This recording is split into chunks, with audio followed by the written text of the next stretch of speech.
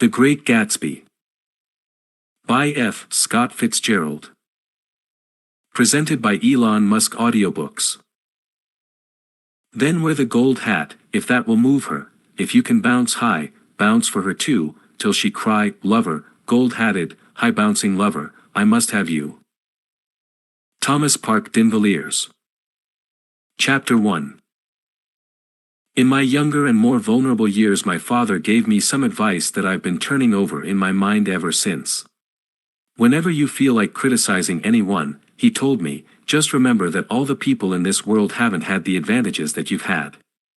He didn't say any more, but we've always been unusually communicative in a reserved way, and I understood that he meant a great deal more than that.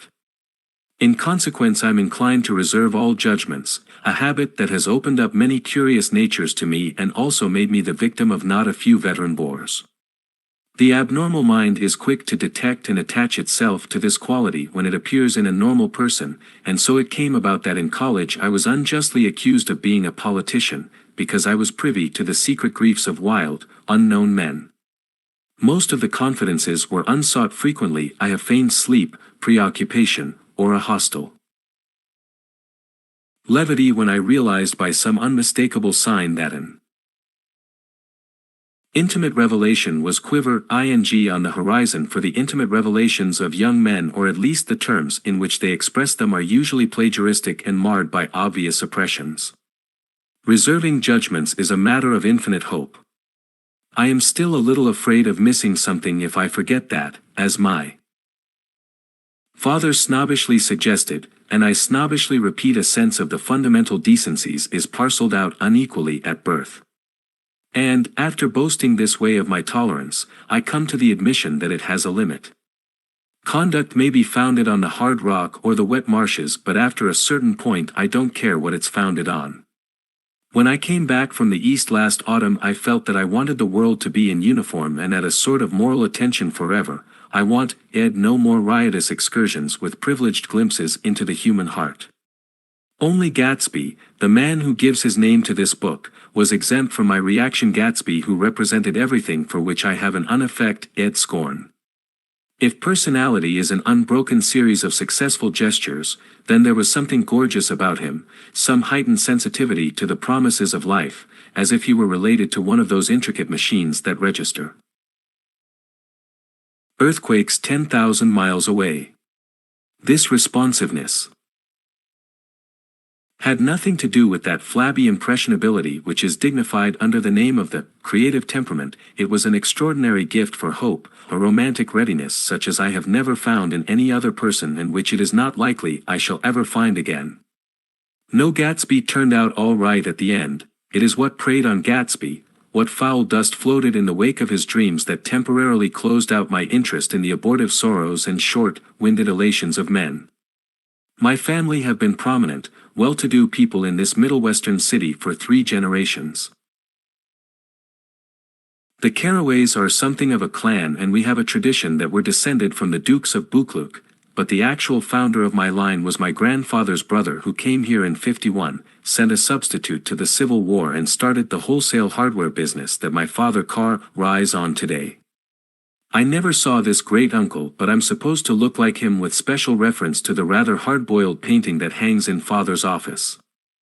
I graduated from New Haven in 1915, just a quarter of a century after my father, and a little later I participated in that delayed Teutonic migration known as the Great War.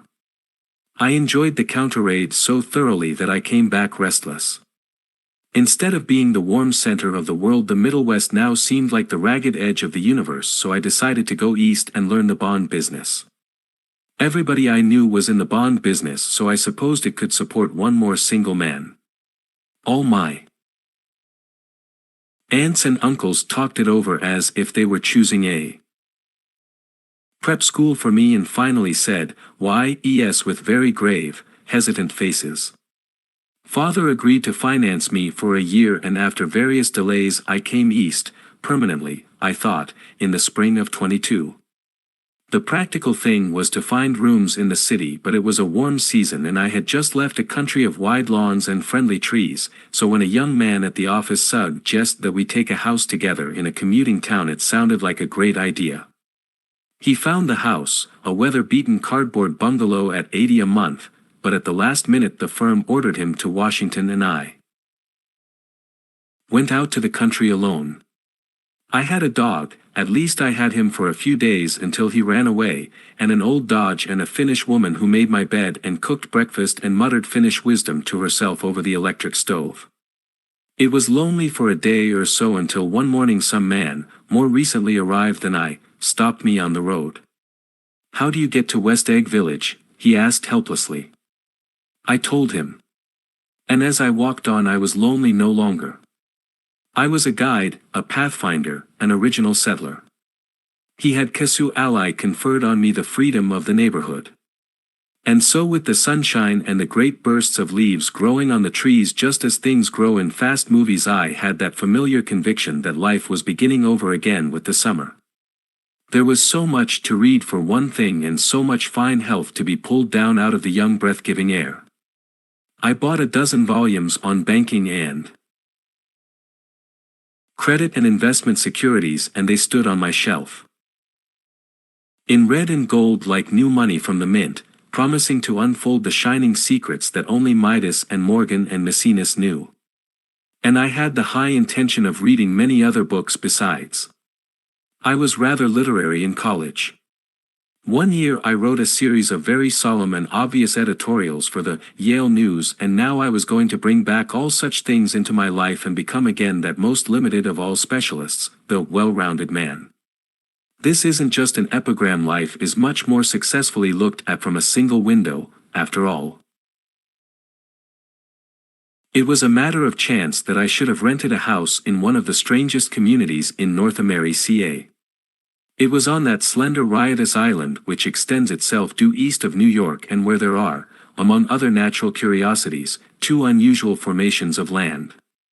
20 miles from the city a pair of enormous eggs, identical in contour and separated only by a courtesy bay, jut out into the most domesticated body of salt water in the Western Hemisphere, the Great Wet Barnyard of Long Island Sound. They are not perfect ovals like the egg in the Columbus story. They are both crushed flat at the contact end, but their physical resemblance must be a source of perpetual confusion to the gulls that fly overhead. To the wingless a more arresting phenomenon is their dissimilarity in every particular except shape and size. I lived at West Egg, the less fashionable of the two, though this is a most superficial tag to express the bizarre and not a little sinister contrast between them. My house was at the very tip of the egg, only 50 yards from the Sound, and squeezed between two huge places that rented for $12,000 or $15,000 a season. The one on my right was a colossal affair by any standard. It was a factual imitation of some Hôtel de Ville in Normandy, with a tower on one side, spanking new under a thin beard of raw ivy, and a marble swimming pool and more than 40 acres of lawn and garden. It was Gatsby's mansion. Or rather, as I didn't know Mr. Gatsby, it was a mansion inhabited by a gentleman of that name. My own house was an eyesore, but it was a small eyesore, and it had been overlooked, so I had a view of the water, a partial view of my neighbor's lawn, and the consoling proximity of millionaires, all for $80 a month. Across the courtesy bay the white palaces of fashionable East Egg glittered along the water, and the history of the summer really begins on the evening I drove over there to have dinner with the Tom Buchanans. Daisy was my second cousin once removed, and I'd known Tom in college. And just after the war I spent 2 days with them in Chicago. Her husband, among various physical accomplishments, had been one of the most powerful ends that ever played football at New Haven, national figure in a way, one of those men who reach such an acute limited excellence at 21 that everything afterward savors of anti-climax. His family were enormously wealthy. Even in college his freedom with money was a matter for reproach, but now he'd left Chicago and come east in a fashion that rather took your breath away. For instance, he'd brought down a string of polo ponies from Lake Forest. It was hard to realize that a man in my own generation was wealthy enough to do that. Why they came east I don't know. They had spent a year in France, for no particular reason, and then drifted here and there unrestfully wherever people played polo and were rich together. This was a permanent move, said Daisy over the telephone, but I didn't believe it. I had no sight into Daisy's heart, but I felt that Tom would drift on forever, seek ing a little wistfully for the dramatic turbulence of some irrecoverable football game. And so it happened that on a warm windy evening I drove over to East Egg to see two old friends whom I scarce knew at all. Their house was even more elaborate than I expected, a cheerful red and white Georgian colonial mansion overlooking the bay. The lawn started at the beach and ran toward the front door for a quarter of a mile, jumping over sundials and brick walks and burning gardens. When it reached the house, drifting up the side in bright vines as though from the momentum of its run.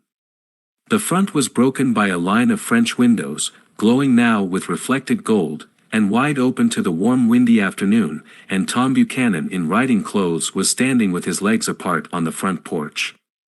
He had changed since his New Haven years. Now he was a sturdy, straw-haired man of 30 with a rather hard mouth and a supercilious manner. Two shining, arrogant eyes had established dominance over his face and gave him the appearance of always leaning aggressively forward. Not even the effeminate swank of his riding clothes could hide the enormous power of that body. He seemed to fill those glistening boots until he strained the top lacing, and you could see a great pack of muscle shifting when his shoulder moved under his thin coat. It was a body capable of inner mouse leverage, a cruel body. His speaking voice, a gruff husky tenor, added to the impression of fractiousness he conveyed. There was a touch of paternal contempt in it, even toward people he liked, and there were men at New Haven who had hated his guts. Now, don't think my opinion on these matters is final. He seemed to say, just because I'm stronger and more of a man than you are. We were in the same senior society, and while we were never intimate, I always had the impression that he approved of me and wanted me to like him with some harsh, defiant wistfulness of his own. We talked for a few minutes on the sunny porch. "I've got a nice place here," he said, his eyes flashing about restlessly. Turning me around by one arm, he moved a broad flat hand along the front vista, including in its sweep a sunken Italian garden, a half-acre of deep pungent roses, and a snub-nosed motor-boat that bumped the tide offshore. It belonged to Domain the oil man. He turned me around again, politely and abruptly. "We'll go inside."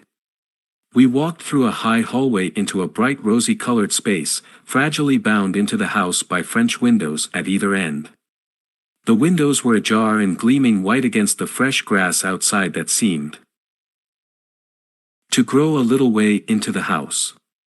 A breeze blew through the room, blue curtains in at one end and out the other like pale flags, twisting them up toward the frosted wedding cake of the ceiling, and then rippled over the wine-colored rug, a shadow on it as wind does on the sea.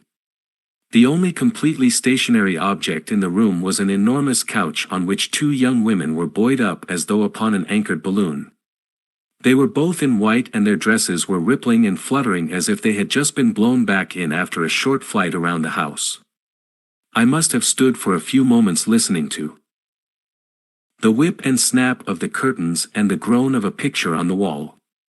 Then there was a boom as Tom Buchanan shut the rear windows, and the caught wind died out about the room and the curtains and the rugs, and the two young women ballooned slowly to the floor. The younger of the two was a stranger to me. She was extended full length at her end of the divan, completely motionless and with her chin raised a little as if she were balancing something on it which was quite likely to fall.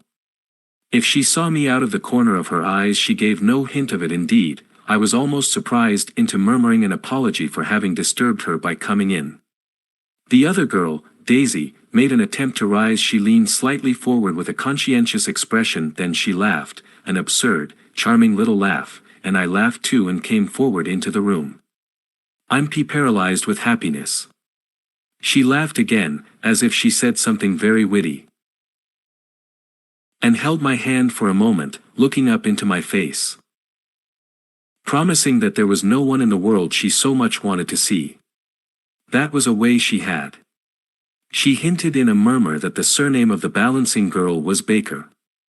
I've heard it said that Daisy's murmur was only to make people lean toward her, an irrelevant criticism that made it no less charming. At any rate, Miss Baker's lips fluttered, she nodded at me almost imperceptibly and then quickly tipped her head back again. The object she was balancing had obviously tottered a little and given her something of a fright. Again a sort of apology arose to my lips. Almost any exhibition of complete self-sufficiency draws a stunned tribute from me. I looked back at my cousin, who began to ask me questions in her low, thrilling voice. It was the kind of voice that the ear follows up and down as if each speech is an arrangement of notes that will never be played again. Her face was sad and lovely with bright things in it, bright eyes and a bright passionate mouth, but there was an excitement in her voice that men who had cared for her found difficult to forget, a singing compulsion, a whispered listen, a prom, I see that she had done gay, exciting things just a while since and that there were gay, exciting things hovering in the next hour. I told her how I had stopped off in Chicago for a day on my way east and how a dozen people had sent their love through me. Do they miss me? She cried ecstatically. The whole town is desolate. All the cars have the left rear wheel painted black as a mourning wreath, and there's a poor cis-tent wail all night along the North Shore. How gorgeous. Let's go back, Tom. Tomorrow. Then she added irrelevantly, you ought to see the baby. I'd like to. She's asleep. She's 2 years old. Haven't you ever seen her? Never. Well, you ought to see her. She's Tom Buchanan, who had been hovering restlessly about the room, stopped and rested his hand on my shoulder. What you doing, Nick? I'm a bond man. Who with? I told him. Never heard of them, he remarked decisively. This annoyed me. You will, I answered shortly. You will if you stay in the East. Oh, I'll stay in the East, don't you worry, he said, ing at Daisy and then back at me, as if he were alert for something more. I'd be a goddamned fool to live anywhere else. At this point Miss Baker said absolutely, with such suddenness that I started. It was the first word she uttered since I came into the room.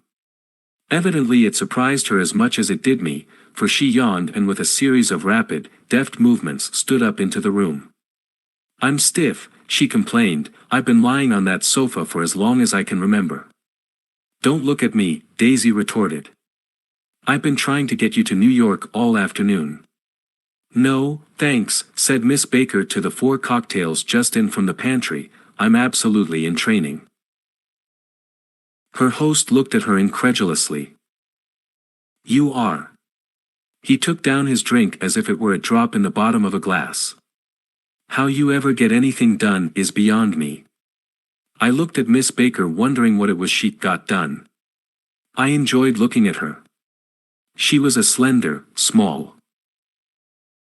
girl, with an erect carriage which she accentuated by throwing her body backward at the shoulders like a young cadet. Her gray sun-strained eyes looked back at me with polite reciprocal curiosity out of a wan, charming discontented face. It occurred to me now that I had seen her, or a picture of her, somewhere before. You live in West Egg, she remarked contemptuously. I know somebody there. I don't know a single, you must know Gatsby. Gatsby? Demanded Daisy. What Gatsby? Before I could reply that he was my neighbor, dinner was announced. Wedging his tense arm imperatively under mine, Tom Buchanan compelled me from the room as though he were moving a checker to another square. Slenderly, languidly, their hands set lightly on their hips, the 2 young women preceded us out onto a rosy-colored porch open toward the sunset, where 4 candles flickered on the table in the diminished wind. Why candles? Objected Daisy, frowning. She snapped them out with her fingers. In 2 weeks it'll be the longest day in the year. She looked at us all radiantly. Do you always watch for the longest day of the year and then miss it? I always watch for the longest day in the year and then miss it. We ought to plan something, yawned Miss Baker, sitting down at the table as if she were getting into bed. All right, said Daisy. What'll we plan? She turned to me helplessly. What do people plan? Before I could answer, her eyes fastened with an odd expression on her little finger. "Look," she complained. I heard it. We all looked. The knuckle was black and blue. "You did it, Tom," she said accusingly. "I know you didn't mean to, but you did do it. That's what I get for marrying a brute of a man, a great big hulking physical specimen of a—" "I hate that word hulking," objected Tom crossly, "even in kidding." "Hulking," insisted Daisy. Sometimes she and Miss Baker talked at once, unobtrusively, and with a bantering inconsequence that was never quite chatter, that was as cool as their white dresses and their impersonal eyes in the absence of all desire. They were here and they accepted Tom and me, making only a polite pleasant effort to entertain or to be entertained. They knew that presently dinner would be over and a little later the evening too would be over and casually put away. It was sharply different from the West, where an evening was hurried from phase to phase toward its close in a continually disappointed anticipation or else in sheer nervous dread of the moment itself. "You make me feel uncivilized, Daisy," I confessed on my second glass of corky but rather impressive claret. "Can't you talk about crops or something?" I meant nothing in particular by this remark, but it was taken up in an unexpected way. "Civilization's going to pieces," broke out Tom violently. "I've gotten to be a terrible pessimist about things. Have you read The Rise of the Colored Empires by this man Goddard?" "Why, no," I answered, rather surprised by his tone. "Well, it's a fine book, and everybody ought to read it. The idea is if we don't look out the white race will be utterly submerged. It's all scientific stuff, it's been proved." "Tom's getting very profound," said Daisy with an expression of unthoughtful sadness. "He reads deep books with long words in them." "What was that word well, these books are all scientific," insisted Tom, ing at her impatiently. "This fellow has worked out the whole thing. It's up to us who are the dominant race to watch out, or these other races will have control of things. We've got to beat them down," whispered Daisy, ing ferociously toward the fervent sun. "You ought to live in California," began Miss Baker, but Tom interrupted her by shifting heavily in his chair. "This idea is that we're Nordics. I am, and you are, and you are, and—" After an infinitesimal hesitation he included Daisy with a slight nod and she winked at me again. "And we've produced all the things that go to make civilization, science and art and all that. Do you see?" There was something pathetic in his concentration, as if his complacency, more acute than of old, was not enough to him any more. When, almost immediately, the telephone rang inside and the butler left the porch, Daisy seized upon the momentary interruption and leaned toward me. "I'll tell you a family secret," she whispered enthusiastically. "It's about the butler's nose. Do you want to hear about the butler's nose? That's why I came over tonight. Well, he wasn't always a butler. He used to be the silver polisher for some people in New York that had a silver service for 200 people. He had to polish it from morning till night until finally it began to affect his nose." "Things went from bad to worse," suggested Miss Baker. "Yes. Things went from bad to worse until finally he had to give up his position." For a moment the last sunshine fell with romantic affection upon her glowing face. Her voice compelled me forward breathlessly as I listened, then the glow faded, each light deserting her with lingering regret like children leaving a pleasant street at dusk. The butler came back and murmured something close to Tom's ear, whereupon Tom frowned, pushed back his chair and without a word went inside. As if his absence quickened something within her, Daisy leaned forward. Again, her voice glowing and singing. "I love to see you at my table, Nick. You remind me of a rose, an absolute rose. Doesn't he?" She turned to Miss Baker for confirmation. "An absolute rose?" This was untrue. "I am not even faintly like a rose." She was only extemporizing, but a stirring warmth flowed from her as if her heart was trying to come out to you, concealed in one of those breathless, thrilling words. Then suddenly she threw her napkin on the table and excused herself and went into the house. Miss Baker and I exchanged a short glance, conscious, devoid of meaning. I was about to speak when she sat up alertly and said, "Sh," in a warning voice. A subdued, impassioned murmur was audible in the room beyond, and Miss Baker leaned forward, unashamed, trying to hear. The murmur trembled on the verge of coherence, sank down, mounted excitedly, and then ceased altogether. "This Mr. Gatsby you spoke of is my neighbor," I said. "Don't talk. I want to hear what happens." "Is something happening?" I inquired innocently. "You mean to say you don't know?" said Miss Baker, honestly surprised. "I thought everybody knew." "I don't." "Why," she said hesitantly, "Tom's got some woman in New York." "Got some woman?" I repeated blankly. Miss Baker nodded. "She might have the decency not to telephone him at dinner time. Don't you think?" Almost before I had grasped her meaning, there was the flutter of a dress and the crunch of leather boots, and Tom and Daisy were back at the table. "It couldn't be helped," cried Daisy with tense gaiety. She sat down, glanced searchingly at Miss Baker and then at me, and continued, "I looked outdoors for a minute, and it's very romantic outdoors. There's a bird on the lawn that I think must be a nightingale come over on the Cunard or White Star Line. He's singing away," her voice sang. "It's romantic, isn't it, Tom?" "Very romantic," he said, and then miserably to me, "If it's light enough after dinner, I want to take you down to the stables." The telephone rang inside, startlingly, and as Daisy shook her head decisively at Tom, the subject of the stables, in fact all subjects, vanished into air. Among the broken fragments of the last 5 minutes at table, I remember the candles being lit again, pointlessly, and I was conscious of wanting to look squarely at every one and yet to avoid all eyes. I couldn't guess what Daisy and Tom were thinking, but I doubt if even Miss Baker, who seemed to have mastered a certain hearty skepticism, was able utterly to put this fifth guest's shrill metallic urgency out of mind.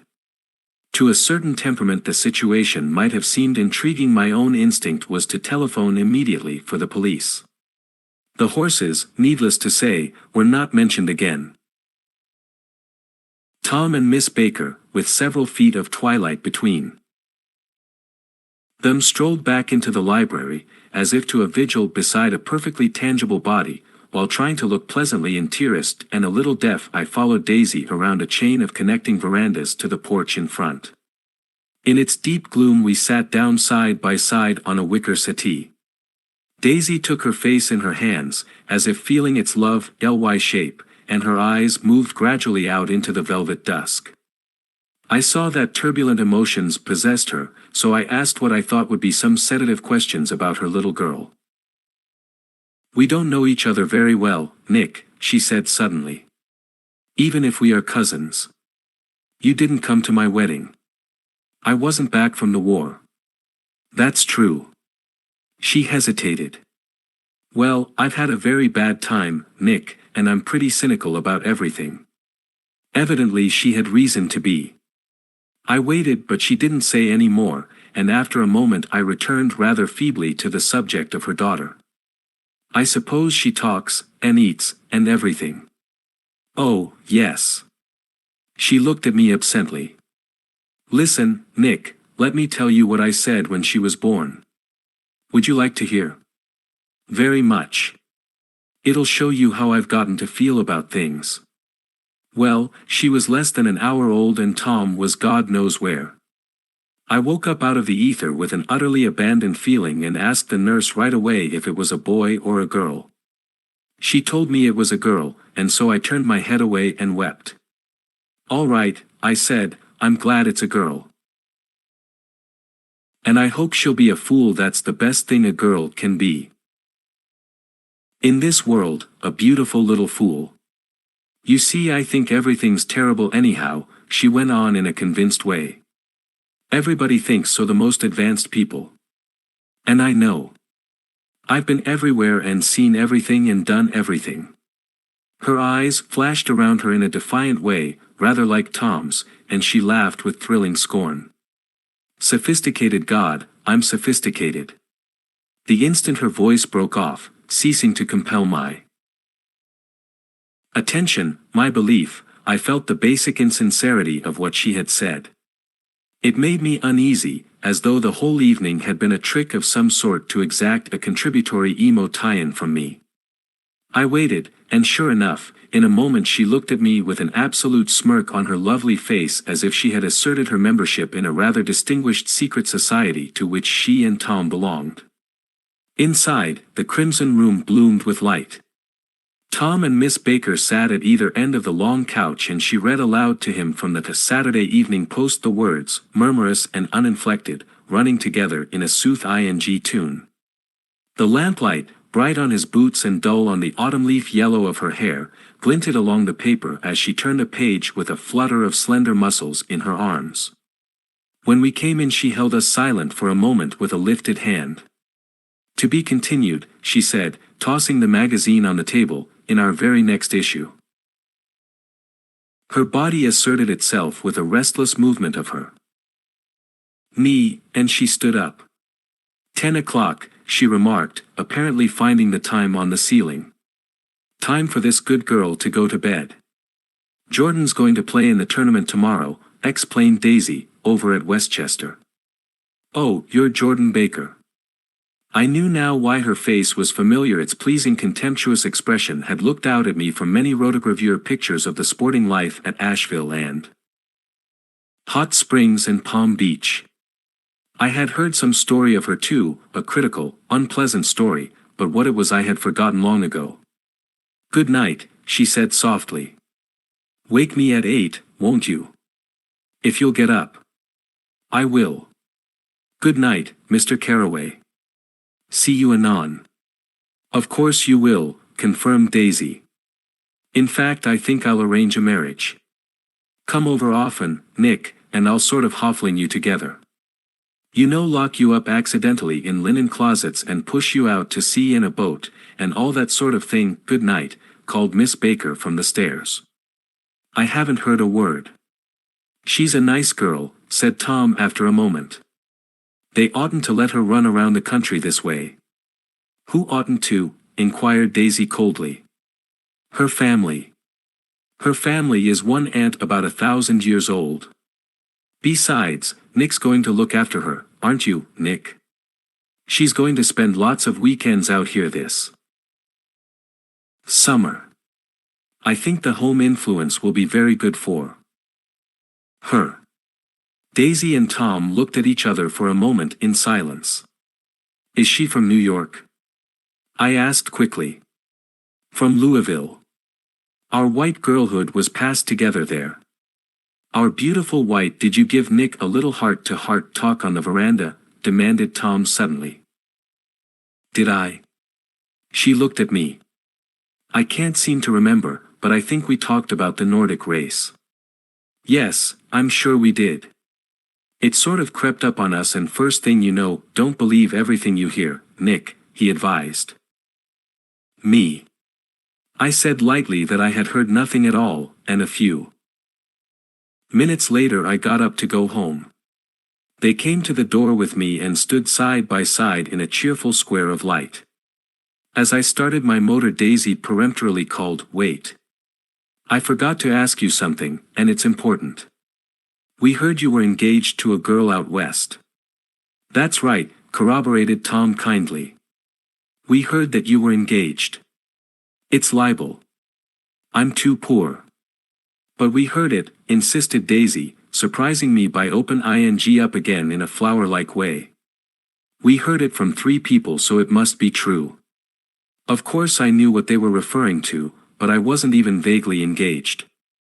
The fact that gossip had published the banns was one of the reasons I had come east. You can't stop going with an old friend on account of rumors, and on the other hand I had no intention of being rumored into marriage. Their interest rather touched me and made them less remotely rich. Nevertheless, I was confused and a little disgusted as I drove away.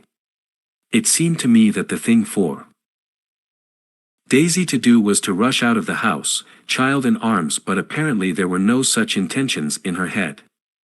As for Tom, the fact that he had some woman in New York was really less surprising than that he had been depressed by a book.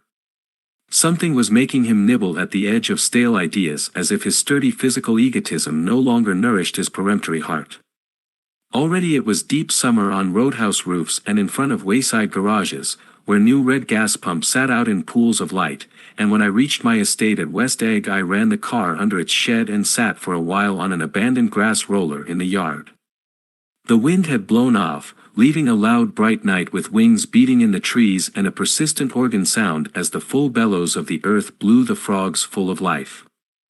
The silhouette of a moving cat wavered across the moonlight, and turning my head to watch it I saw that I was not alone. 50 feet away a figure had emerged from the shadow of my neighbor's mansion and was standing with his hands in his pockets regarding the silver pepper of the stars. Something in his leisurely movements and the secure position of his feet upon the lawn suggested that it was Mr. Gatsby himself, come out to determine what share was his of our local heavens. I decided to call to him. Miss Baker had mentioned him at dinner, and that would do for an introduction.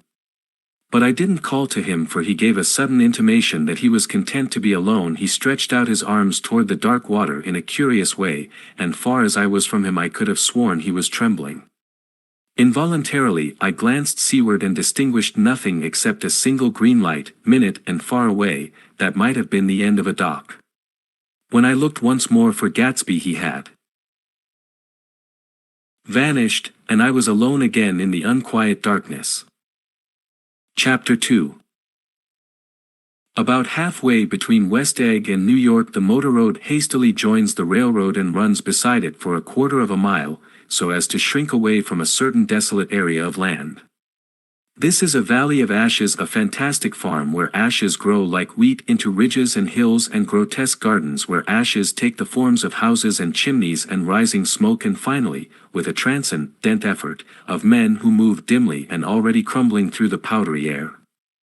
Occasionally a line of gray cars crawls along an invisible track, gives out a ghastly creak and comes to rest, and immediately the ash-gray men swarm up with leaden spades and stir up an impenetrable cloud which screens their obscure operations from your sight.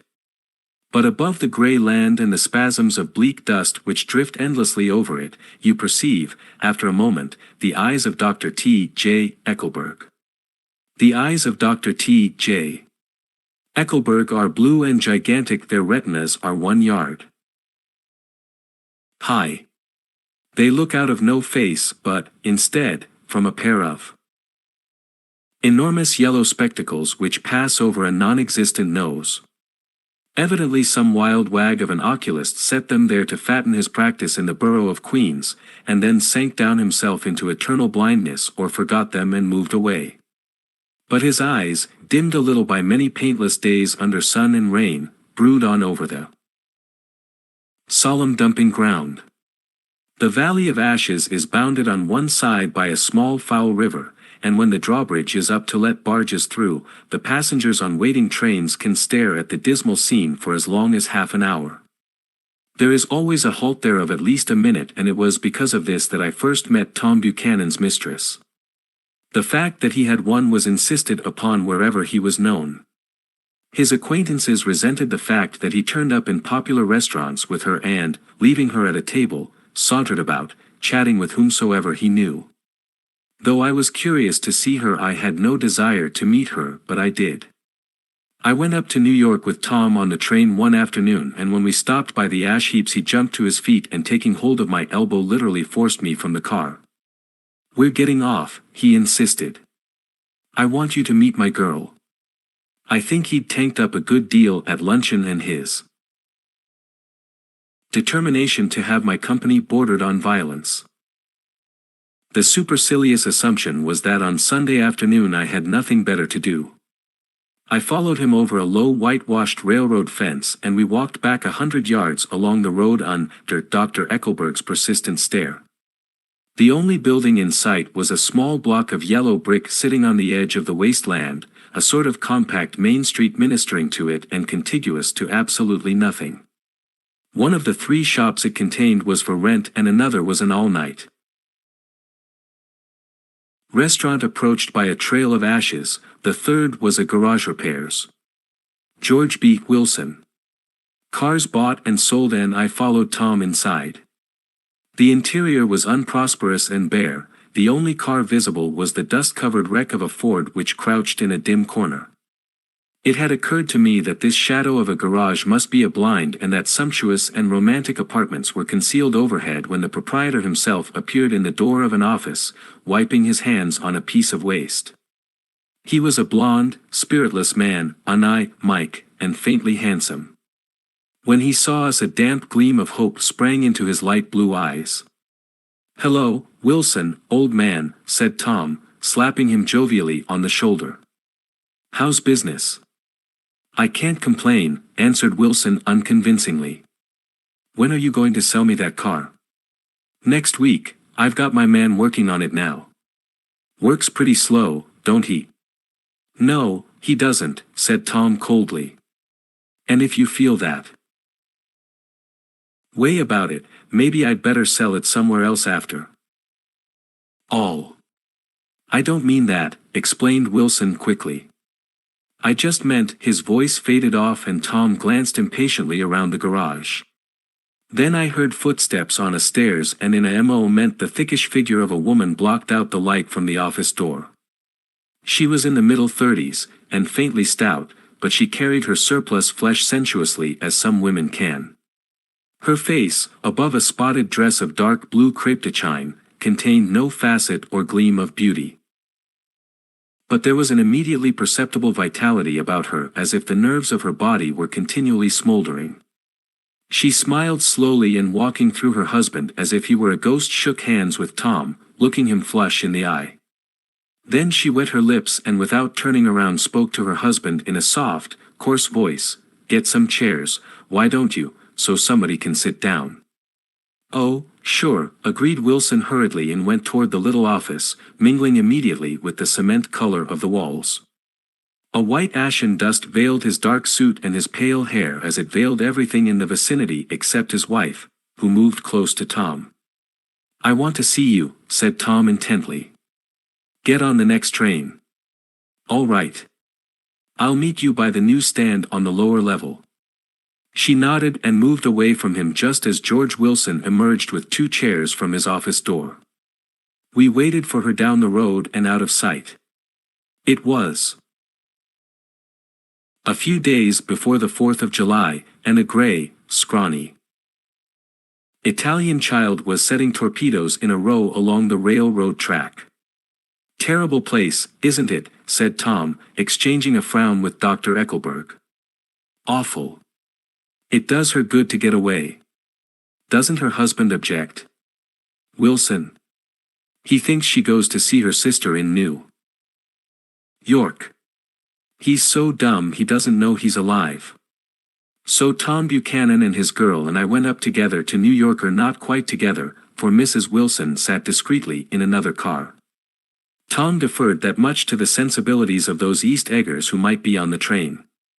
She had changed her dress to a brown-figured muslin which stretched tight over her rather wide hips as Tom helped her to the platform in New York.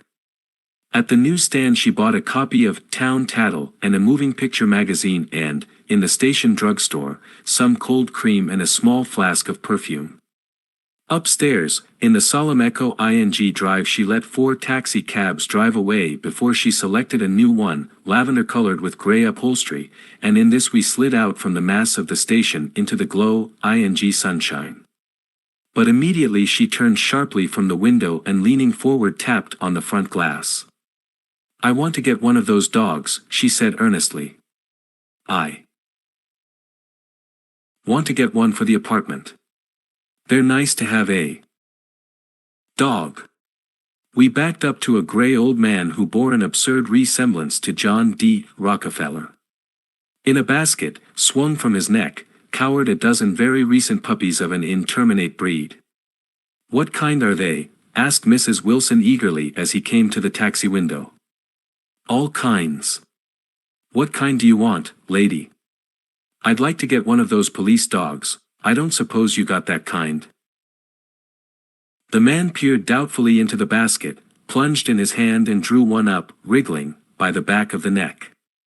"That's no police dog," said Tom. "No, it's not exactly a police dog," said the man with disappointment in his voice. "It's more of an Airedale." He passed his hand over the brown wash rag of a back. "Look at that coat.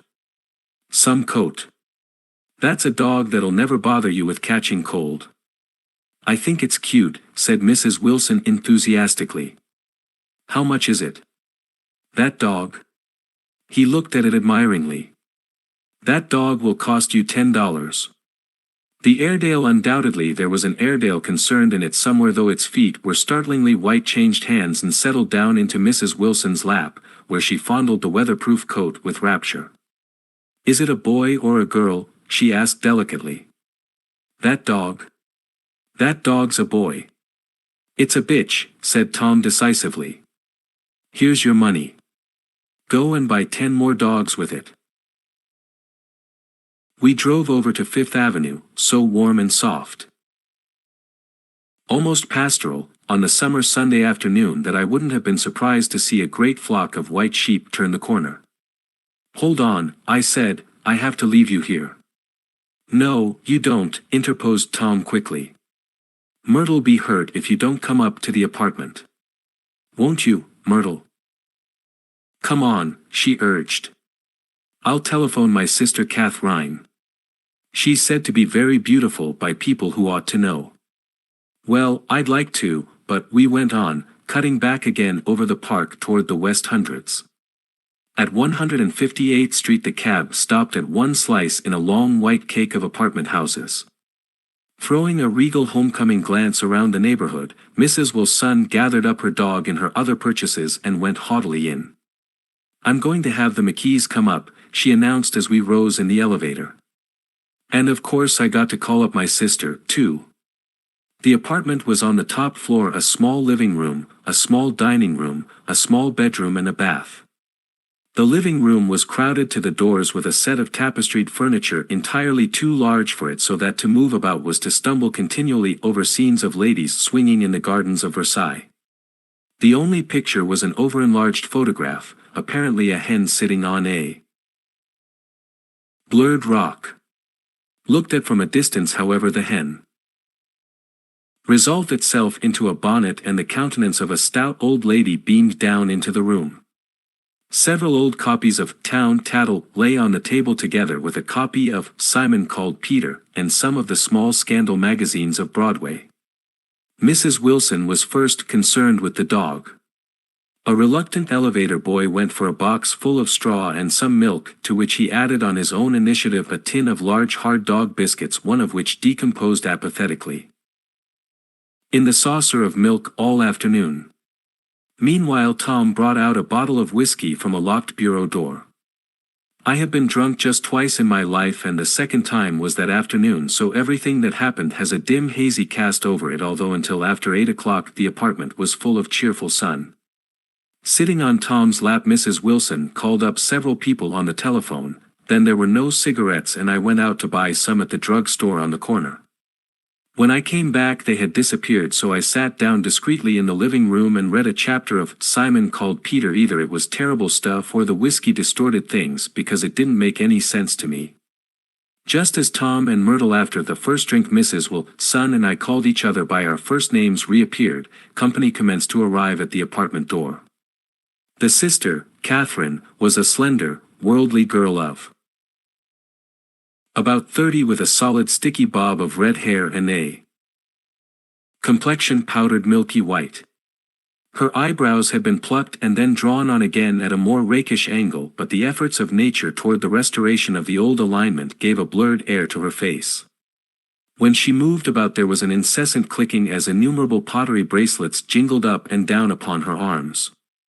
She came in with such a proprietary haste and looked around so possessively at the furniture that I wondered if she lived here. But when I asked her she laughed immoderately, repeated my question aloud, and told me she lived with a girl-friend at a hotel. Mr. McKee was a pale feminine man from the flat below. He had just shaved, for there was a white spot of lather on his cheekbone, and he was most respectful in his greeting to everyone in the room. He informed me that he was in the artistic game, and I gathered later that he was a photographer and had made the dim enlargement of Mrs. Wilson's mother, which hovered like an ectoplasm on the wall. His wife was shrill, languid, handsome and horrible. She told me with pride that her husband had photographed her 127 times since they had been married. Mrs. Wilson had changed her costume some time before and was now attired in an elaborate afternoon dress of cream-colored chiffon, which gave out a continual rustle as she swept about the room. With the influence of the dress, her personality had also undergone a change. The intense vitality that had been so remarkable in the garage was converted into impressive hauteur. Her laughter, her gestures, her assertions became more violently affected.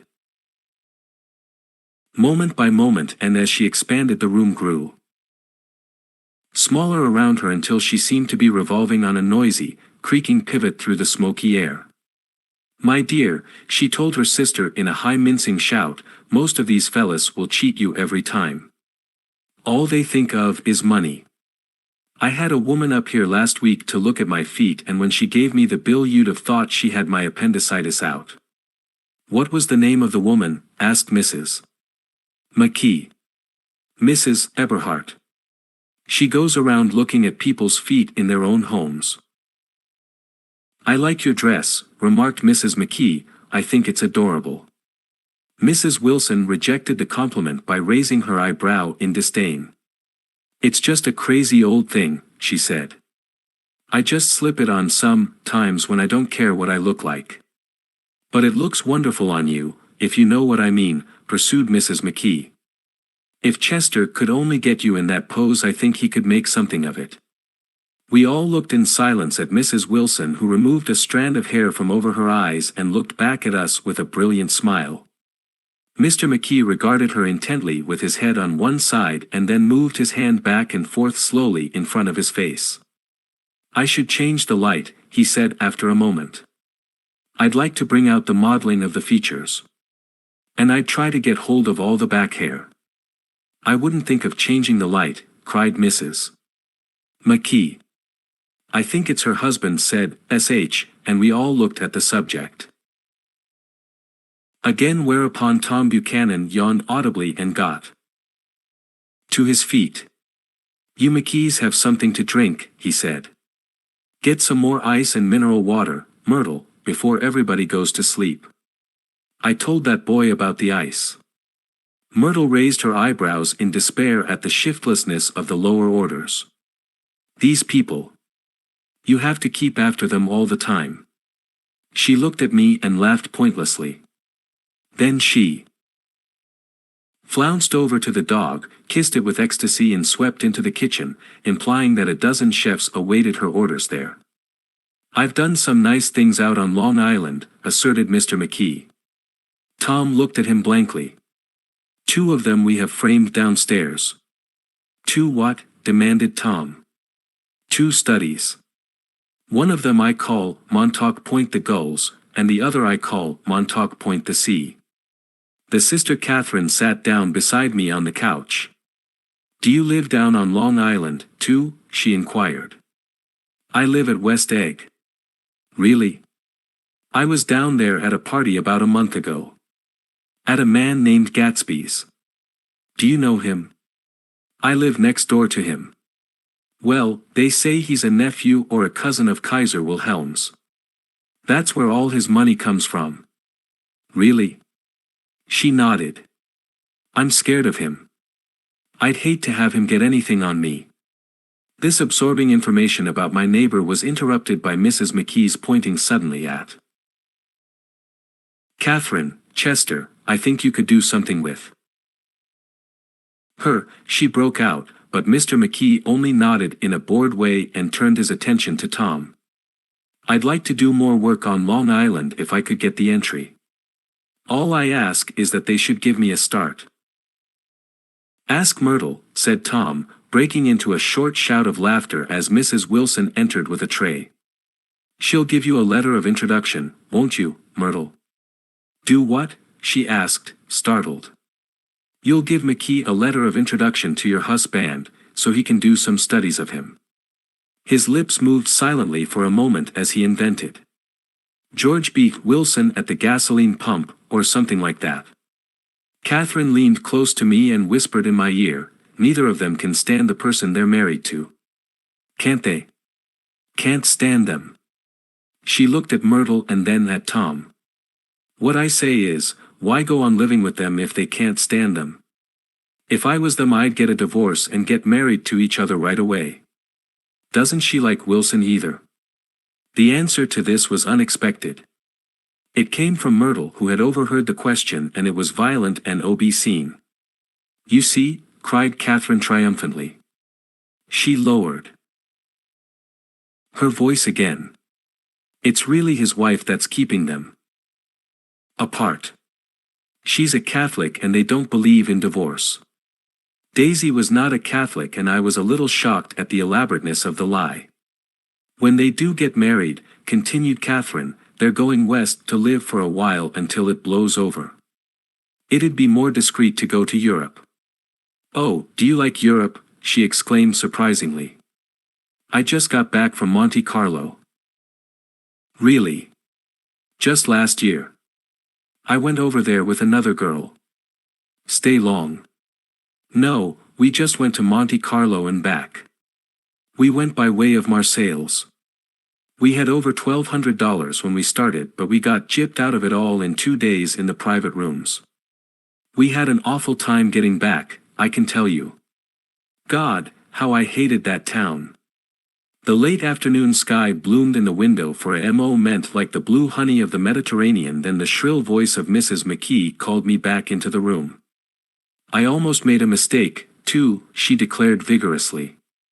I almost married a little kike who'd been after me for years. I knew he was below me.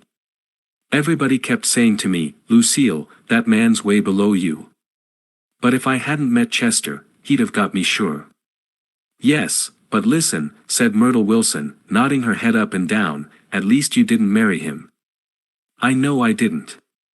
Well, I married him, said Myrtle, ambiguously. And that's the difference between your case and mine. Why did you, Myrtle? Demanded Catherine. Nobody forced you to. Myrtle considered. I married him because I thought he was a gentleman, she said finally.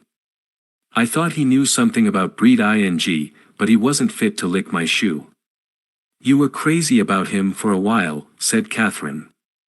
Crazy about him, cried Myrtle incredulously. Who said I was crazy about him? I never was any more crazy about him than I was about that man there. She pointed suddenly at me, and everyone looked at me accusingly. I tried to show by my expression that I had played no part in her past. The only crazy I was when I married him. I knew right away I made a mistake. He borrowed somebody's best suit to get married in and never even told me about it, and the man came after it one day when he was out. She looked around to see who was listening. Oh, is that your suit? I said. This is the first I ever heard about it. But I gave it to him, and then I lay down and cried to beat the band all afternoon. She really ought to get away from him, resumed Catherine to me. They've been living over that garage for 11 years. And Tom's the first sweetie she ever had. The bottle of whiskey, a second one, was now in constant demand by all present, excepting Catherine, who felt just as good on nothing at all. Tom rang for the janitor and sent him for some celebrated sandwiches, which were a complete supper in themselves. I wanted to get out and walk eastward toward the park through the soft twilight, but each time I tried to go I became entangled in some wild street dent argument which pulled me back, as if with ropes, into my chair. Yet high over the city our line of yellow windows must have contributed their share of human secrecy to the casual watcher in the darkening streets, and I was him too, looking up and wondering. I was within and without, simultaneously enchanted and repelled by the inexhaustible variety of life. Myrtle pulled her chair close to mine, and suddenly her warm breath poured over me the story of her first meeting with Tom. It was on the two little seats facing each other that are always the last ones left on the train. I was going up to New York to see my sister and spend the night. He had on a dress suit and patent leather shoes, and I couldn't keep my eyes off him, but every time he looked at me I had to pretend to be looking at the advertisement over his head. When we came into the station he was next to me and his white shirt front pressed against my arm on, so I told him I'd have to call a policeman, but he knew I lied.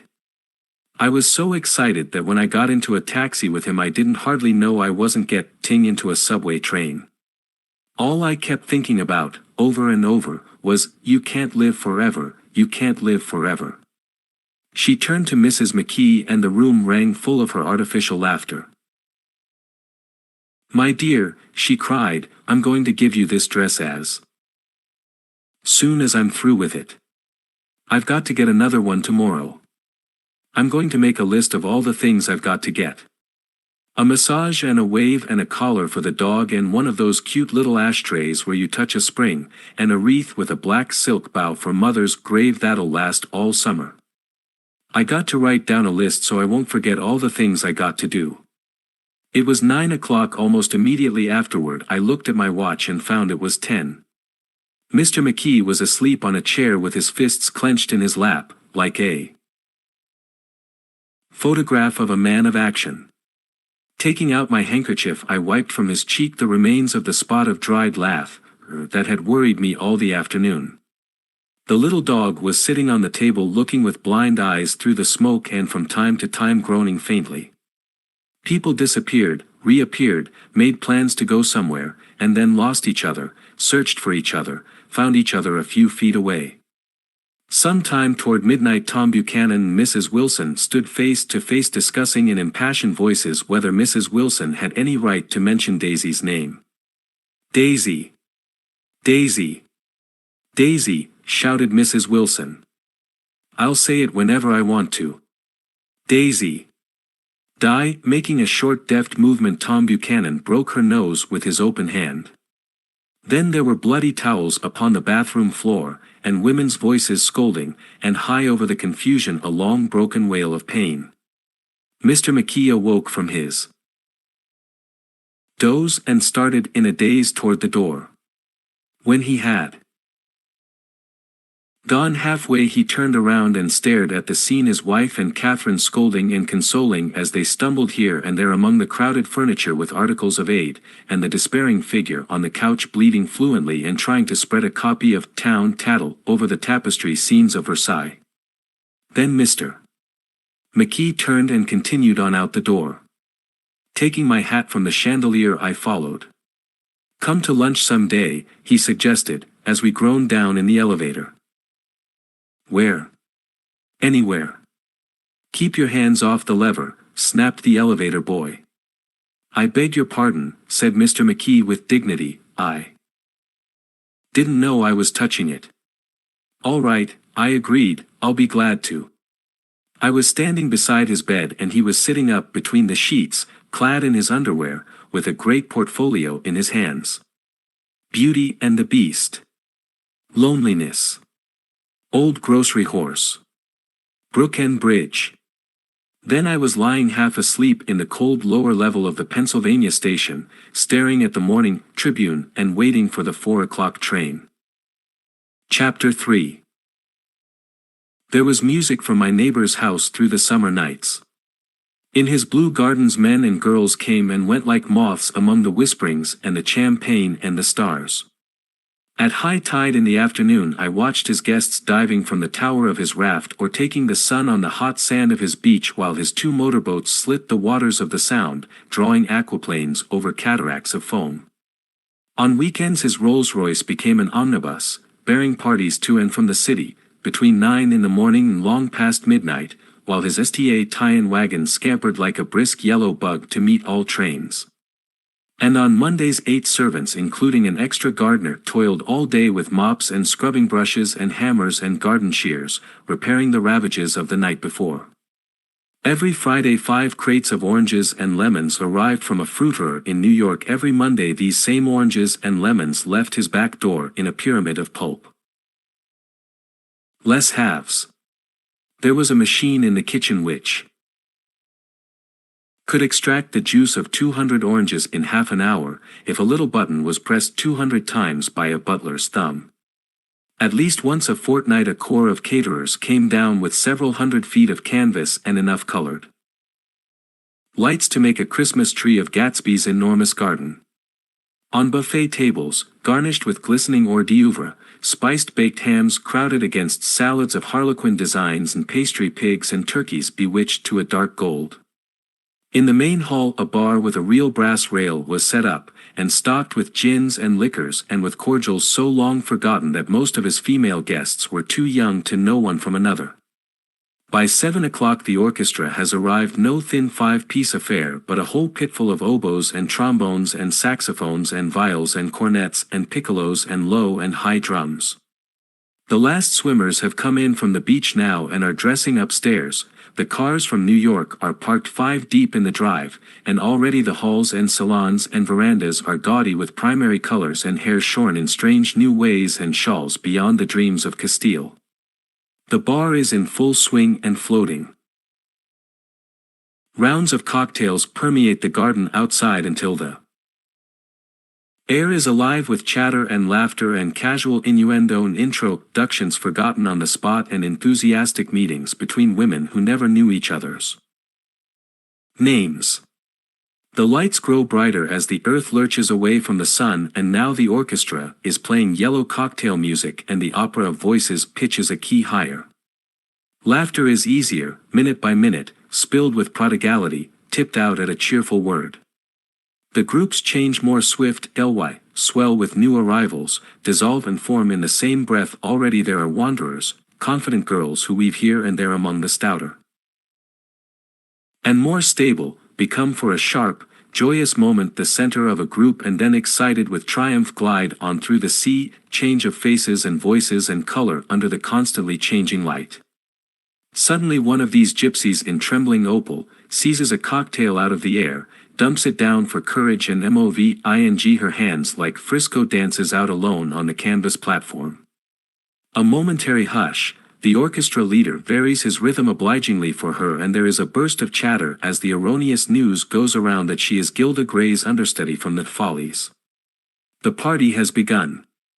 I believe that on the first night I went to Gatsby's house I was one of the few guests who had actually been invited. People were not invited, they went there. They got into automobiles which bore them out to Long Island and somehow they ended up at Gatsby's door. Once there they were introduced by somebody who knew Gatsby, and after that they conducted themselves according to the rules of behavior associated with amusement parks. Sometimes they came and went without having met Gatsby at all, came for the party with a simplicity of heart that was its own ticket of admission. I had been actually invited. A chauffeur in a uniform of robin's egg blue crossed my lawn early that Saturday morn with a surprisingly formal note from his employer. The honor would be entirely Gatsby's, it said, if I would attend his little party that night. He had seen me several times and had intended to call on me long before, but a peculiar combination of circumstances had prevented it. Signed Jay Gatsby in a majestic hand. Dressed up in white flannels I went over to his lawn a little after 7 and wandered around rather ill at ease among swirls and eddies of people I didn't know, though here and there was a face I had noticed on the train. I was immediately struck by the number of young Englishmen dotted about, all well dressed, all looking a little hungry and all talking in low earnest voices to solid and prosperous Americans. I was sure that they were selling something, bonds or insurance or automobiles. They were, at least, agonizingly aware of the easy money in the Weissen, ity and convinced that it was theirs for a few words in the right key. As soon as I arrived I made an attempt to find my host, but the 2 or 3 people of whom I asked his whereabouts stared at me in such an amazed way and denied so vehemently any knowledge of his movements that I slunk off in the direction of the cocktail tables, the only place in the garden where a single man could linger without looking. Purposeless and alone. I was on my way to get roaring drunk from sheer embarrassment when Jordan Baker came out of the house and stood at the head of the marble steps, leaning a little backward and looking with contemptuous interest down into the garden. Welcome or not, I found it necessary to attach myself to someone before I should begin to address cordial remarks to the passers-by. Hello, I roared, advancing toward her. My voice seemed unnaturally loud across the garden. I thought you might be here, she responded absently as I came up. I remembered you lived next door to. She held my hand impersonally, as a promise that she'd take care of me in a minute, and gave ear to two girls in twin yellow dresses who stopped at the foot of the steps. Hello, they cried together. Sorry you didn't win. That was for the golf tournament. She had lost in the finals the week before. You don't know who we are, said one of the girls in yellow, but we met you here about a month ago. You've dyed your hair since then, remarked Jordan, and I started, but the girls had moved casually on and her remark was addressed to the premature moon, produced like the supper, no doubt, out of a caterer's basket. With Jordan's slender golden arm resting in mine, we descended the steps and sauntered about the garden. A tray of cocktails floated at us through the twilight and we sat down at a table with the two girls in yellow and three men, each one introduced to us as Mr. Mumble. Do you come to these parties often? Inquired Jordan of the girl beside her. The last one was the one I met you at, answered the girl, in an alert, confident voice. She turned to her companion. Wasn't it for you, Lucille? It was for Lucille, too. I like to come, Lucille said. I never care what I do, so I always have a good time. When I was here last I tore my gown on a chair, and he asked me my name and address. Inside of a week I got a package from Croyer's with a new evening gown in it. Did you keep it? Asked Jordan. Sure I did.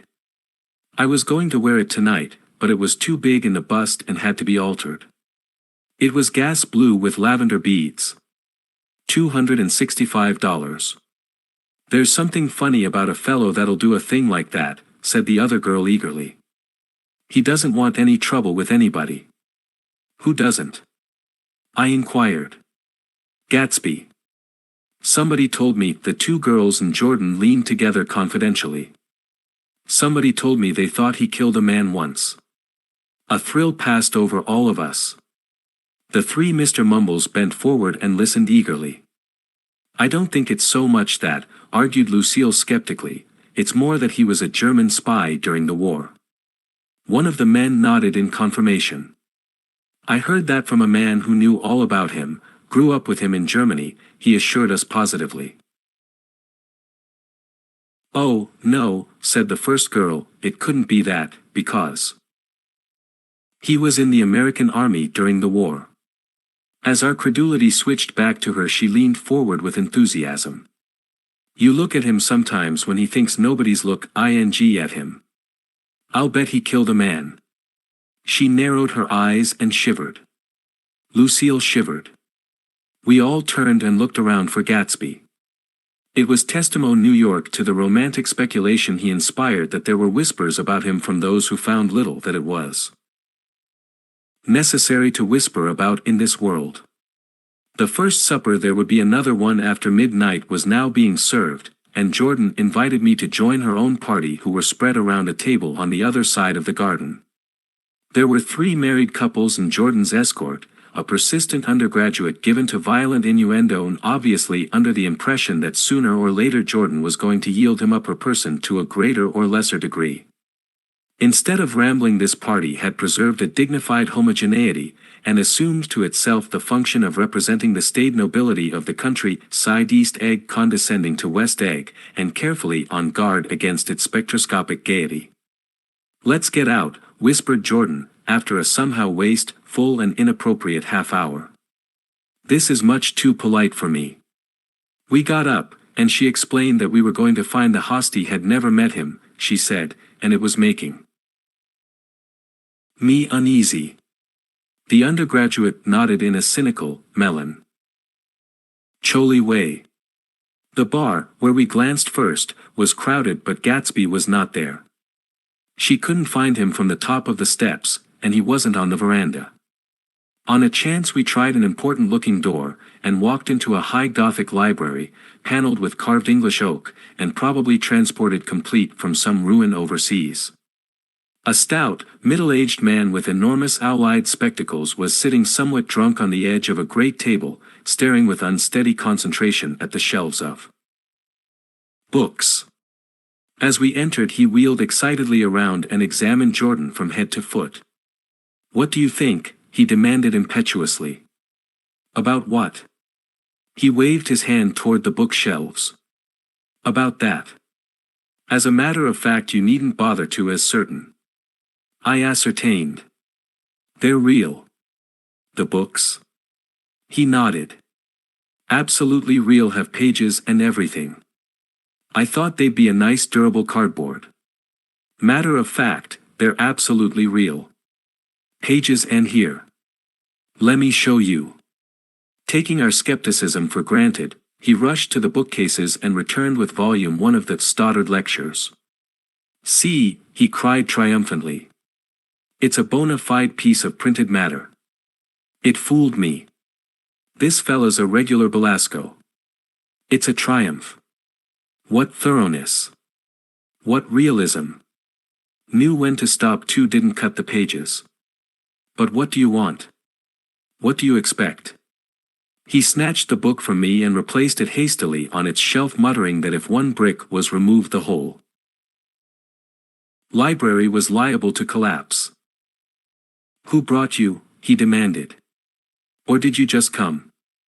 "I was brought." "Most people were brought."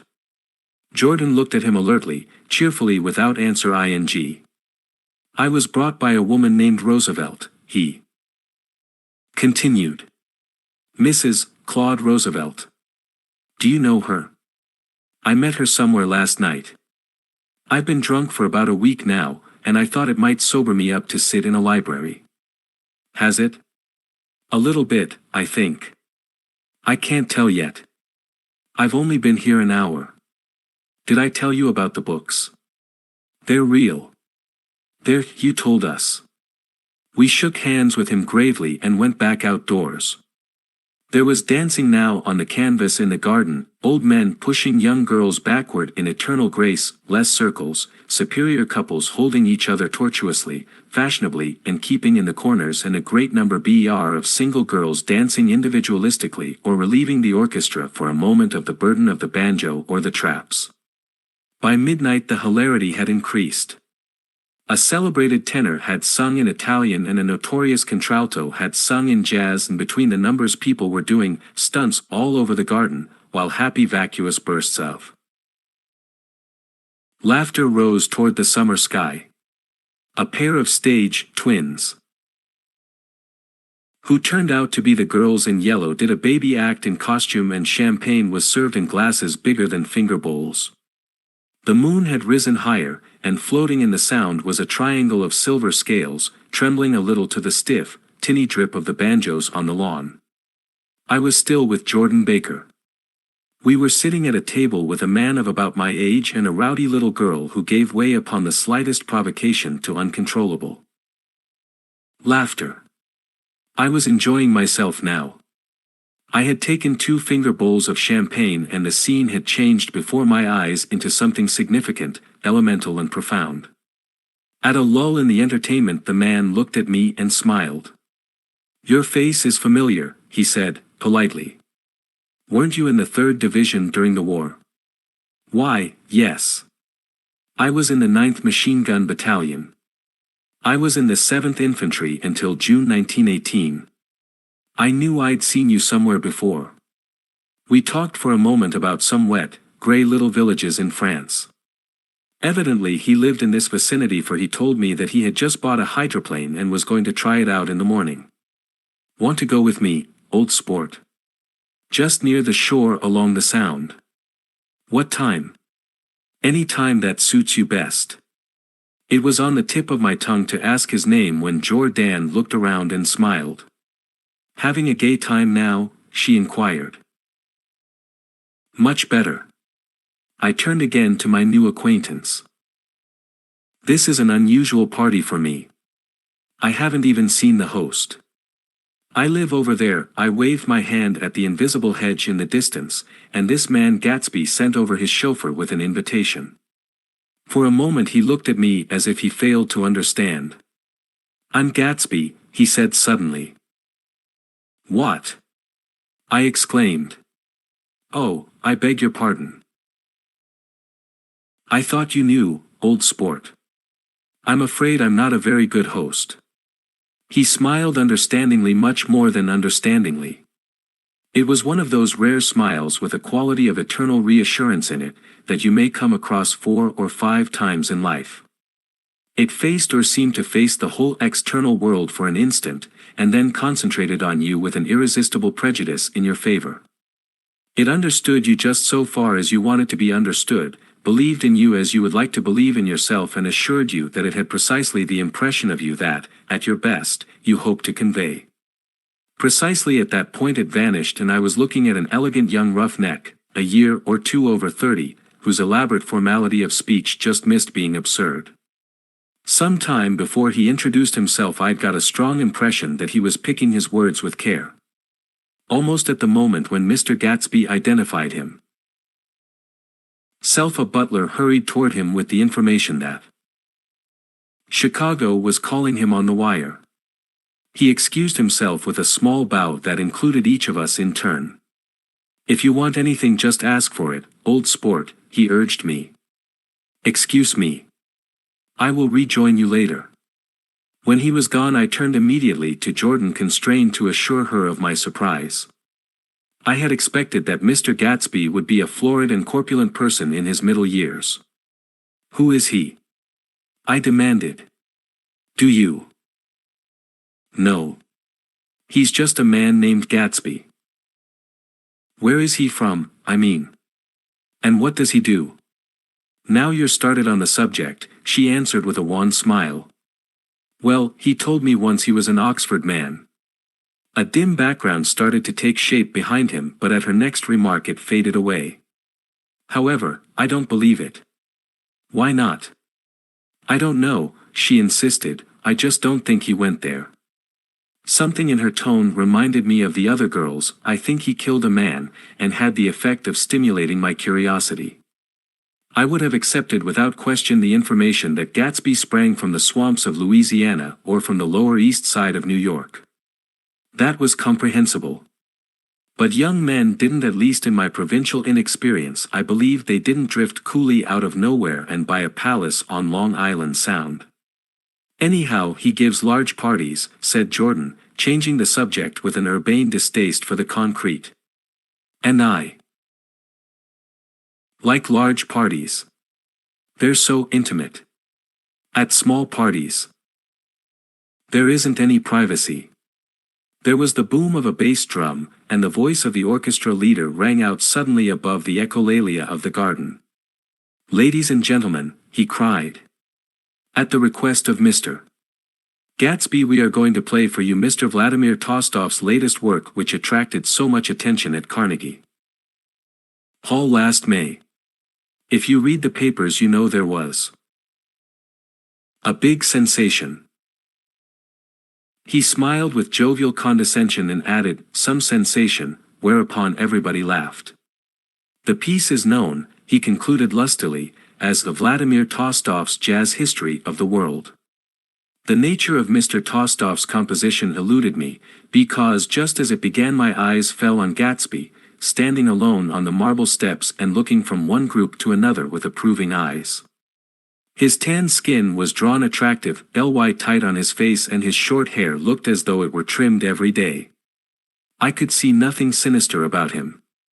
I wondered if the fact that he was not drinking helped to set him off from his guests, for it seemed to me that he grew more correct as the fraternal hilarity increased. When the Jazz History of the World was over, girls were putting their heads on men's shoulders in a puppyish, convivial way. Girls were swooning backward playfully into men's arms, even into groups. Knowing that someone would rest their falls, but no one swooned backward on Gatsby, and no French bob touched Gatsby's shoulder, and no ing quartets were formed with Gatsby's head for one link. "I beg your pardon." Gatsby's butler was suddenly standing beside us.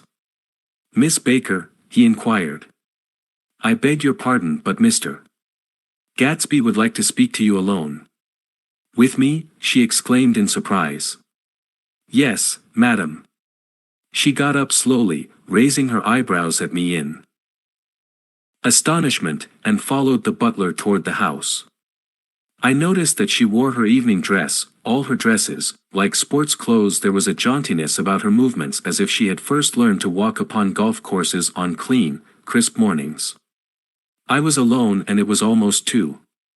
For some time confused and intriguing sounds had issued from a long many-windowed room which overhung the terrace.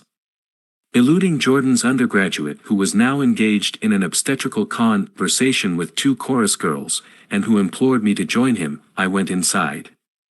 The large room was full of people. One of the girls in yellow was playing the piano and beside her stood a tall, red-haired young lady from a famous chorus, engaged in song.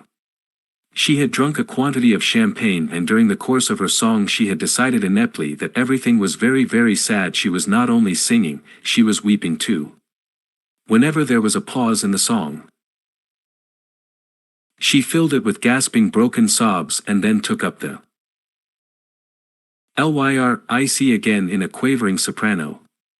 The tears coursed down her cheeks not freely, however, for when they came into contact with her heavily beaded eyelashes they assumed an inky color, and pursued the rest of their way in slow black rivulets. A humorous suggestion was made that she sing the notes on her face, whereupon she threw up her hands, sank into a chair and went off into a deep vinous sleep. "She had a fight with a man who says he's her husband," explained a girl at my elbow. I looked around. Most of the remaining women were now having fights with men said to be their husbands. Even Jordan's party, the quartet from East Egg, were rent asunder by dissension. One of the men was talking with curious intensity to a young actress, and his wife, after attempt to laugh at the situation in a dignified and indifferent way, broke down entirely and resorted to flank attacks at intervals. She appeared suddenly at his side like an angry diamond, and hissed, "You promised," into his ear. The reluctance to go home was not confined to wayward men. The hall was at present occupied by 2 deplorably sober men and their highly indignant wives. The wives were sympathizing with each other in slightly raised voices. "Whenever he sees I'm having a good time he wants to go home. Never heard anything so selfish in my life. We're always the first ones to leave." "So are we." "Well, we're almost the last tonight," said one of the men sheepishly. "The orchestra left half an hour ago." In spite of the wives' agreement that such malevolence was beyond credibility, the dispute ended in a short struggle, and both wives were lifted kicking into the night. As I waited for my hat in the hall, the door of the library opened and Jordan Baker and Gatsby came out together. He was saying some last word to her, but the eagerness in his manner tightened abruptly into formality as several people approached him to say goodbye. Jordan's party were calling impatiently to her from the porch, but she lingered for a moment to shake hands. "I've just heard the most amazing thing," she whispered. "How long were we in there?" "Why, about an hour." "It was simply amazing," she repeated abstractedly. "But I swore I wouldn't tell it, and here I am tantalizing you." She yawned gracefully in my face. "Please come and see me. Phone book. Under the name of Mrs. Sigourney Howard. My aunt." She was hurrying off as she talked. Her brown hand waved a jaunty salute as she melted into her party at the door. Rather ashamed that on my first appearance I had stayed so late, I joined the last of Gatsby's guests who were clustered around him. I wanted to explain that I'd hunted for him early in the evening and to apologize for not having known him in the garden. "Don't mention it," he enjoined me eagerly. "Don't give it another thought, old sport." The familiar expression held no more familiarity than the hand which reassuringly brushed my shoulder. "And don't forget we're going up in the hydroplane tomorrow morning at 9 o'clock. Then the butler, behind his shoulder. "Philadelphia wants you on the phone." "Sir." "All right, in a minute. Tell them I'll be right there. Good night. Good night. Good night." He smiled, and suddenly there seemed to be a pleasant significance in having been among the last to go, as if he had desired it all the time. "Good night, old sport. Good night." But as I walked down the steps I saw that the evening was not quite over. 50 feet from the door a dozen headlights illuminated a bizarre and tumultuous scene. In the ditch beside the road, right side up but violently shorn of one wheel, rested a new coupe which had left Gatsby's drive not 2 minutes before. The sharp jut of a wall accounted for the detachment of the wheel, which was now getting considerable attention from half a dozen curious chauffeurs. However, as they had left their cars blocking the road, a harsh discordant din from those in the rear had been audible for some time and added to the already violent confusion of the scene. A man in a long duster had dismounted from the wreck and now stood in the middle of the road, looking from the car to the tire and from the tire to the observers in a pleased and puzzled way. "See," he explained. "It went in the ditch." The fact was infinitely astonishing to him, and I recognized first the unusual quality of wonder and then the man. It was the late patron of Gatsby's library. "How'd it happen?" He shrugged his shoulders. "I know nothing whatever about mechanics," he said decisively. "But how did it happen? Did you run into the wall?" "Don't ask me," said Owl Eyes, washing his hands of the whole matter. "I know very little about driving, next to nothing. It happened, and that's all I know." "Well, if you're a poor driver you oughtn't to try driving at night." "But I wasn't even trying," he explained indignantly, "I wasn't even trying." An odd hush fell upon the bystanders. "Do you want to commit suicide? You're lucky it was just a wheel. A bad driver and not even trying." "You don't understand," explained the criminal. "I wasn't driving. There's another man in the car." The shock that followed this declaration found voice in a sustained "HH" as the door of the coupe swung slowly open. The crowd, it was now a crowd, stepped back in voluntarily, and when the door had opened wide there was a ghostly pause. Then, very gradually, part by part, a pale dangling individual stepped out of the wreck, pawing tentatively at the ground with a large uncertain dancing shoe. Blinded by the glare of the headlights and confused by the incessant groaning of the horns, the apparition stood swaying for a moment before he perceived the man in the duster. "What's matter?" he inquired calmly. "Did we run out of gas? Look." Half a dozen fingers pointed at the amputated wheel. He stared at it for a moment and then looked upward as though he suspected that it had dropped from the sky. "It came off," someone explained. He nodded. "At first I didn't notice we'd stopped." A pause. Then, taking a long breath and straightening his shoulders, he remarked in a determined voice, "Wonders of tell me where there's a gasoline station." At least a dozen men, some of them little better off than he was, explained to him that wheel and car were no longer joined by any physical bond. "Back out," he suggested after a moment. "Put her in reverse." "But the wheel's off." He hesitated. "No harm in trying," he said. The caterwauling horns had reached a crescendo and I turned away and cut across the lawn toward home. I glanced back once. A wafer of a moon was shining over Gatsby's house, making the night fine as before and surviving the laughter and the sound of his still glowing garden. A sudden emptiness seemed to flow now from the windows and the great doors, endowing with complete isolation the figure of the host who stood on the porch, his hand up in a formal gesture of farewell. Reading over what I have written so far, I see I have given the impression that the events of 3 nights several weeks apart were all that absorbed me. On the contrary, they were merely casual events in a crowded summer, and until much later, they absorbed me infinitely less than my personal affairs. Most of the time I worked. In the early morning the sun threw my shadow westward as I hurried down the white chasms of lower New York to the Probity Trust. I knew the other clerks and young bond salesmen by their first names and lunched with them in dark crowded restaurants on little pig sausages and mashed potatoes and coffee. I even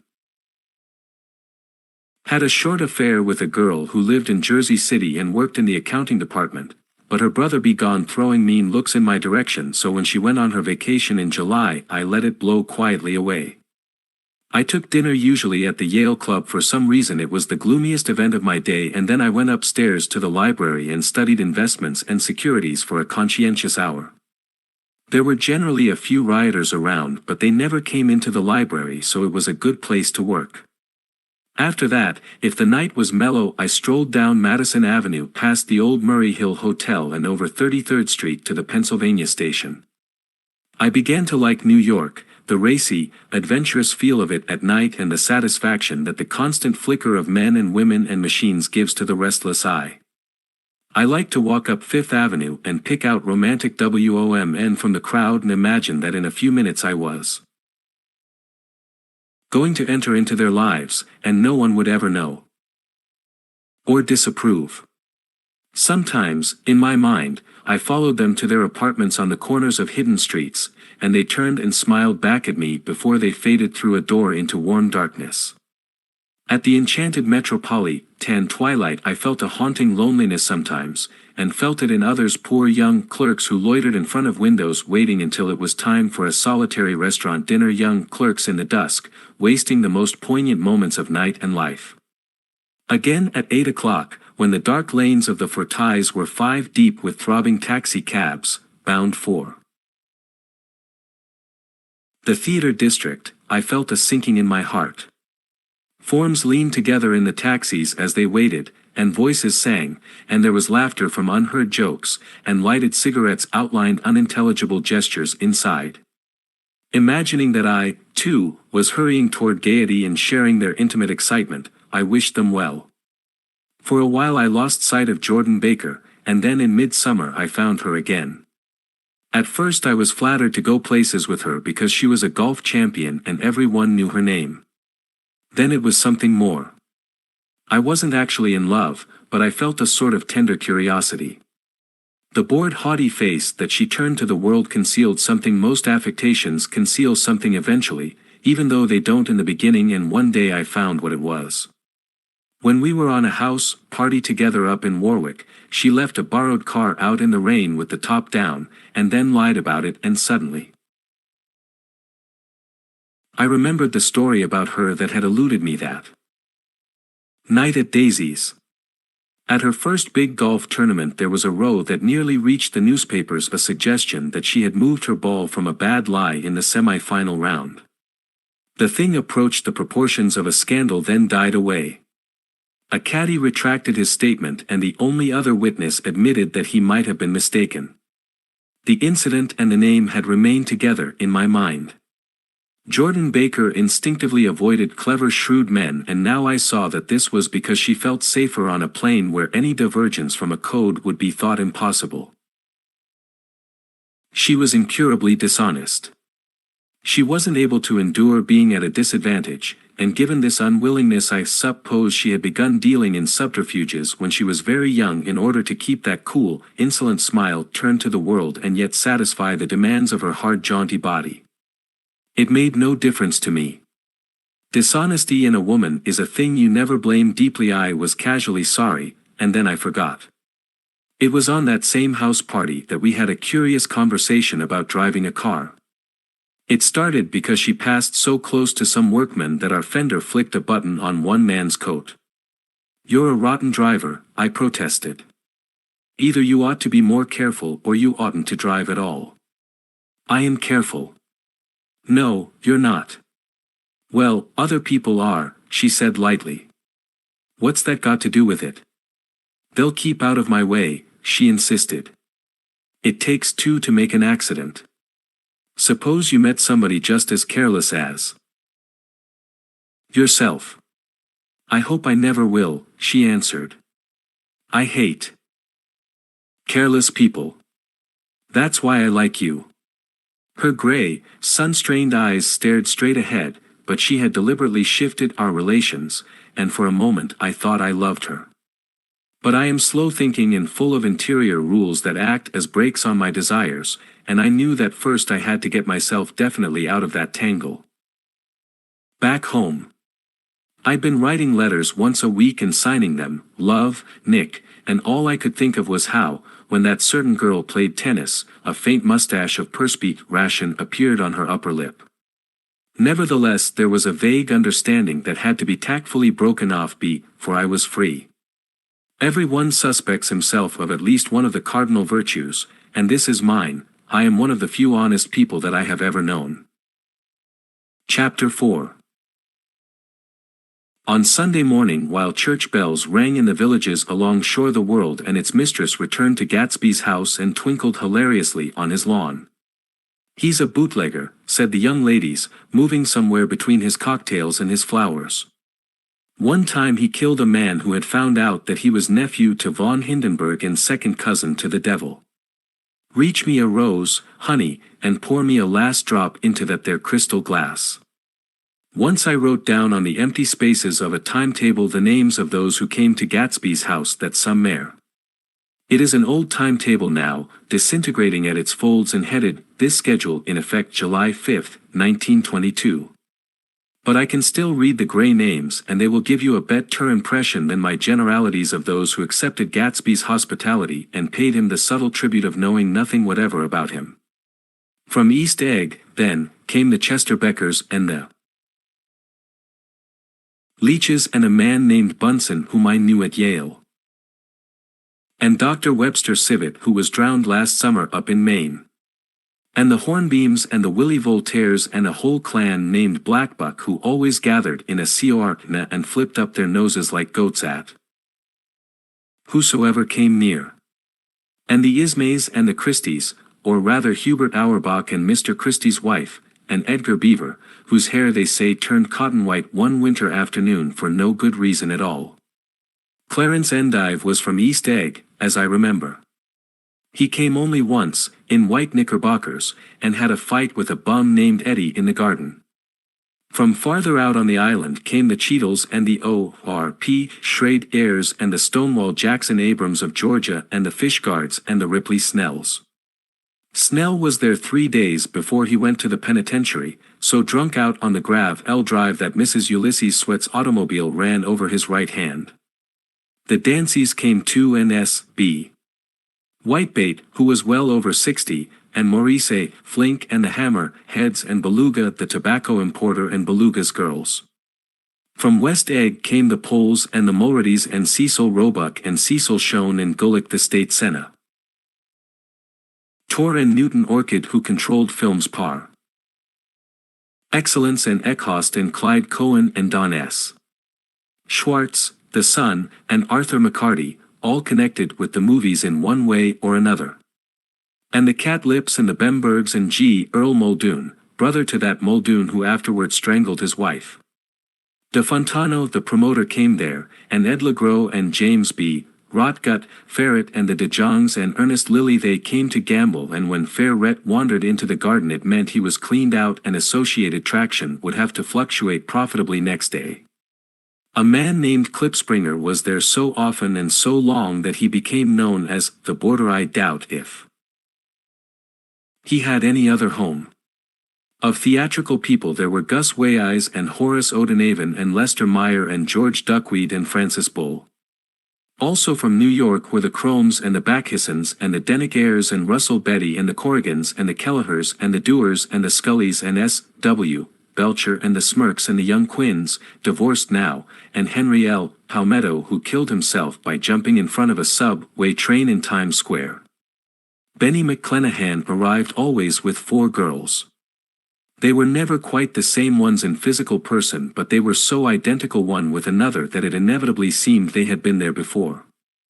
I have forgotten their names, Jacqueline, I think, or else Consuela or Gloria or Judy or June, and their last names were either the melody, us names of flowers and months, or the sterner ones of the great American capitalists whose cousins, if pressed, they would confess themselves to be. In addition to all these I can remember that Faustina O'Brien came there at least once, and the Baedeker girls and young Brewer who had his nose shot off in the war, and Mr. Albruxberger and Miss Hogg, his fiancée, and Ardita Fitzpeters, and Mr. P. Jewett, once head of the American Legion, and Miss Claudia Hip with a man reputed to be her chauffeur, and a prince of something whom we called Duke and whose name, if I ever knew it, I have forgotten. All these people came to Gatsby's house in the summer. At 9 o'clock, one morning late in July, Gatsby's gorgeous car lurched up the rocky drive to my door and gave out a burst of melody from its three-noted horn. It was the first time he had called on me, though I had gone to 2 of his parties, mounted in his hydroplane, and, at his urgent invitation, made frequent use of his beach. "Good morning, old sport. You're having lunch with me today, and I thought we'd ride up together." He was balancing himself on the dashboard of his car with that resourcefulness of movement that is so peculiarly American, that comes, I suppose, with the absence of lift-ing work or rigid sitting in youth, and, even more, with the formless grace of our nervous, sporadic games.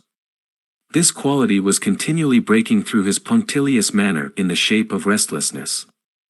He was never quite still. There was always a tapping foot somewhere, or the impatient open-ing closing of a hand. He saw me looking with admiration at his car. "It's pretty, isn't it, old sport?" He jumped off to give me a better view. "Haven't you ever seen it before?" I'd seen it. Everybody had seen it. It was a rich cream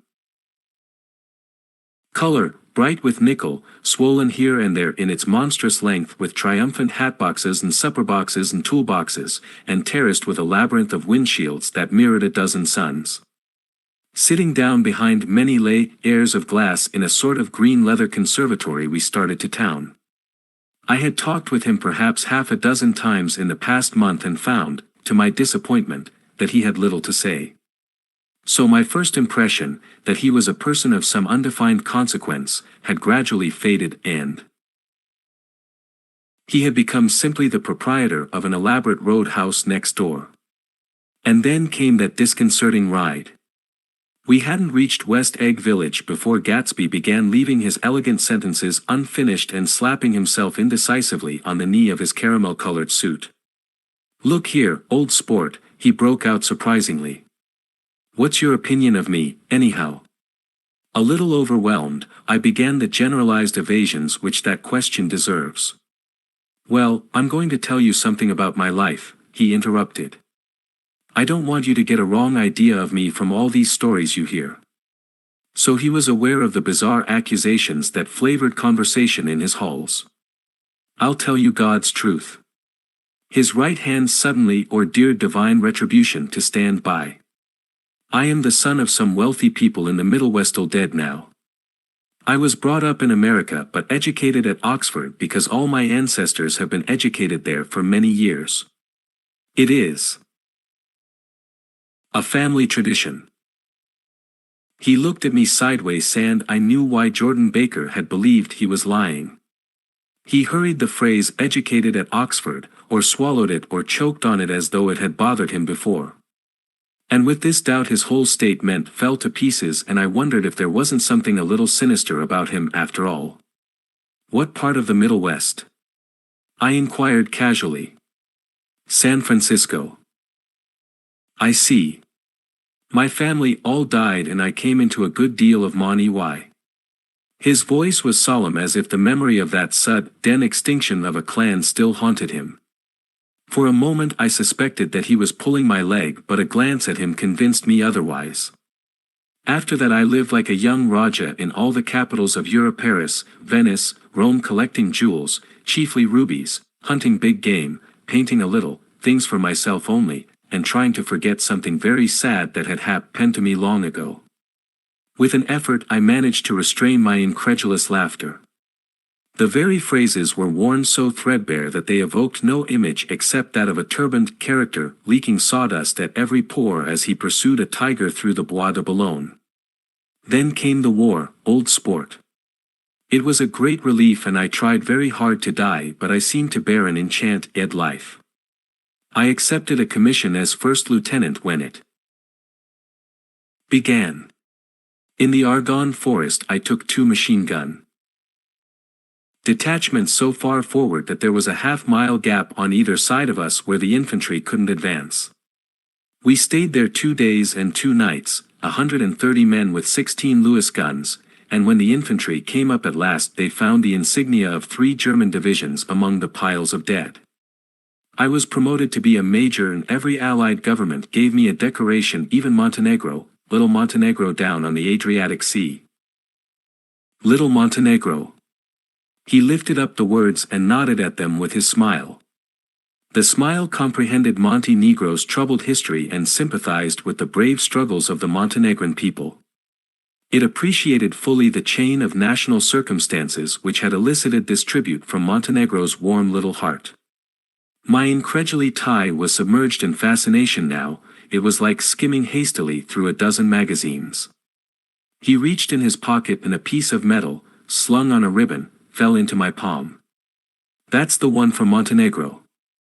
To my astonishment, the thing had an authentic look. Ordere di Danilo, ran the circular legend, Montenegro, Nicholas Rex. Turn it. Major Jay Gatsby, I read, for valor extraordinary. Here's another thing I always carry. A souvenir of Oxford days. It was taken in Trinity Quad. The man on my left is now the Earl of Dorchester. It was a photograph of half a dozen young men in blazers loafing in an archway through which were visible a host of spires. There was Gatsby, looking a little, not much, younger with a cricket bat in his hand. Then it was all true. I saw the skins of tigers flaming in his palace on the Grand Canal. I saw him opening a chest of rubies to ease, with their crimson-lighted depths, the gnawings of his broken heart. I'm going to make a big request of you today, he said, pocketing his souvenirs with satisfaction, so I thought you ought to know something about me. I didn't want you to think I was just some nobody. You see, I usually find myself among strangers because I drift here and there trying to forget the sad thing that happened to me. He hesitated. You'll hear about it this afternoon. At lunch? No, this afternoon. I happen to find out that you're taking Miss Baker to tea. Do you mean you're in love with Miss Baker? No, old sport, I'm not. But Miss Baker has kindly consented to speak to you about this matter. I hadn't the faintest idea what this matter was, but I was more annoyed than interested. I hadn't asked Jordan to tea in order to discuss Mr. Jay Gatsby. I was sure the request would be something utterly fantastic, and for a moment I was sorry I'd ever set foot upon his overpopulated lawn. He wouldn't say another word. His correctness grew on him as we neared the city. We passed Port Roosevelt, where there was a glimpse of red-belted ocean-going ships, and sped along a cobbled slum lined with the dark, undeserted saloons of the faded gilt 1900s. Then the Valley of Ashes opened out on both sides of us, and I had a glimpse of Mrs. Wilson straining at the garage pump with panting vitality as we went by. With fenders spread like wings we scattered light through half Astoria, only half, for as we twisted among the pillars of the elevated I heard the familiar jug-jug spat of a motorcycle, and a frantic policeman rode alongside. All right, old sport, called Gatsby. We slowed down. Taking a white card from his wallet he waved it before the man's eyes. Right you are, agreed the policeman, tipping his cap. No, you next time, Mr. Gatsby. Excuse me. What was that? I inquired. The picture of Oxford. I was able to do the commissioner a favor once, and he sends me a Christmas card every year. Over the Great Bridge, with the sunlight through the girders making a constant flicker upon the moving cars, with the city rising up across the river in white heaps and sugar lumps all built with a wish out of non-olfactory Mon-EY. The city seen from the Queensboro Bridge is always the city seen for the first time, in its first wild promise of all the mystery and the beauty in the world. A dead man passed us in a hearse heaped with blooms, followed by 2 carriages with drawn blinds and by more cheerful carriages for friends. The friends looked out at us. with the tragic eyes and short upper lips of southeastern Europe, and I was glad that the sight of Gatsby's splendid car was included in their somber holiday. As we crossed Blackwell's Island, a limousine passed us, driven by a white chauffeur, in which sat 3 modish Negroes, 2 bucks, and a girl. I laughed aloud as the yolks of their eyeballs rolled toward us in haughty rivalry. Anything can happen now that we've slid over this bridge, I thought, anything at all. Even Gatsby could happen, without any particular wonder. Roaring noon. In a well-fanned 42nd Street cellar I met Gatsby for lunch. Blinking away the brightness of the street outside, my eyes picked him out obscurely in the anteroom, talking to another man. "Mr. Carraway, this is my friend Mr. Wolfsheim." A small, flat-nosed Jew raised his large head and regarded me with 2 fine growths of hair which luxuriated in either nostril. After a moment I discovered his tiny eyes in the half-darkness. "So I took one look at him," said Mr. Wolfsheim, "shack ing my hand earnestly, and what do you think I did?" "What?" I inquired politely. But evidently he was not addressing me, for he dropped my hand and covered Gatsby with his expressive nose. I handed the money to Catspaw and I said, "All right, Catspaw, don't pay him a penny till he shuts his mouth." He shut it then and there. Gatsby took an arm of each of us and moved forward into the restaurant, whereupon Mr. Wolfsheim swallowed a new sentence he was starting and lapsed into a somnambulatory abstraction. "Highballs?" asked the head waiter. "This is a nice restaurant here," said Mr. Wolfsheim, look ing at the Presbyterian nymphs on the ceiling. "But I like across the street better." "Yes, highballs," agreed Gatsby, and then to Mr. Wolfsheim, "It's too hot over there." "Hot and small, yes," said Mr. Wolfsheim, "but full of memories." "What place is that?" I asked. "The old Metropole." "The old Metropole," brooded Mr. Wolfsheim gloomily. "Filled with faces dead and gone. Filled with friends gone now forever. I can't forget so long as I live the night they shot Rosie Rosenthal there. It was 6 of us at the table and Rosie had eat and drunk a lot all evening. When it was almost morning the waiter came up to him with a funny look and says somebody wants to speak to him outside. "All right," says Rosie, and begins to get up, and I pulled him down in his chair. "Let the bastards come in here if they want you, Rosie, but don't you, so help me, move outside this room."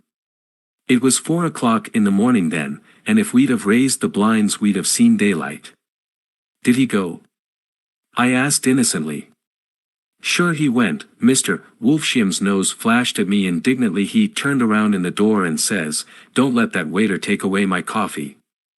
Then he went out on the sidewalk and they shot him 3 times in his full belly and drove away. 4 of them were electrocuted, I said, remembering. 5 with Becker. His nostrils turned to me in an interest way. "I understand you're looking for a business connection." The juxtaposition of these 2 remarks was startling. Gatsby answered for me. "Oh, no," he exclaimed, "this isn't the man." "No." Mr. Wolfsheim seemed disappointed. "This is just a friend. I told you we'd talk about that some other time." "I beg your pardon," said Mr. Wolfsheim, "I had a wrong man." A succulent hash arrived, and Mr. Wolfsheim, forgetting the more sentimental atmosphere of the old Metropole, began to eat with ferocious delicacy. His eyes, meanwhile, roved very slowly all around the room. He completed the arc by turning to inspect the people directly behind. I think that, except for my presence, he would have taken one short glance beneath our own table. "Look here, old sport," said Gatsby, leaning toward me, "I'm afraid I made you a little angry this morning in the car." There was the smile again, but this time I held out against it. "I don't like mysteries," I answered. "And I don't understand why you won't come out frankly and tell me what you want. Why has it all got to come through Miss Baker?" "Oh, it's nothing underhand," he assured me. "Miss Baker's a great sportswoman, you know, and she'd never do anything that wasn't all right." Suddenly he looked at his watch, jumped up and hurried from the room, leaving me with Mr. Wolfsheim at the table.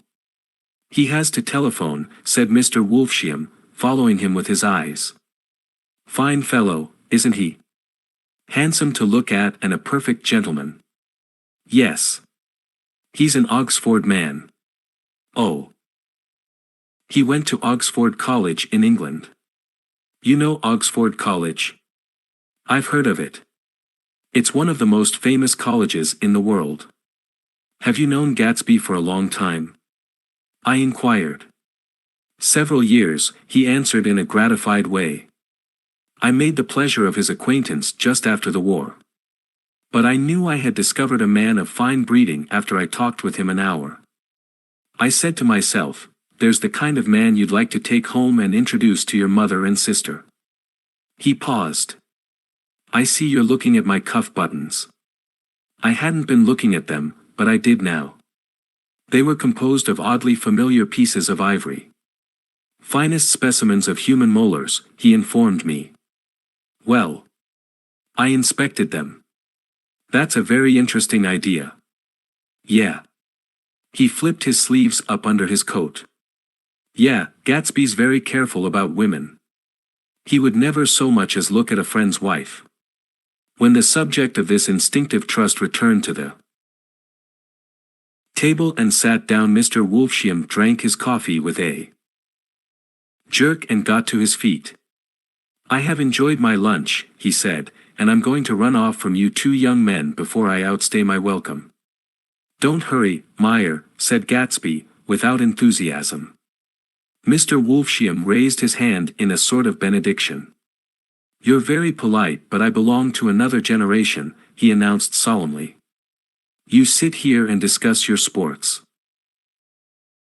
And your young ladies and your," he supplied an imaginary noun with another wave of his hand. "As for me, I am 50 years old, and I won't impose myself on you any longer." As he shook hands and turned away, his tragic nose was trembling. I wondered if I had said anything to offend him. "He becomes very sentimental sometimes," explained Gatsby. "This is one of his sentimental days. He's quite a character around New York, a denizen of Broadway." "Who is he anyhow, an actor?" "No, a dentist." "Meyer Wolfsheim?" "No, he's a gambler." Gatsby hesitated, then added coolly, "He's the man who fixed the World Series back in 1919. "Fixed the World Series?" I repeated. The idea staggered me. I remembered, of course, that the World Series had been fixed in 1919, but if I had thought of it at all, I would have thought of it as a thing that merely happened, the end of some inevitable chain. It never occurred to me that one man could start to play with the faith of 50 million people with the single-mindedness of a burglar blowing a safe. How did he happen to do that? I asked after a minute. He just saw the opportunity. Why isn't he in jail? They can't get him, old sport. He's a smart man. I insisted on paying the check. As the waiter brought my change, I caught sight of Tom Buchanan across the crowded room. "Come along with me for a minute," I said. "I've got to say hello to someone." When he saw us, Tom jumped up and took half a dozen steps in our direction. "Where've you been?" he demanded eagerly. "Daisy's fury, us, because you haven't called up. This is Mr. Gatsby, Mr. Buchanan." They shook hands briefly, and a strained, unfamiliar look of embarrassment came over Gatsby's face. "How've you been, anyhow?" demanded Tom of me. "How'd you happen to come up this far to eat?" "I've been having lunch with Mr. Gatsby." I turned toward Mr. Gatsby, but he was no longer there. "One October day in 1917, said Jordan Baker that afternoon, sitting up very straight on a straight chair in the tea garden at the Plaza Hotel, I was walking along from one place to another, half on the sidewalks and half on the lawns. I was happier on the lawns because I had on shoes from England with rubber knobs on the soles that bit into the soft ground. I had on a new plaid skirt also that blew a little in the wind, and whenever this happened, the Red, white and blue banners in front of all the houses stretched out stiff and said TUT in a disapproving way. The largest of the banners and the largest of the lawns belonged to Daisy Faye's house. She was just 18, 2 years older than me, and by far the most popular of all the young girls in Louisville. She dressed in white, and had a little white roadster, and all day long the telephone rang in her house and excited young officers from camp. Taylor demanded the privilege of monopolizing her that night, anyways, for an hour. When I came opposite her house that morning, her white roadster was beside the curb, and she was sitting in it with a lieutenant I had never seen before. They were so engrossed in each other that she didn't see me until I was 5 feet away. "Hello, Jordan," she called unexpectedly. "Please come here." I was flattered that she wanted to speak to me, because of all the older girls I admired her most. She asked me if I was going to the Red Cross and make bandages. I was. Well, then, would I tell them that she couldn't come that day? The officer looked at Daisy while she was speaking, in a way that every young girl wants to be looked at sometime, and because it seemed romantic to me I have remembered the incident ever since.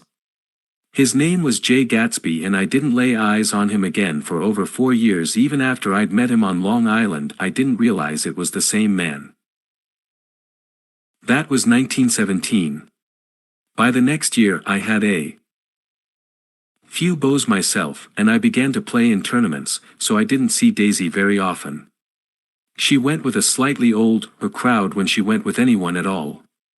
Wild rumors were circulating about her, how her mother had found her packing her bag one winter night to go to New York and say goodbye to a soldier who was going overseas. She was effectually prevented, but she wasn't on speaking terms with her family for several weeks.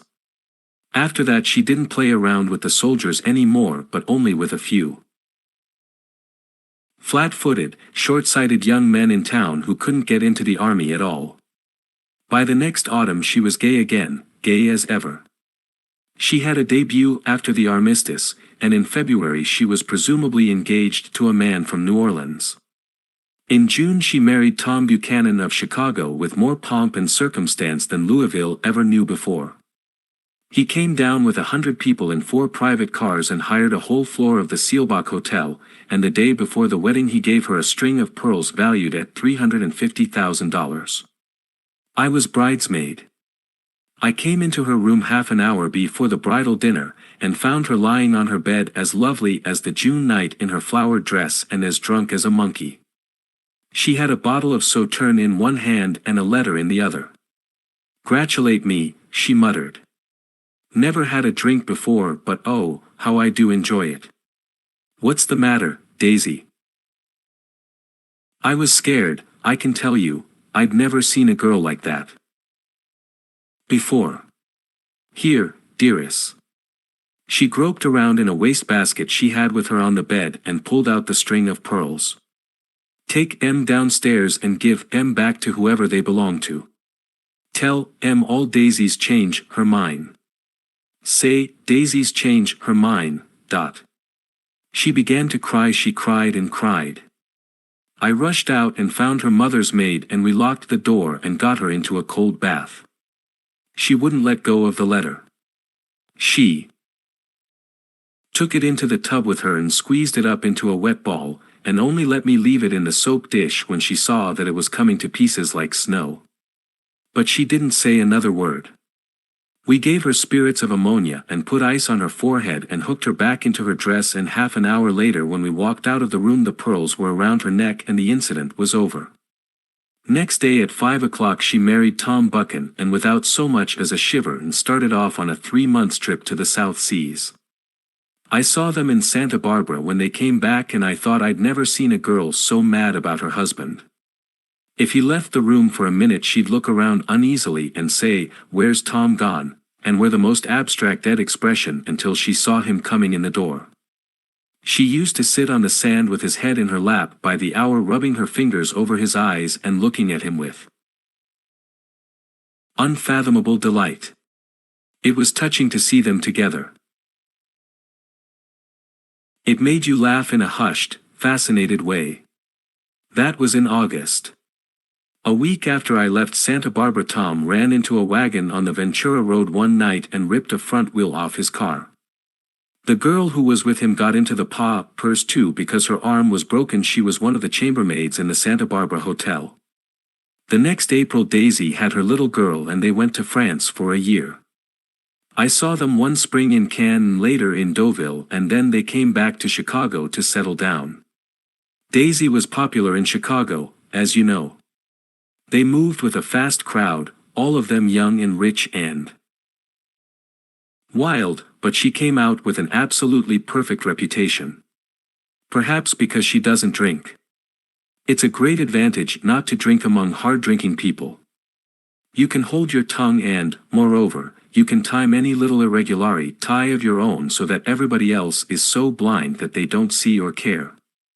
Perhaps Daisy never went in for amour at all, and yet there's something in that voice of hers. Well, about 6 weeks ago, she heard the name Gatsby for the first time in years. It was when I asked you, do you remember, if you knew Gatsby in West Egg? After you had gone home she came into my room and woke me up, and said, "What Gatsby?" And when I described him I was half asleep. She said in the strangest voice that it must be the man she used to know. It wasn't until then that I connected this Gatsby with the officer in her white car. When Jordan Baker had finished telling all this we had left the plaza for half an hour and were driving in a Victoria through Central Park. The sun had gone down behind the tall apartments of the movie stars in the West 50s, and the clear voices of girls, already gathered like crickets on the grass, rose through the hot twilight. I'm the Sheik of Araby, your love belongs to me. At night when you are asleep, into your tent I'll creep. It was a strange coincidence, I said.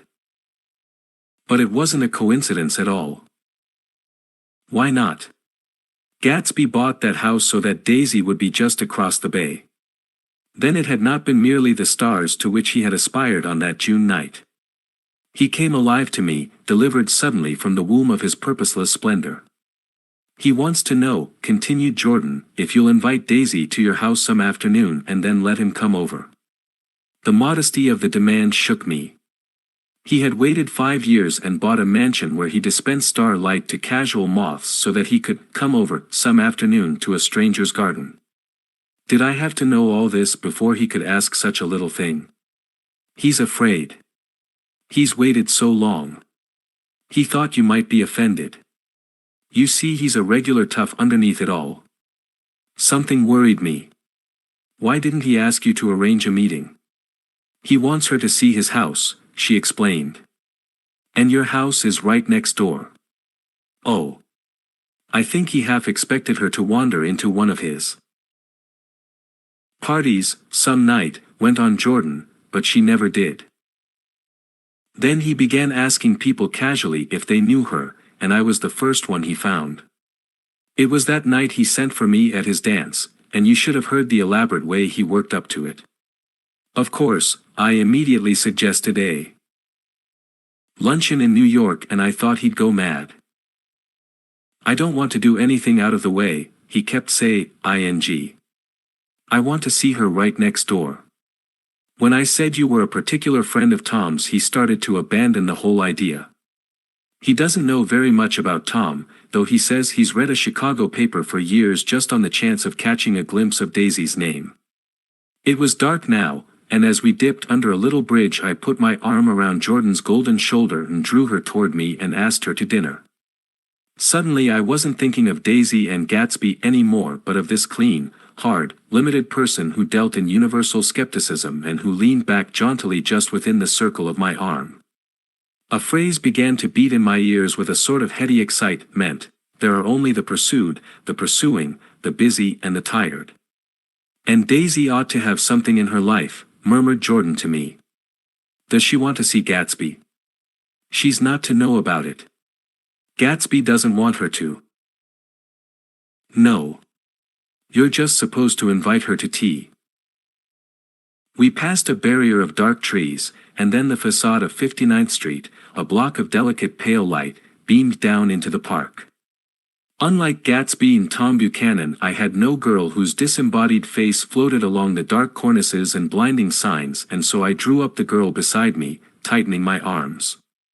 Her wan, scornful mouth smiled, and so I drew her up again, closer, this time to my face. Chapter 5. When I came home to West Egg that night, I was afraid for a moment that my house was on fire. 2 o'clock, and the whole corner of the peninsula was blazing with light which fell unreal on the shrubbery and made thin elongate glints upon the roadside wires. Turning a corner, I saw that it was Gatsby's house, lit from tower to cellar. At first I thought it was another party, a wild rout that had resolved itself into hide and go seek or sardines in the box, with all the house thrown open to the game. But there wasn't a sound. Only wind in the trees which blew the wires and made the lights go off and on again as if the house had winked into the darkness. As my taxi groaned away, I saw Gatsby walking toward me across his lawn. "Your place looks like the World's Fair," I said. "Does it?" He turned his eyes toward it absently. I had been glancing into some of the rooms. "Let's go to Coney Island, old sport." "In my car." "It's too late." "Well, suppose we take a plunge in the swimming pool." "I haven't made use of it all summer. I've got to go to bed." "All right." He waited, looking at me with suppressed eagerness. "I talked with Miss Baker," I said after a moment. "I'm go. To call up Daisy tomorrow and invite her over here to tea." "Oh, that's all right," he said carelessly. "I don't want to put you to any trouble." "What day would suit you?" "What day would suit you," he corrected me quickly. "I don't want to put you to any trouble, you see." "How about the day after tomorrow?" He considered for a moment. Then, with reluctance, "I want to get the grass cut," he said. We both looked at the grass. There was a sharp line where my ragged lawn ended and the darker, well-kept expanse of his began. I suspected that he meant my grass. "There's another little thing," he said uncertainly, and hesitated. "Would you rather put it off for a few days?" I asked. "Oh, it isn't about that." At least, he fumbled with a series of beginnings. "Why," I thought, "why, look here, old sport, you don't make much money, do you?" "Not very much." This seemed to reassure him, and he continued more confidently. "I thought you didn't, if you'll pardon my I carry on a little business on the side, a sort of sideline, you understand. And I thought that if you don't make very much you're selling bonds, aren't you, old sport? Trying to. Well, this would interest you. It wouldn't take up much of your time and you might pick up a nice bit of money. It happens to be a rather confidential sort of thing. I realize now that under different circumstances that conversation might have been one of the crises of my life. But, because the offer was obviously and tactlessly for a service to be rendered, I had no choice except to cut him off there. "I've got my hands full," I said. "I'm much obliged, but I couldn't take on any more work." "You wouldn't have to do any business with Wolfsham." Evidently he thought that I was shying away from the connection mentioned at lunch, but I assured him he was wrong. He waited a moment longer, hoping I'd begin a conversation, but I was too absorbed to be responsive, so he went unwillingly home. The evening had made me lightheaded and happy. I think I walked into a deep sleep as I entered my front door. So I didn't know whether or not Gatsby went to Coney Island or for how many hours he glanced into rooms while his house blazed gaudily on. I called up Daisy from the Vice next morning and invited her to come to tea. "Don't bring Tom," I warned her. "What? Don't bring Tom." "Who is Tom?" she asked innocently. The day agreed upon was pouring rain. At 11 o'clock a man in a raincoat dragging a lawnmower tapped at my front door and said that Mr. Gatsby had sent him over to cut my grass. This reminded me that I had forgotten to tell my Finn to come back, so I drove into West Egg Village to search for her among soggy whitewashed alleys and to buy some cups and lemons and flowers. The flowers were unnecessary, for at 2 o'clock a green house arrived from Gatsby's, with innumerable receptacles to contain it. An hour later the front door opened nervously, and Gatsby in a white flannel suit, silver shirt and gold-colored tie hurried in. He was pale and there were dark signs of sleeplessness beneath his eyes. "Is everything all right?" he asked immediately. "The grass looks fine, if that's what you mean." "What grass?" he inquired blankly. "Oh, the grass in the yard." He looked out the window at it, but judging from his expression I don't believe he saw a thing. "Looks very good," he remarked vaguely. "One of the papers said they thought the rain would stop about 4. I think it was the Journal. Have you got everything you need in the shape of tea?" I took him into the pantry where he looked a little reproachfully at the fin. Together we scrutinized the 12 lemon cakes from the delicatessen shop. "Will they do?" I asked. Of course. "They're fine," and he added lowly, "old sport." The rain cooled about 3:30 to a damp mist through which occasional thin drops swam like dew. Gatsby looked with vacant eyes through a copy of Clay's Econome, ICS, starting at the finished tread that shook the kitchen floor and peering toward the bleared windows from time to time as if a series of invisible but alarming happenings were taking place outside. Finally he got up and informed me in an uncertain voice that he was going home. "Why's that?" "Nobody's coming to tea. It's too late." He looked at his watch as if there was some pressing demand on his time elsewhere. "I can't wait all day." "Don't be silly, it's just 2 minutes to 4. He sat down, miserably, as if I had pushed him, and simultaneously there was the sound of a motor turning into my lane. We both jumped up and, a little harrowed myself, I went out into the yard. Under the dripping bare lilac trees a large open car was coming up the drive. It stopped. Daisy's face, tipped sideways beneath a 3-cornered lavender hat, looked out at me with a bright ecstatic smile. "Is this absolutely where you live, my dearest one?" The exhilarating ripple of her voice was a wild tonic in the rain.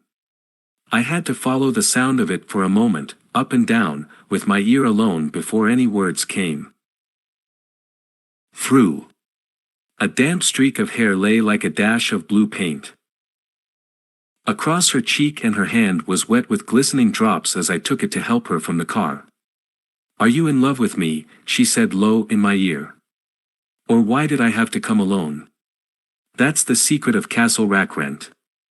Tell your chauffeur to go far away and spend an hour. Come back in an hour, Ferdy." Then in a grave murmur, "His name is Ferdy. Does the gasoline affect his nose?"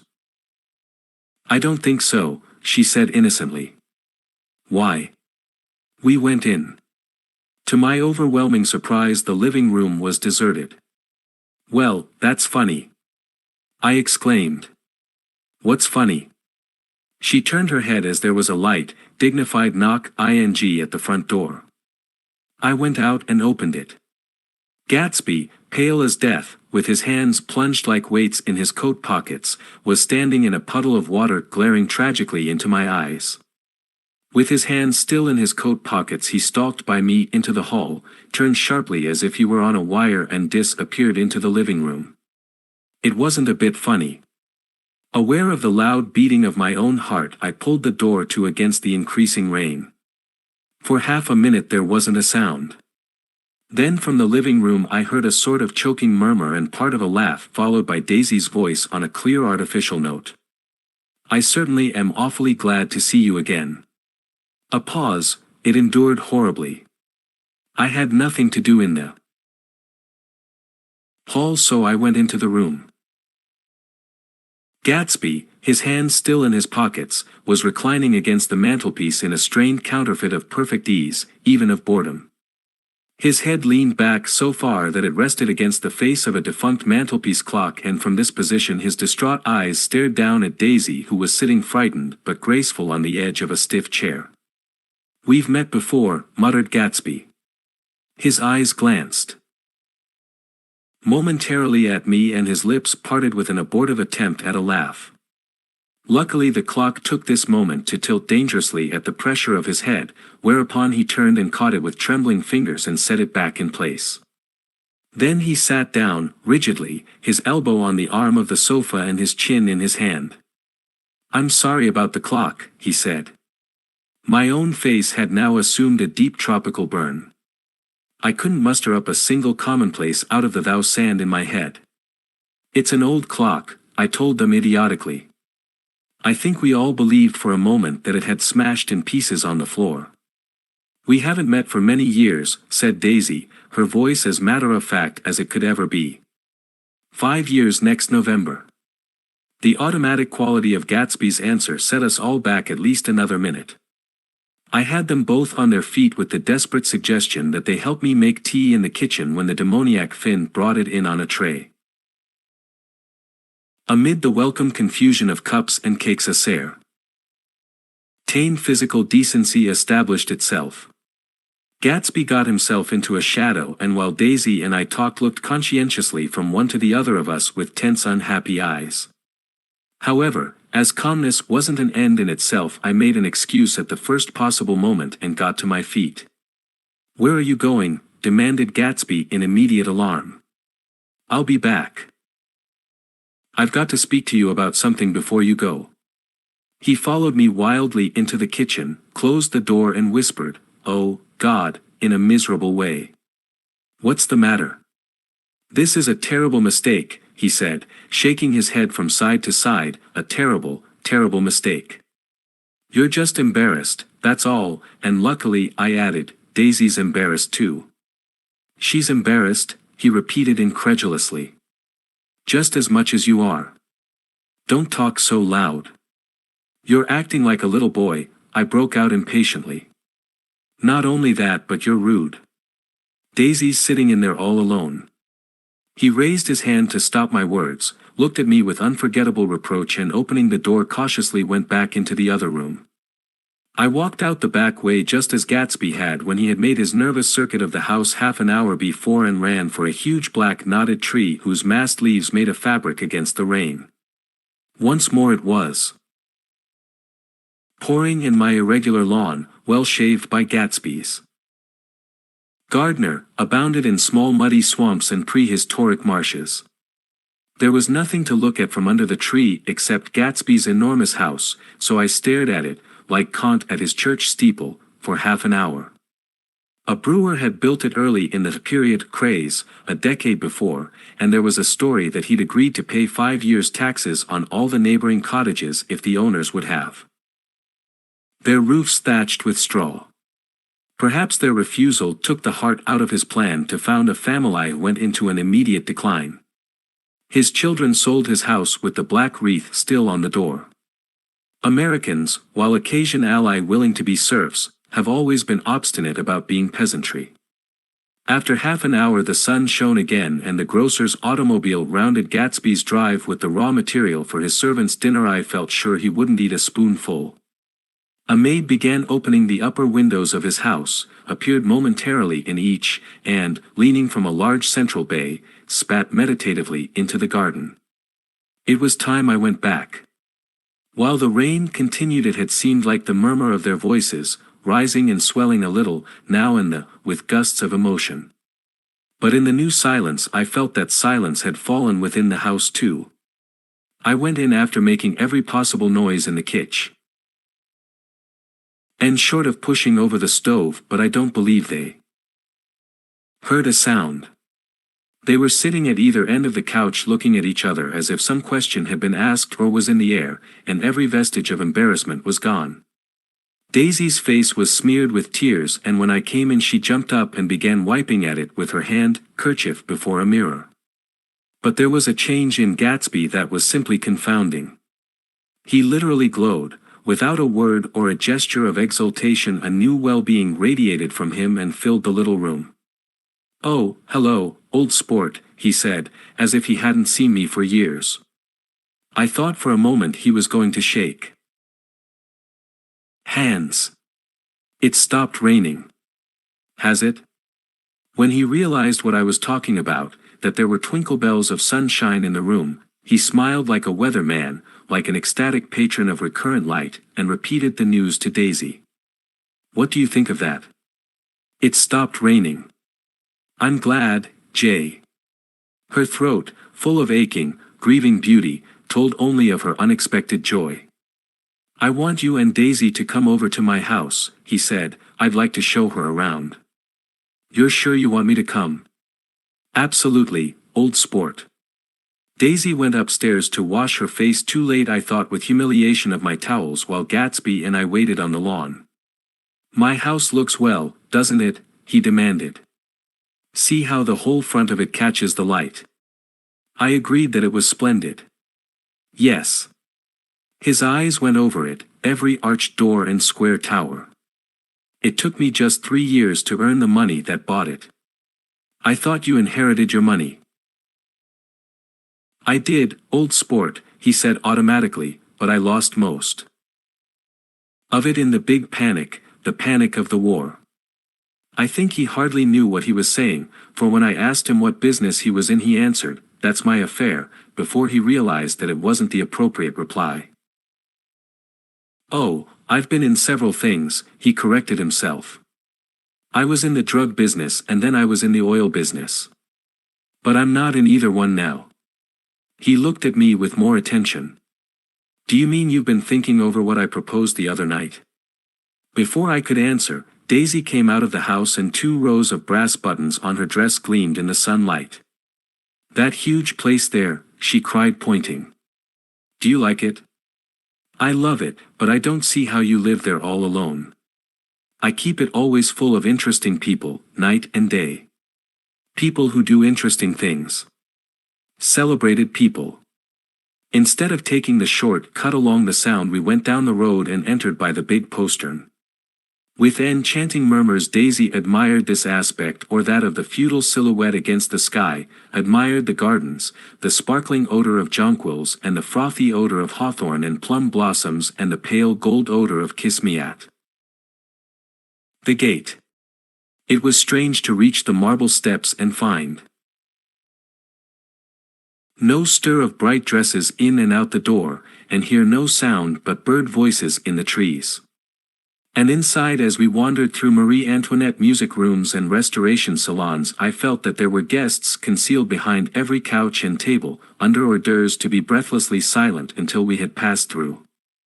As Gatsby closed the door of the Merton College Library, I could have sworn I heard the owl-eyed man break into ghostly laughter.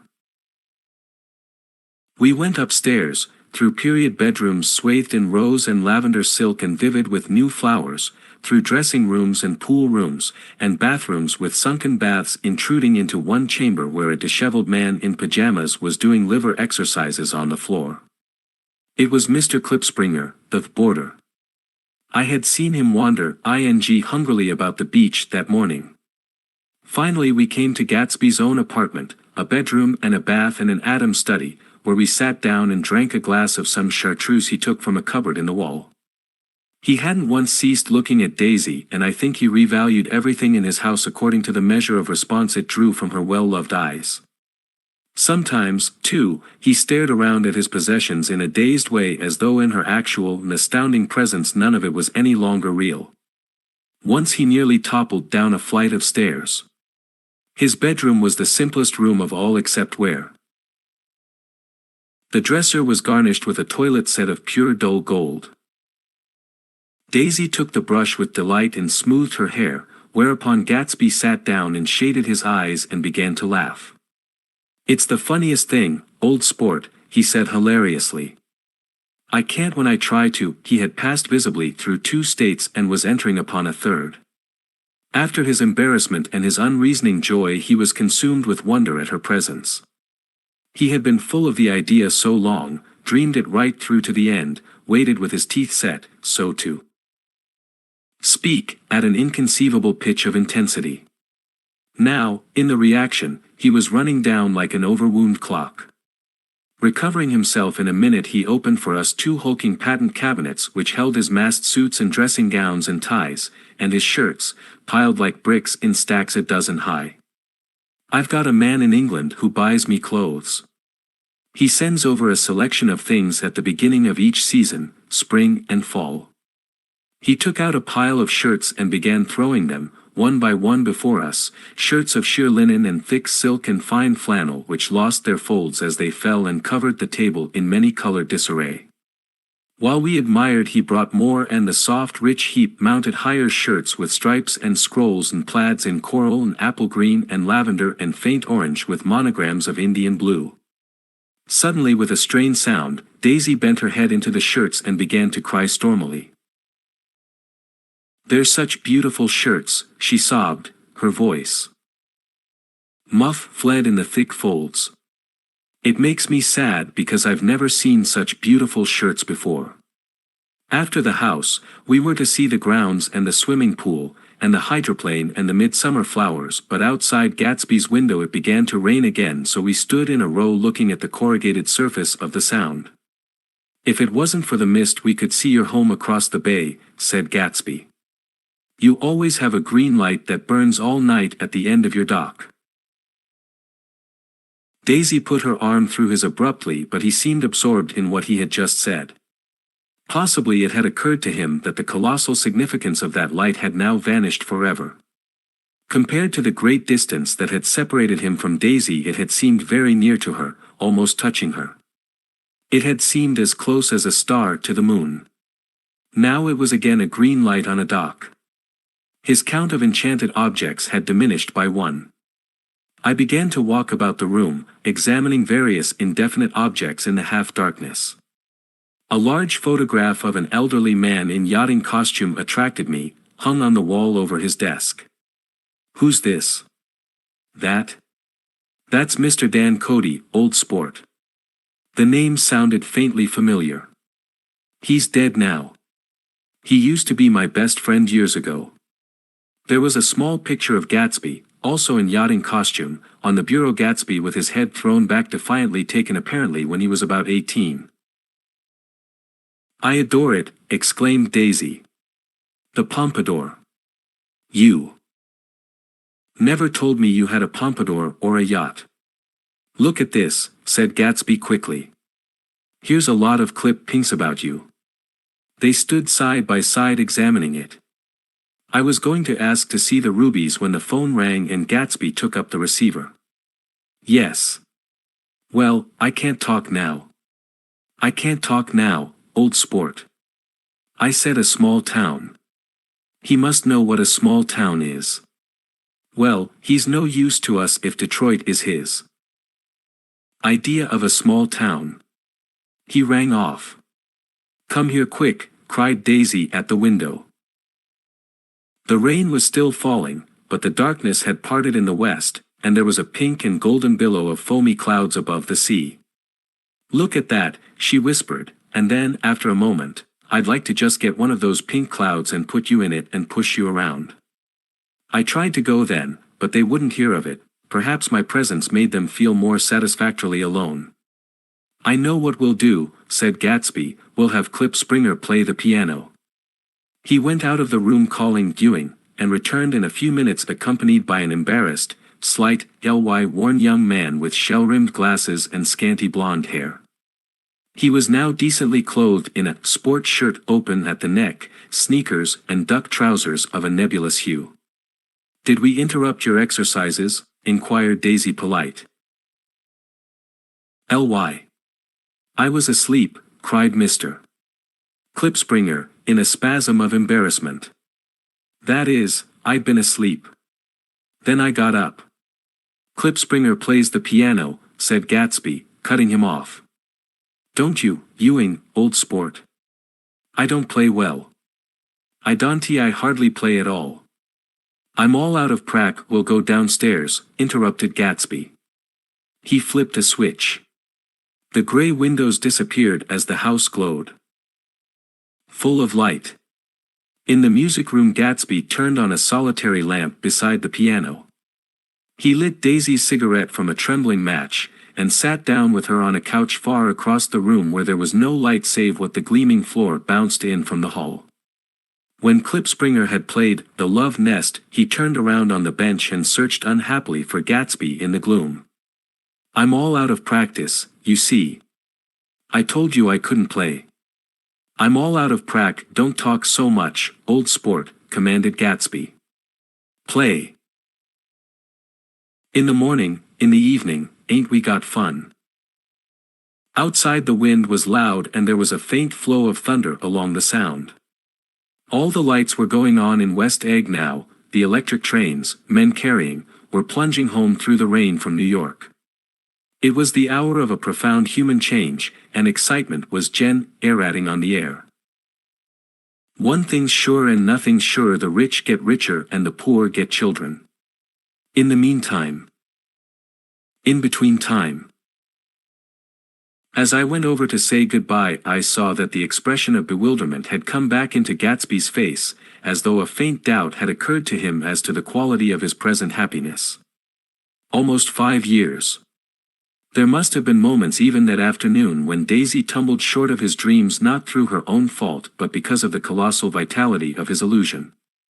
It had gone beyond her, beyond everything.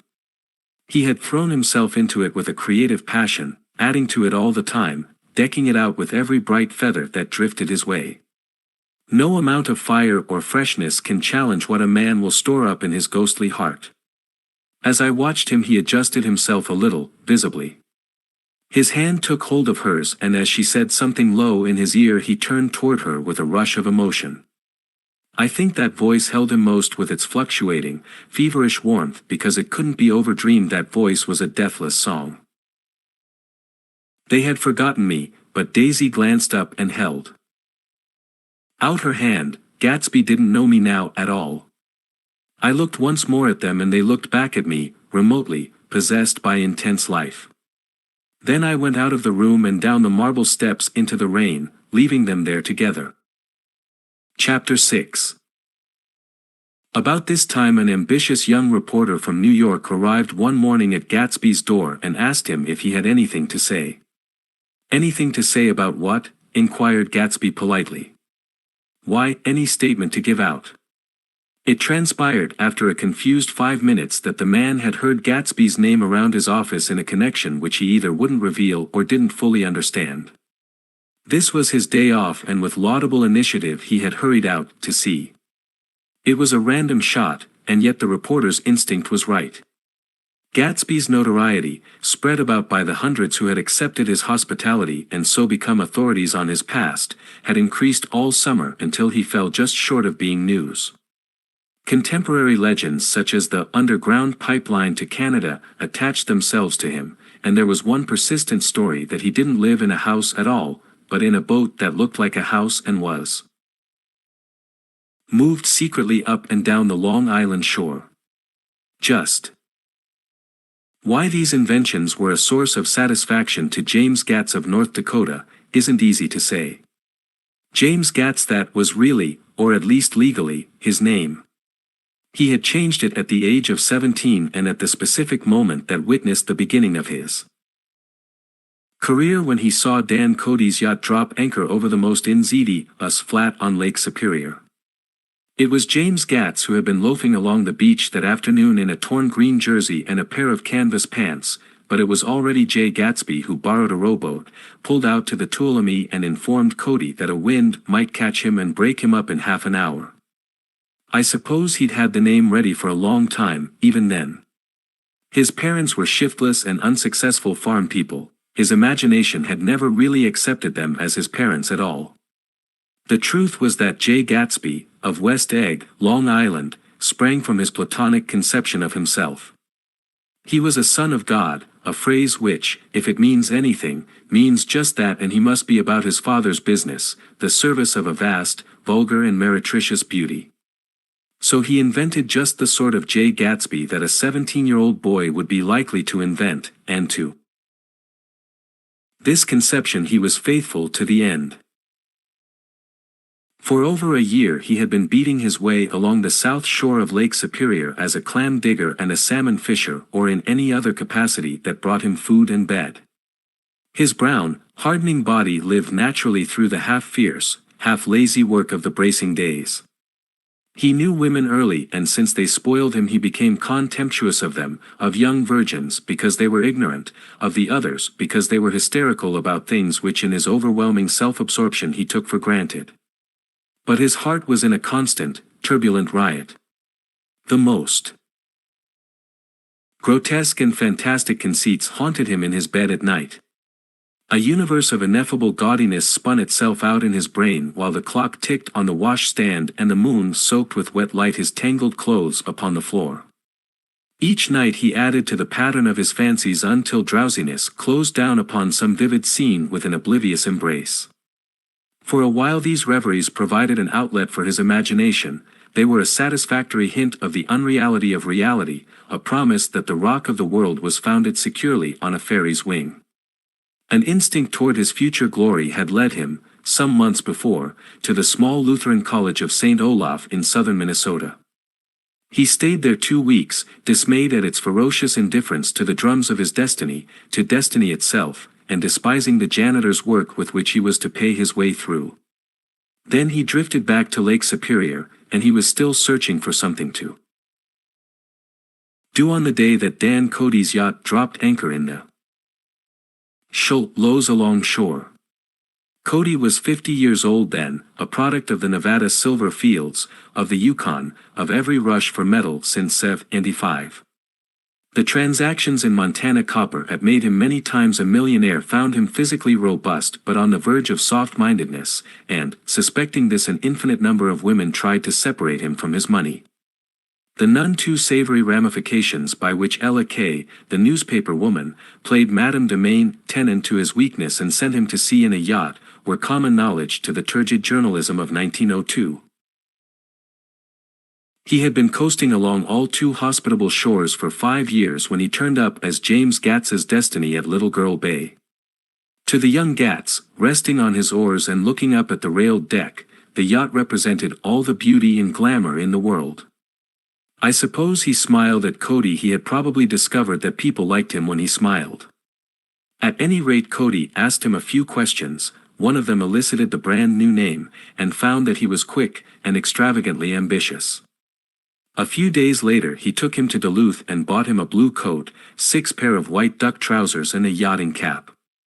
And when the Tuolumne left for the West Indies and the Barbary Coast, Gatsby left too. He was employed in a vague personal capacity while he remained with Cody. He was in turn steward, mate, skipper, secretary, and even jailer, for Dan Cody sober knew what lavish doings Dan Cody drunk might soon be about, and he provided for such contingencies by reposing more and more trust in Gatsby. The arrangement lasted 5 years, during which the boat went 3 times around the continent. It might have lasted indefinitely except for the fact that Ella Kay came on board one night in Boston and a week later Dan Cody inhospitably died. I remember the portrait of him up in Gatsby's bedroom, a gray, florid man with a hard empty face, the pioneer debauchee who during one phase of American life brought back to the eastern seaboard the savage violence of the frontier brothel and saloon. It was indirectly due to Cody that Gatsby drank so little. Sometimes in the course of gay parties women used to rub champagne into his hair. For himself he formed the habit of letting liquor alone. And it was from Cody that he inherited money, a legacy of $25,000. He didn't get it.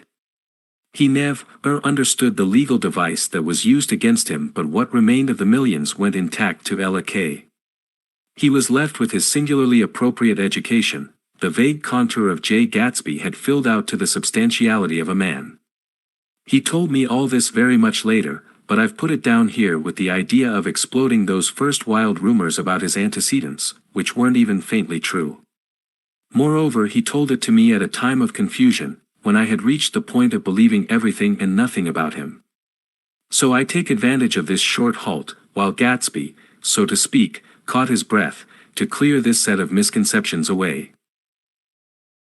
It was a halt, too, in my association with his affairs. 4.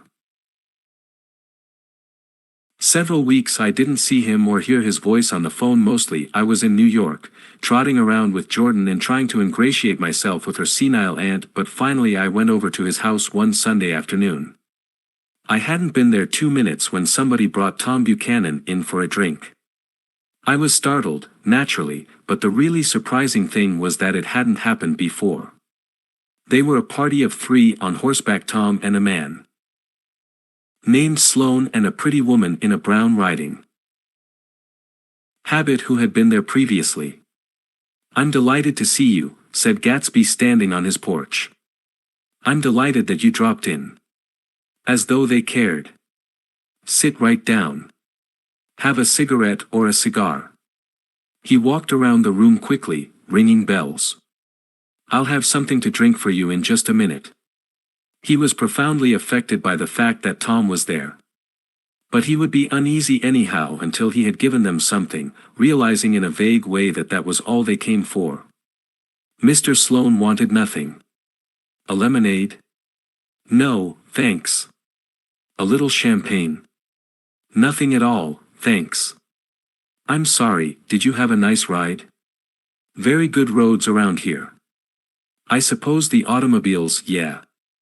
Moved by an irresistible impulse, Gatsby turned to Tom, who had accepted the introduction as a stranger.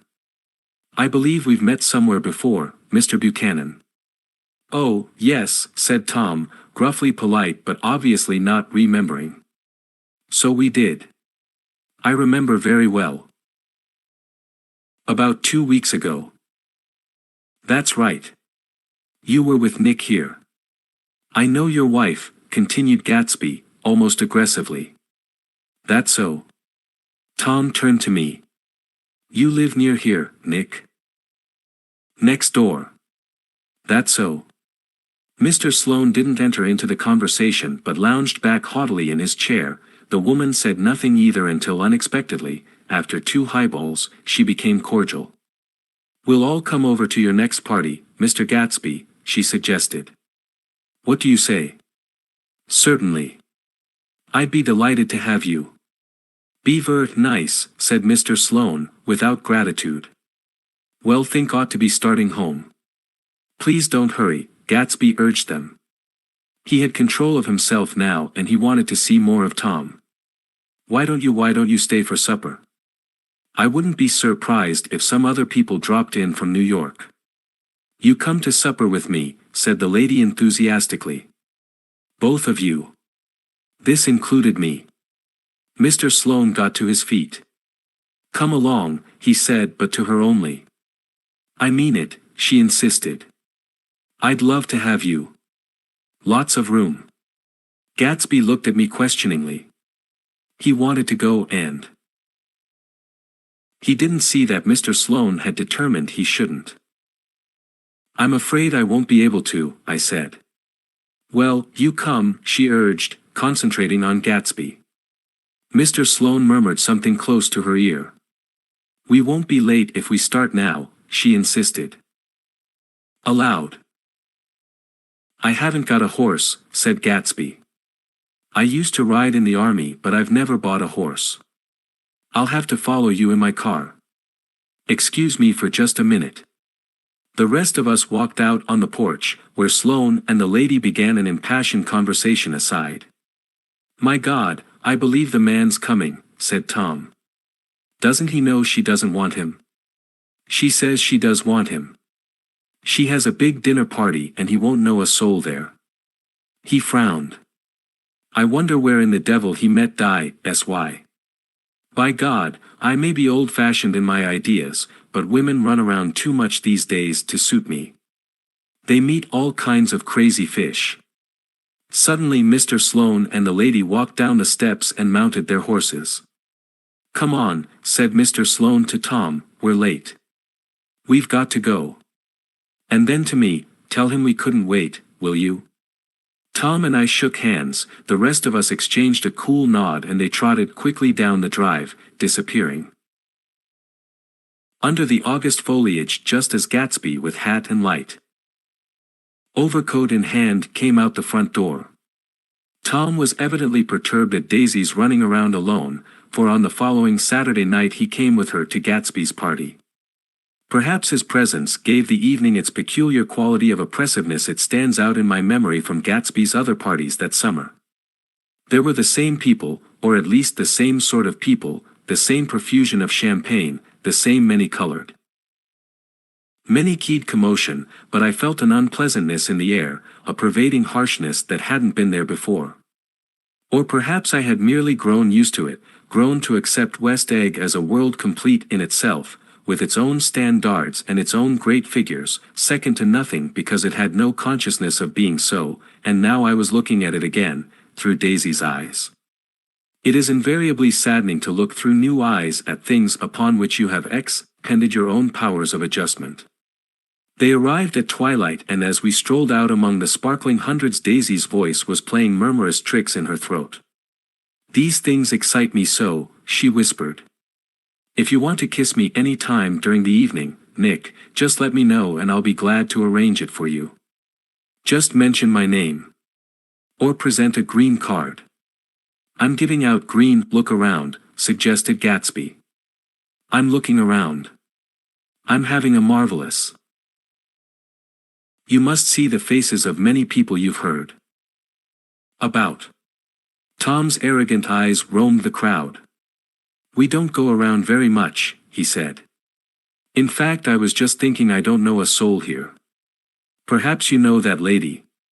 Gatsby indicated a gorgeous, scarcely human orchid of a woman who sat in state under a white plum tree.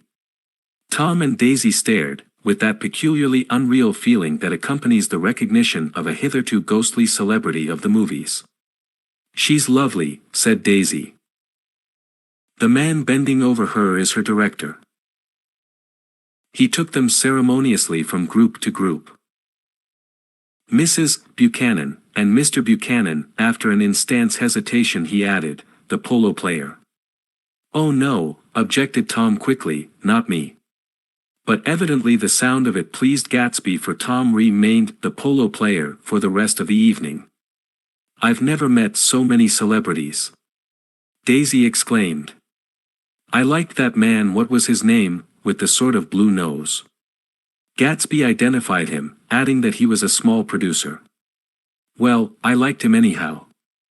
"I'd a little rather not be the polo player," said Tom pleasantly. "I'd rather look at all these famous people in oblivion." Daisy and Gatsby danced. I remember being surprised by his graceful, conservative foxtrot. I had never seen him dance before. Then they sauntered over to my house and sat on the steps for half an hour while at her request I remained watchfully in the garden, "in case there's a fire or a flood," she explained, "or any act of God." Tom appeared from his oblivion as we were sitting down to supper together. "Do you mind if I eat with some people over here?" he said. "A fellow's getting off some funny stuff." "Go ahead," answered Daisy genially, "and if you want to take down any addresses, here's my little gold pencil." She looked around after a moment and told me the girl was common but pretty, and I knew that except for the half hour she'd been alone with Gatsby she wasn't having a good time. We were at a particularly tipsy table.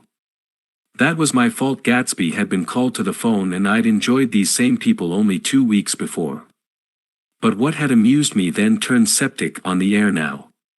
"How do you feel, Miss Baedeker?" The girl addressed was trying, unsuccessfully, to slump against my shoulder. At this inquiry she sat up and opened her eyes.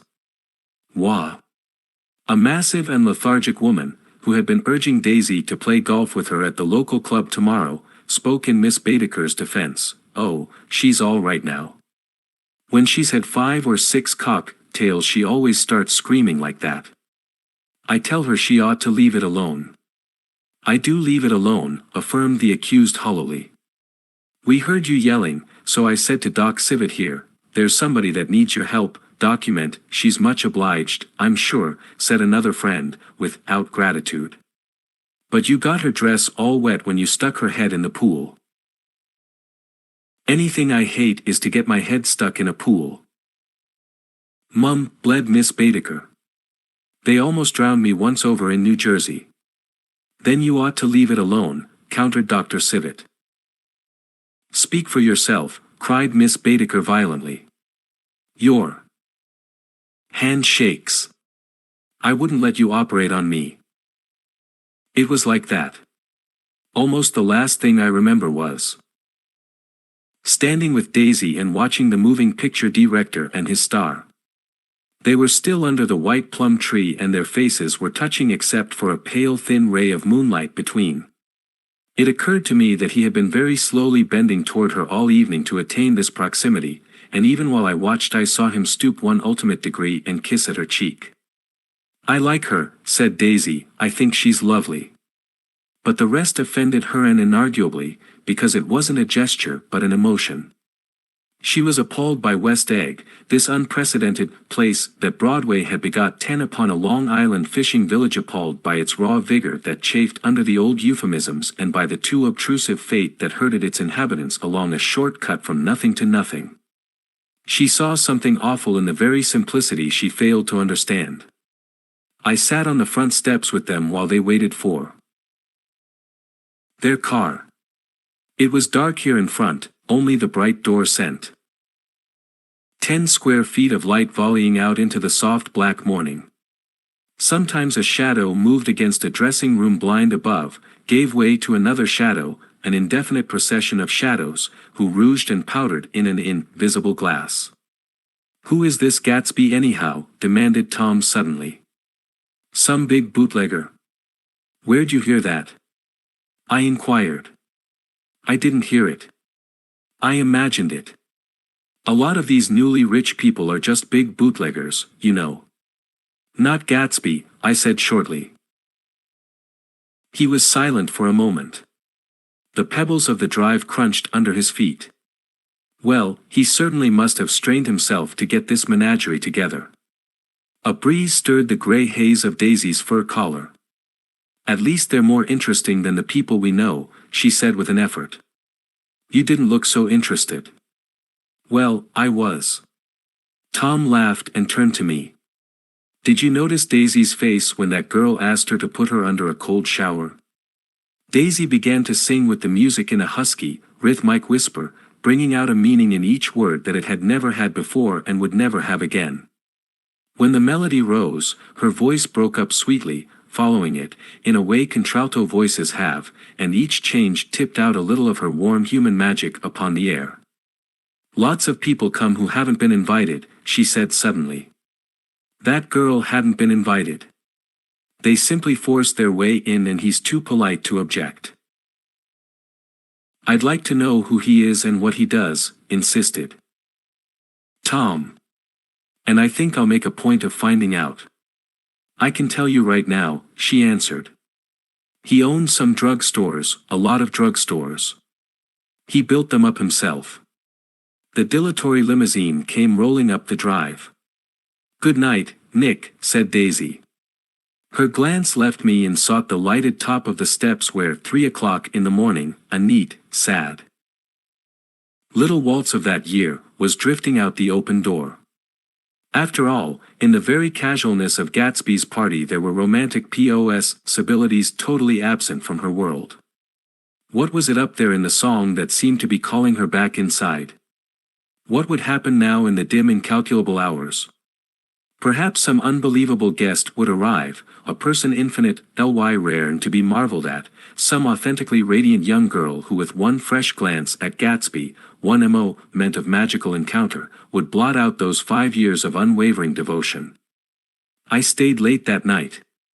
Gatsby asked me to wait until he was free and I lingered in the garden until the inevitable swimming party had run up, chilled and exalted, from the black beach, until the lights were extinguished in the guest rooms overhead. When he came down the steps at last the tan skin was drawn unusually tight on his face, and his eyes were bright and tired. "She didn't like it," he said. Immediately. "Of course she did." "She didn't like it," he insisted. "She didn't have a good time." He was silent and I guessed at his unutterable depression. "I feel far away from her," he said. "It's hard to make her understand." "You mean about the dance?" "The dance?" He dismissed all the dances he had given with a snap of his fingers. "Old sport, the dance is unimportant." He wanted nothing less of Daisy than that she should go to Tom and say, "I never loved you." After she had obliterated 3 years with that sentence, they could decide upon the more practical measures to be taken. One of them was that, after she was free, they were to go back to Louisville and be married from her house just as if it were 5 years ago. "And she doesn't understand," he said. "She used to be able to understand." We'd sit for hours. He broke off and began to walk up and down a desolate path of fruit rinds and discarded favors and crushed flow airs.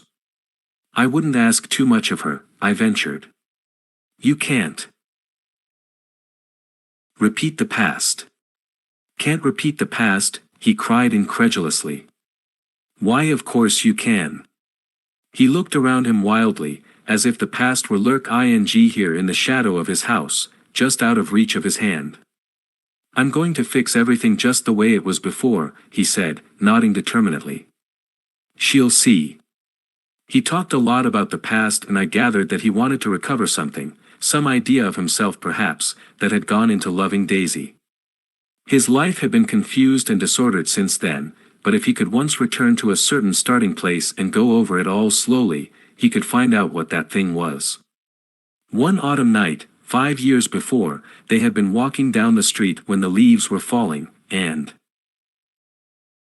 they came to a place where there were no trees and the sidewalk was white with moonlight. They stopped here and turned toward each other. Now it was a cool night with that mysterious excitement in it which comes at the 2 changes of the year.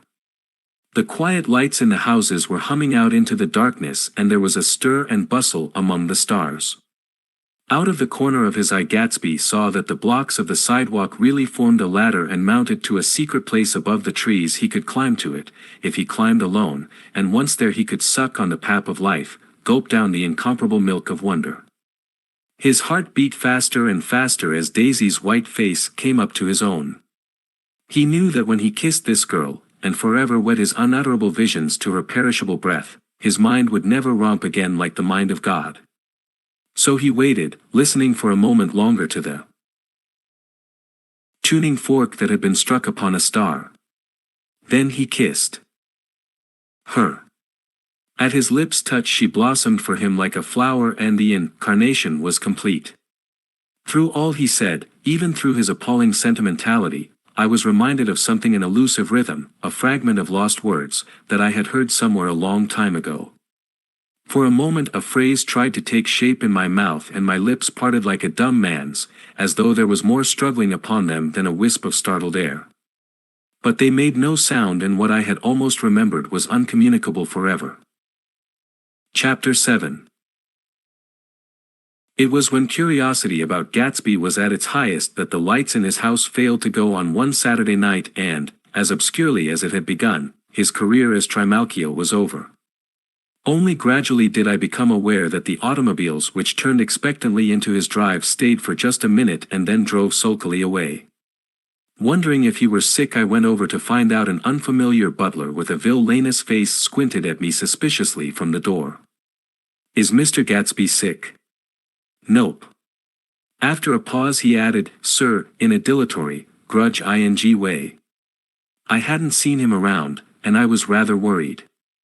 "Tell him Mr. Carraway came over." "Who?" he demanded rudely. "Carraway. Carraway." "All right, I'll tell him." Abruptly he slammed the door. My Finn informed me that Gatsby had dismissed every servant in his house a week ago and replaced them with half a dozen others, who never went into West Egg Village to be bribed by the tradesmen, but ordered moderate supplies over the telephone.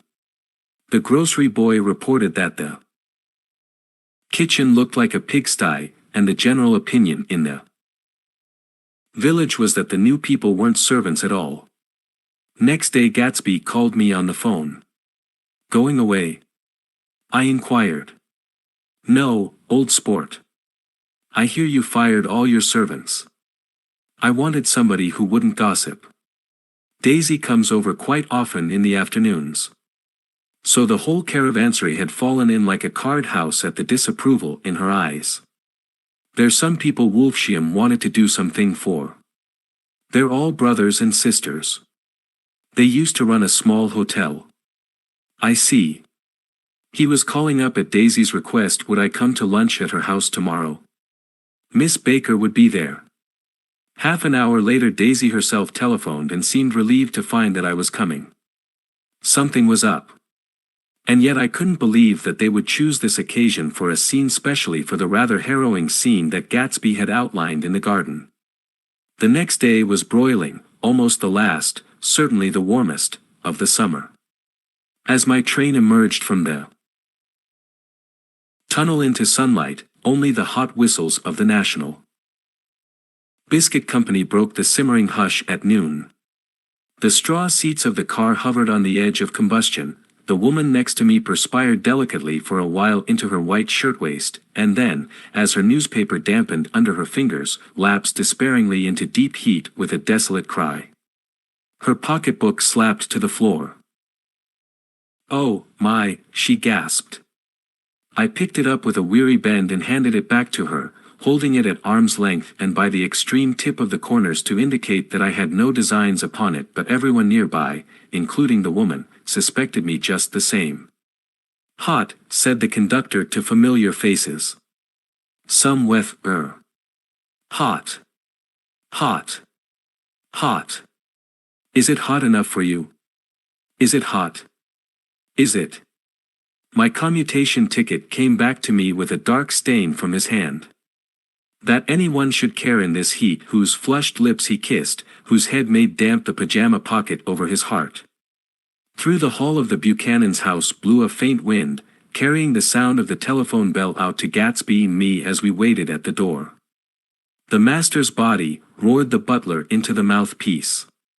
"I'm sorry, madam, but we can't furnish. It's far too hot to touch this noon." What he really said was, "Yes, yes. I'll see." He set down the receiver and came toward us, glistening slightly, to take our stiff straw hats. "Madam expects you in the salon," he cried, needless-ly indicating the direction. In this heat every extra gesture was an affront to the common store of life.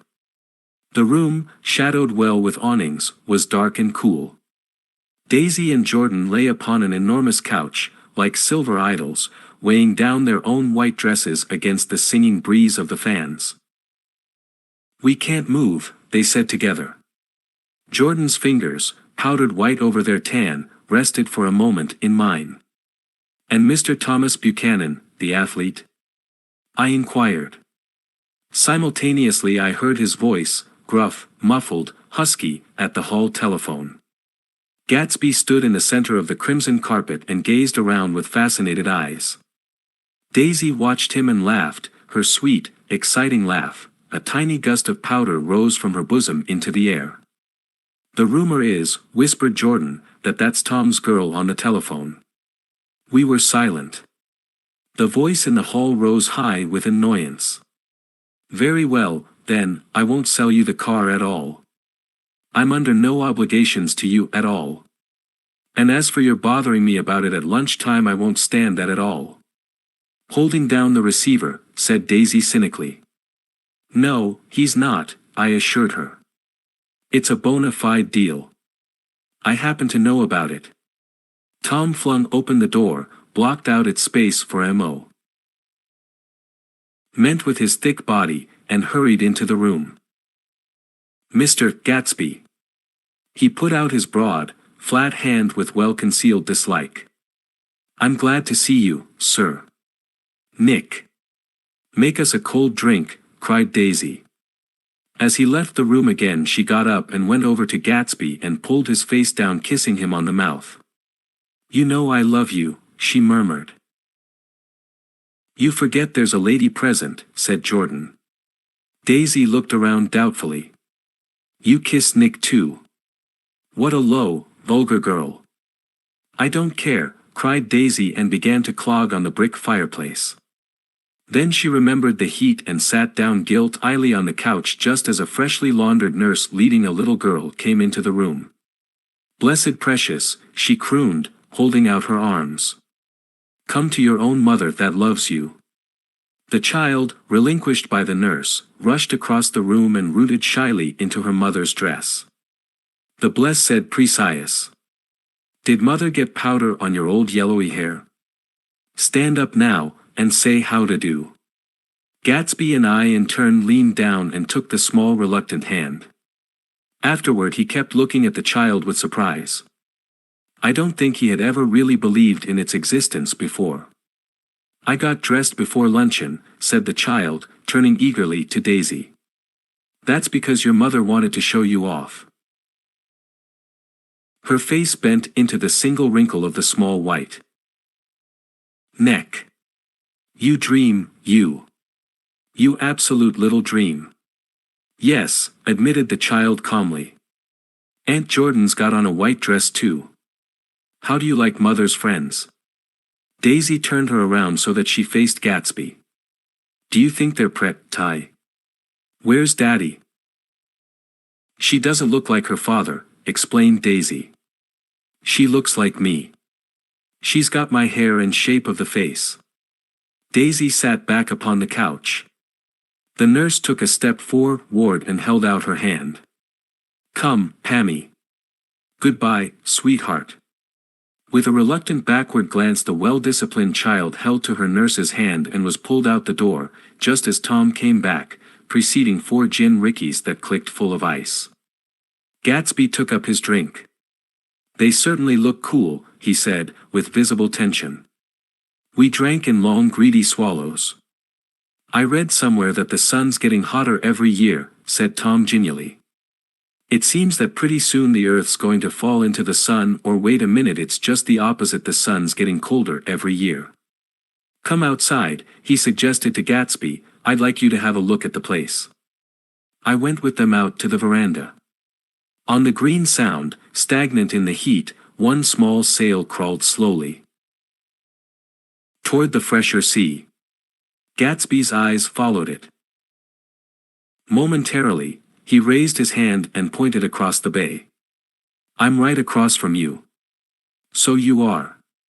Our eyes lifted over the rose beds and the hot lawn and the weedy refuse of the dog days along shore. Slowly the white wings of the boat moved against the blue cool limit of the sky. Ahead lay the scalloped ocean and the abounding blessed isles. There's sport for you, said Tom, nodding. I'd like to be out there with him for about an hour. We had luncheon in the dining room, darkened, too, against the heat, and drank down nervous gaiety with the cold ale. What'll we do with ourselves this afternoon, cried Daisy, and the day after that, and the next 30 years? Don't be morbid, Jordan said. Life starts all over again when it gets crisp in the fall. But it's so hot, insisted Daisy, on the verge of tears, and everything's so confused. Let's all go to town. Her voice struggled on through the heat, beating against it, molding its senselessness into forms. I've heard of making a garage out of a stable, Tom was saying to Gatsby, but I'm the first man who ever made a stable out of a garage. Who wants to go to town? Demanded Daisy insistently. Gatsby's eyes floated toward her. Ah, she cried, you look so cool. Their eyes met, and they stared together at each other. Alone in space. With an effort she glanced down at the table. You always look so cool, she repeated. She had told him that she loved him, and Tom Buchanan saw. He was astounded. His mouth opened a little and he looked at Gatsby and then back at Daisy as if he had just recognized her as someone he knew a long time ago. You resemble the advertisement of the man, she went on. Innocently. You know the advertisement of the man, all right, broke in Tom quickly, I'm perfectly willing to go to town. Come on, we're all going to town. He got up, his eyes still flashing between Gatsby and his wife. No one moved. Come on. His temper cracked a little. What's the matter, anyhow? If we're going to town, let's start. His hand, trembling with his effort at self-control, bore to his lips the last of his glass of ale. Daisy's voice got us to our feet and out onto the blazing gravel drive. Are we just going to go? She objected. Like this? Aren't we going to let anyone smoke a cigarette first? Everybody smoked all through lunch. Oh, let's have fun, she begged him. It's too hot to fuss. He didn't answer. Have it your own way, she said. Come on, Jordan. They went upstairs to get ready while we three men stood there shuffling the hot pebbles with our feet. A silver curve of the moon hovered already in the western sky. Gatsby started to speak, changed his mind, but not before. Tom wheeled and faced him expectantly. Have you got your stables here? Asked Gatsby with an effort. About a quarter of a mile down the road. Oh.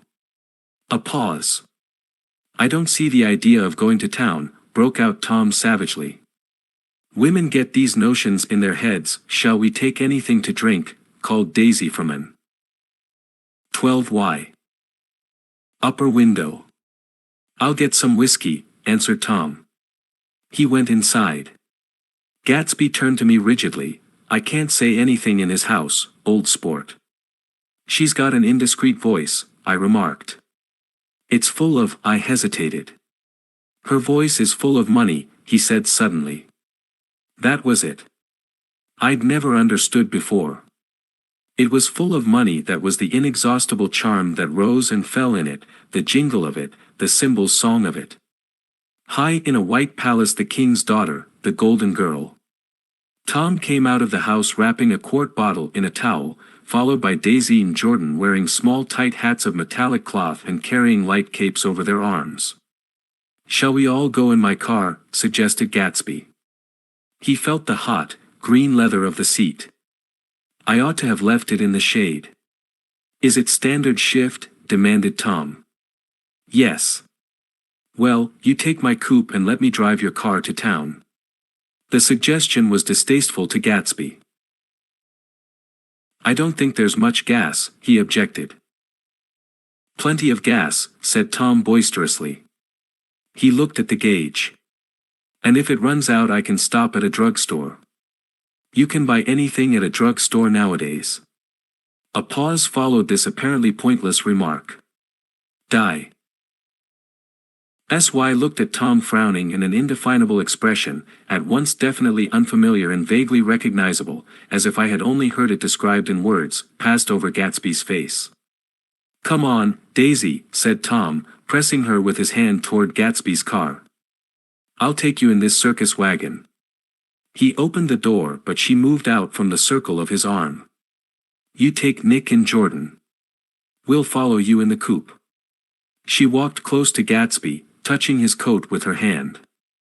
Jordan and Tom and I got into the front seat of Gatsby's car. Tom pushed the unfamiliar gears tentatively and we shot off into the oppressive heat, leaving them out of sight behind. Did you see that? Demanded Tom. See what? He looked at me keenly, realizing that Jordan and I must have known all along. You think I'm pretty dumb, don't you? He suggested. Perhaps I am, but I have almost a second sight, sometimes, that tells me what to do. Maybe you don't believe that, but science. He paused. The immediate contingency overtook him. Pulled him back from the edge of the theoretical abyss. I've made a small investigation of this fellow, he continued. I could have gone deeper if I'd known. Do you mean you've been to a medium? Inquired Jordan humorously. What? Confused, he stared at us as we laughed. A medium? About Gatsby. About Gatsby. No, I haven't. I said I'd been making a small investigation of his past. And you found he was an Oxford man, said Jordan helpfully. An Oxford man. He was incredulous. Like hell he is. He wears a pink suit. Nevertheless he's an Oxford man. Oxford, New Mexico, snorted Tom contemptuously, or something like that. Listen, Tom. If you're such a snob, why did you invite him to lunch? Demanded Jordan crossly. Daisy invited him. She knew him before we were read God knows where. We were all irritable now with the fading ale and, aware of it, we drove for a while in silence. Then as Dr. T.J. Eckelberg's faded eyes came into sight down the road. I remembered Gatsby's caution about gasoline. "We've got enough to get us to town," said Tom. "But there's a garage right here," objected Jordan. "I don't want to get stalled in this baking heat."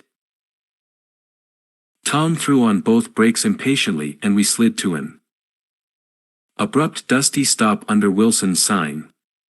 After a moment the proprietor emerged from the interior of his establishment and gazed hollow-eyed at the car. "Let's have some gas," cried Tom roughly. "What do you think we stopped for to admire the view?" "I'm sick," said Wilson without moving. "I've been sick all day." "What's the matter?" "I'm all run down." "Well, shall I help myself?" Tom demanded.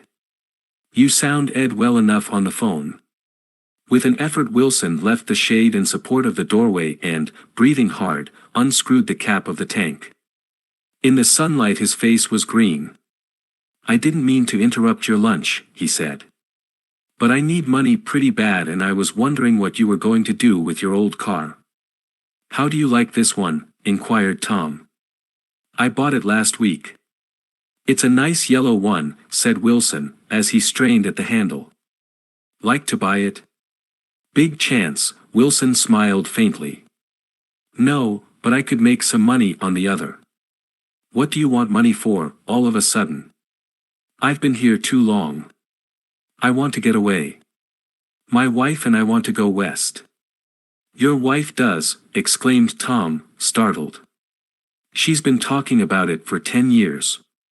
He rested for a moment against the pump, shading his eyes. "And now?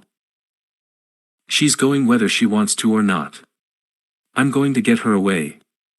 The coupe flashed by us with a flurry of dust and the flash of a waving hand. "What do I owe you?" demanded Tom harshly.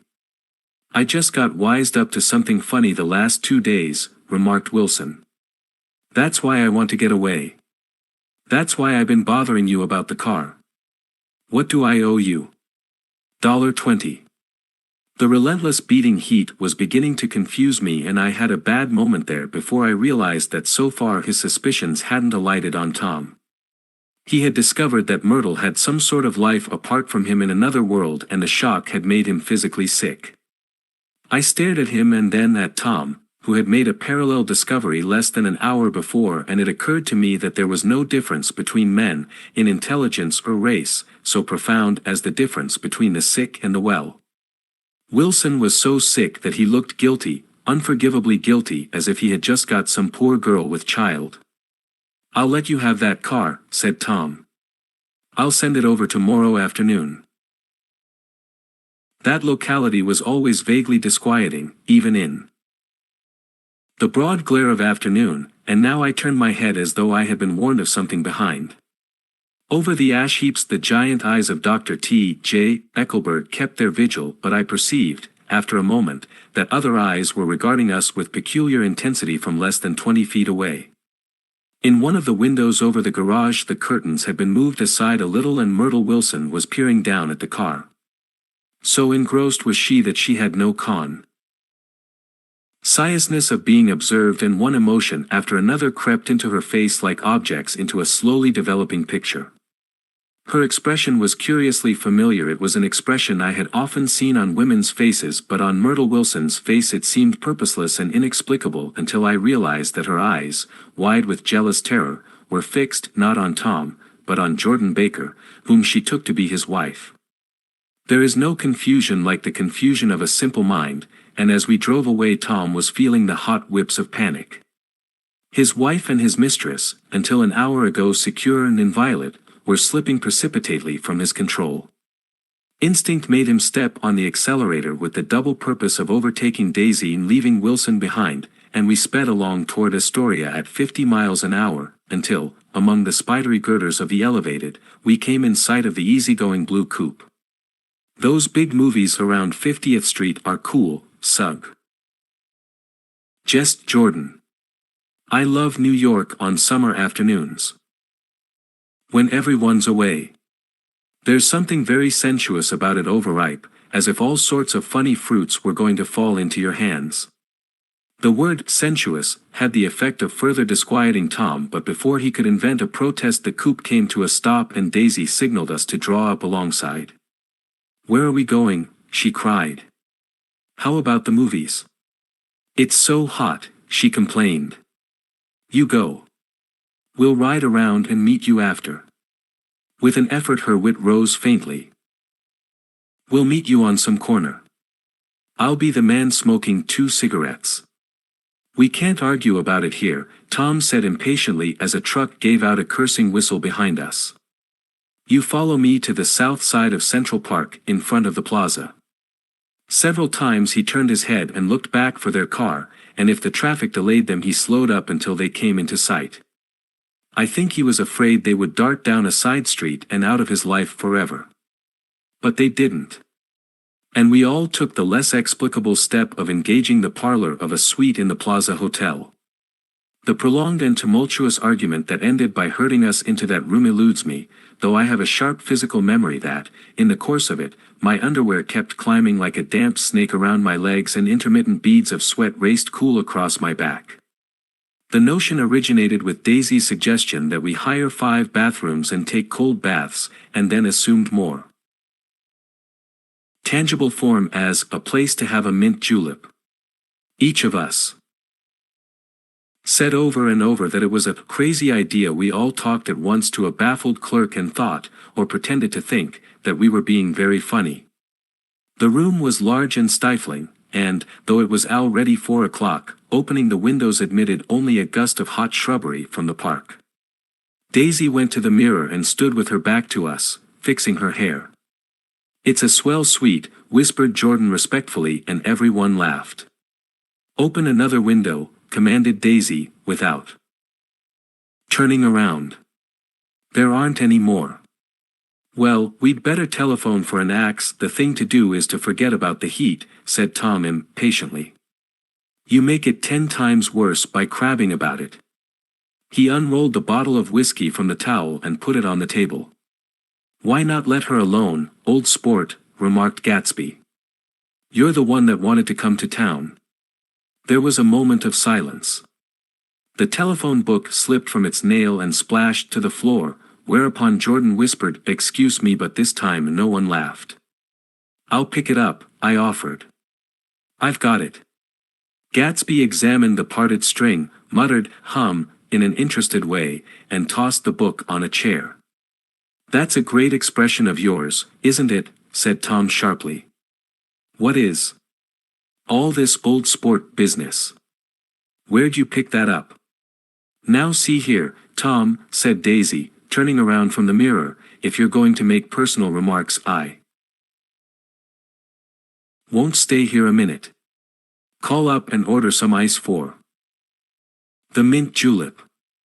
As Tom took up the receiver the compressed heat exploded into sound and we were listening to the portentous chords of Mendelssohn's Wedding March from the ballroom below. "Imagine marrying anybody in this heat," cried Jordan dismally. "Still, I was married in the middle of June," Daisy remembered, "Louisville in June." Somebody fainted. "Who was it fainted, Tom?" "Biloxi," he answered shortly. "A man named Biloxi. Blocks Biloxi, and he made boxes, that's a fact, and he was from Biloxi, Tennessee. They carried him into my house," appended Jordan, "because we lived just 2 doors from the church. And he stayed 3 weeks, until Daddy told him he had to get out. The day after he left Daddy died." After a moment she added, as if she might have sounded irreverent, "There wasn't any connection." "I used to know a Bill Biloxi from Memphis," I remarked. "That was his cousin. I knew his whole family history before he left. He gave me an aluminum putter that I use today." The music had died down as the ceremony began and now a long cheer floated in at the window, followed by intermittent cries of "yeah," and finally by a burst of jazz as the dancing began. "We're getting old," said Daisy. "If we were young we'd rise and dance." "Remember Biloxi," Jordan warned her. "Where'd you know him, Tom?" "Biloxi." He concentrated with an effort. "I didn't know." Him. He was a friend of Daisy's.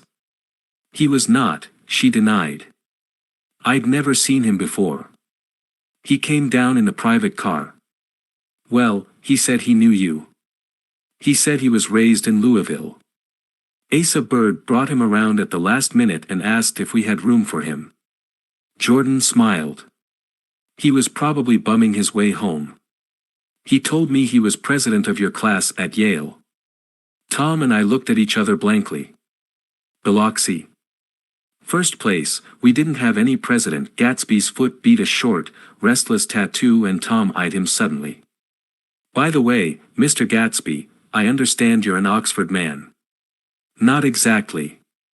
Oh, yes, I understand you went to Oxford. Yes, I went there. A pause.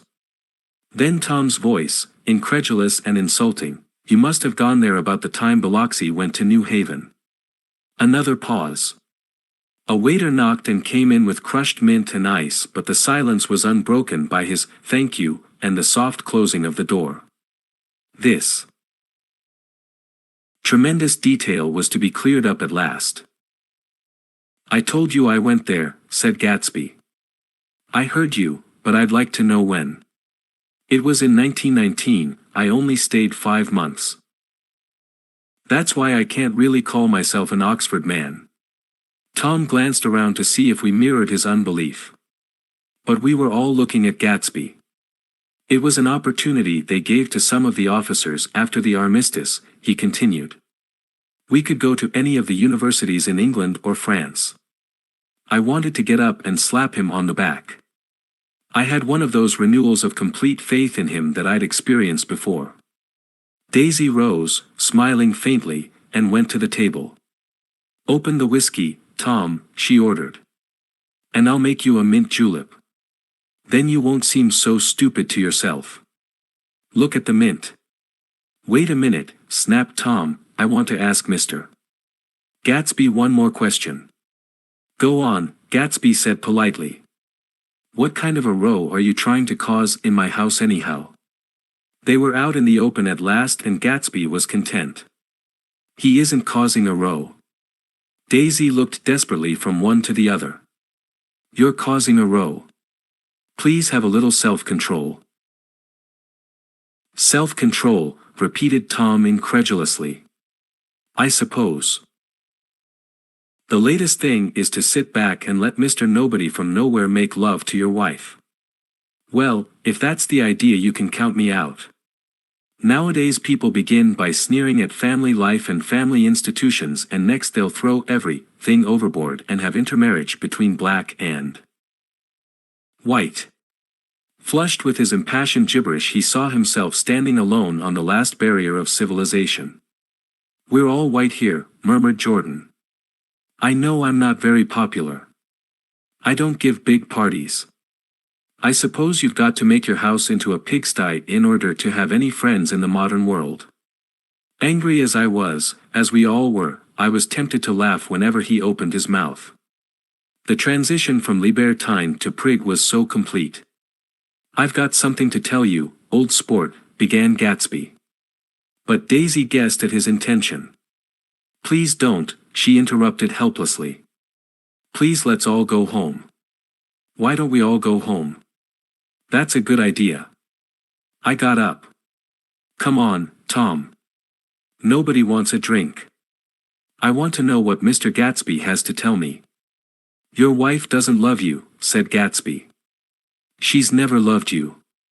She loves me. You must be crazy, exclaimed Tom automatically.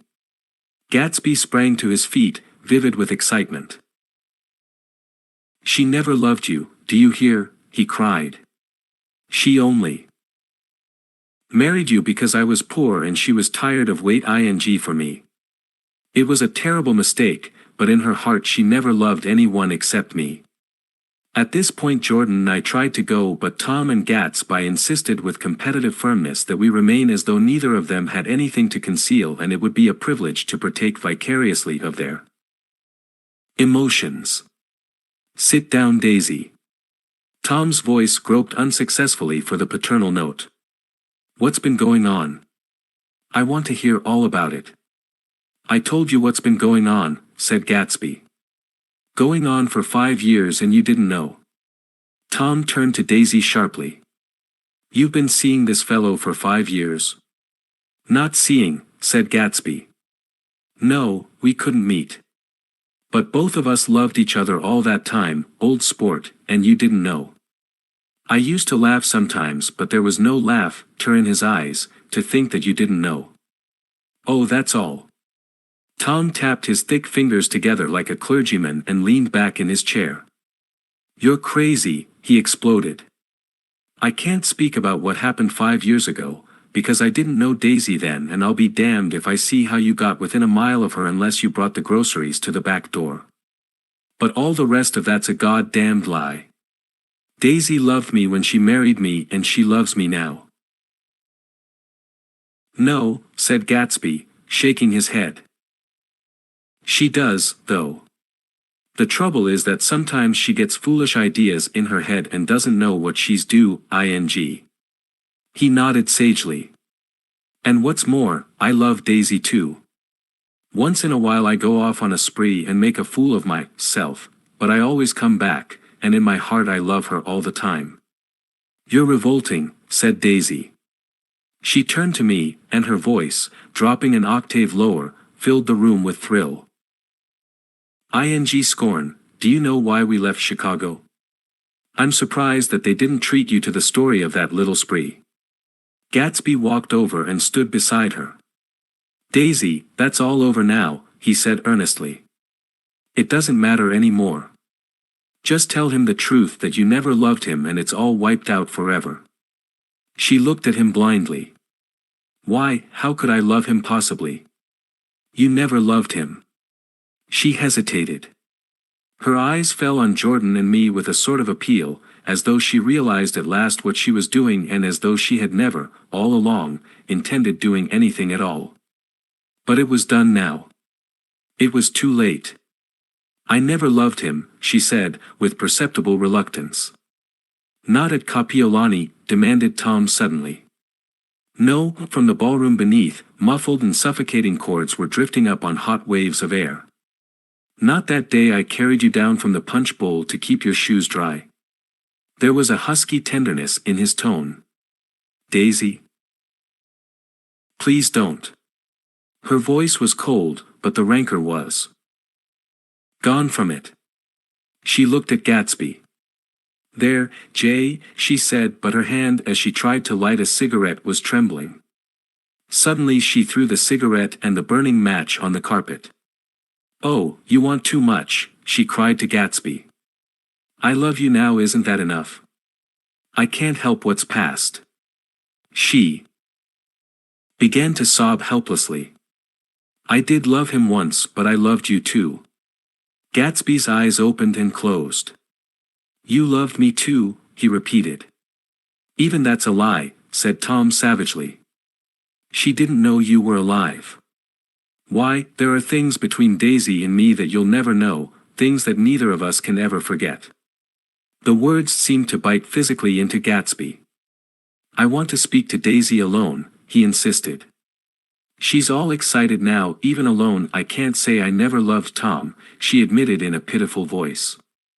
It wouldn't be true. Of course it wouldn't, agreed Tom. She turned to her husband. As if it mattered to you, she said. Of course it matters. I'm going to take better care of you from now on. You don't understand, said Gatsby, with a touch of panic. You're not going to take care of her anymore. I'm not. Tom opened his eyes wide and laughed. He could afford to control himself now. Why's that? Daisy's leaving you. Nonsense. I am, though, she said with a visible effort. She's not leaving me. Tom's words suddenly leaned down over Gatsby. Certainly not for a common swindler who'd have to steal the ring he put on her finger. I won't stand this, cried Daisy. Oh, please let's get out. Who are you, anyhow, broke out Tom. You're one of that bunch that hangs around with Meyer Wolfsheim, that much I happen to know. I've made a little investigation into your affairs and I'll carry it further tomorrow. You can suit yourself about that, old sport, said Gatsby steadily. I found out what your drugstores were. He turned to us and spoke rapidly. He and this Wolfsheim bought up a lot of side street drugstores here and in Chicago and sold grain alcohol over the counter. That's one of his little stunts. I picked him for a bootlegger the first time I saw him and I wasn't far wrong. What about it? Said Gatsby politely. I guess your friend Walter Chase wasn't too proud to come in on it.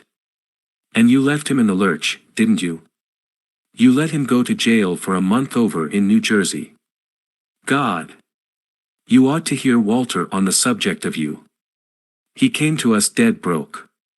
He was very glad to pick up some money, old sport. Don't you call me old sport, cried Tom. Gatsby said. Nothing. Walter could have you up on the betting laws too. But Wolfsheim scared him into shutting his mouth. That unfamiliar yet recognizable look was back again in Gatsby's face. That drugstore business was just small change, continued Tom slowly, but you've got something on now that Walter's afraid to tell me about. I glanced at Daisy, who was staring terrified between Gatsby and her husband, and at Jordan, who had begun to balance an invisible but absorbing object on the tip of her chin. Then I turned back to Gatsby and was startled at his expression. He looked, and this is said in all contempt for the babbled slander of his Gardenias, if he had killed a man. For a moment the set of his face could be described in just that fantastic way. It passed, and he began to talk excitedly to Daisy, deny everything, defending his name against accusations that had not been made. But with every word she was drawing further and further into herself, so he gave that up, and only the dead dream fought on as the afternoon slipped away, trying to touch what was no longer tangible, struggling unhappily, undespairingly, toward that lost voice across the room. The voice begged again to go. Please, Tom. I can't stand this any more. Her frightened eyes told that whatever intentions, whatever courage she had had, were definitely gone. You two start on home, Daisy, said Tom. In Mr. Gatsby's car. She looked at Tom, alarmed now, but he insisted with magnanimous scorn. Go on. He won't annoy you. I think he realizes that his presumptuous little flirtation is over. They were gone, without a word, snapped out, made accidental, isolated, like ghosts even from our pity. After a moment Tom got up and began wrapping the unopened bottle of whiskey in the towel. Want any of this stuff? Jordan. Nick? I didn't answer. Nick? He asked again. What? Want any? No. I just remembered that today's my birthday. I was 30.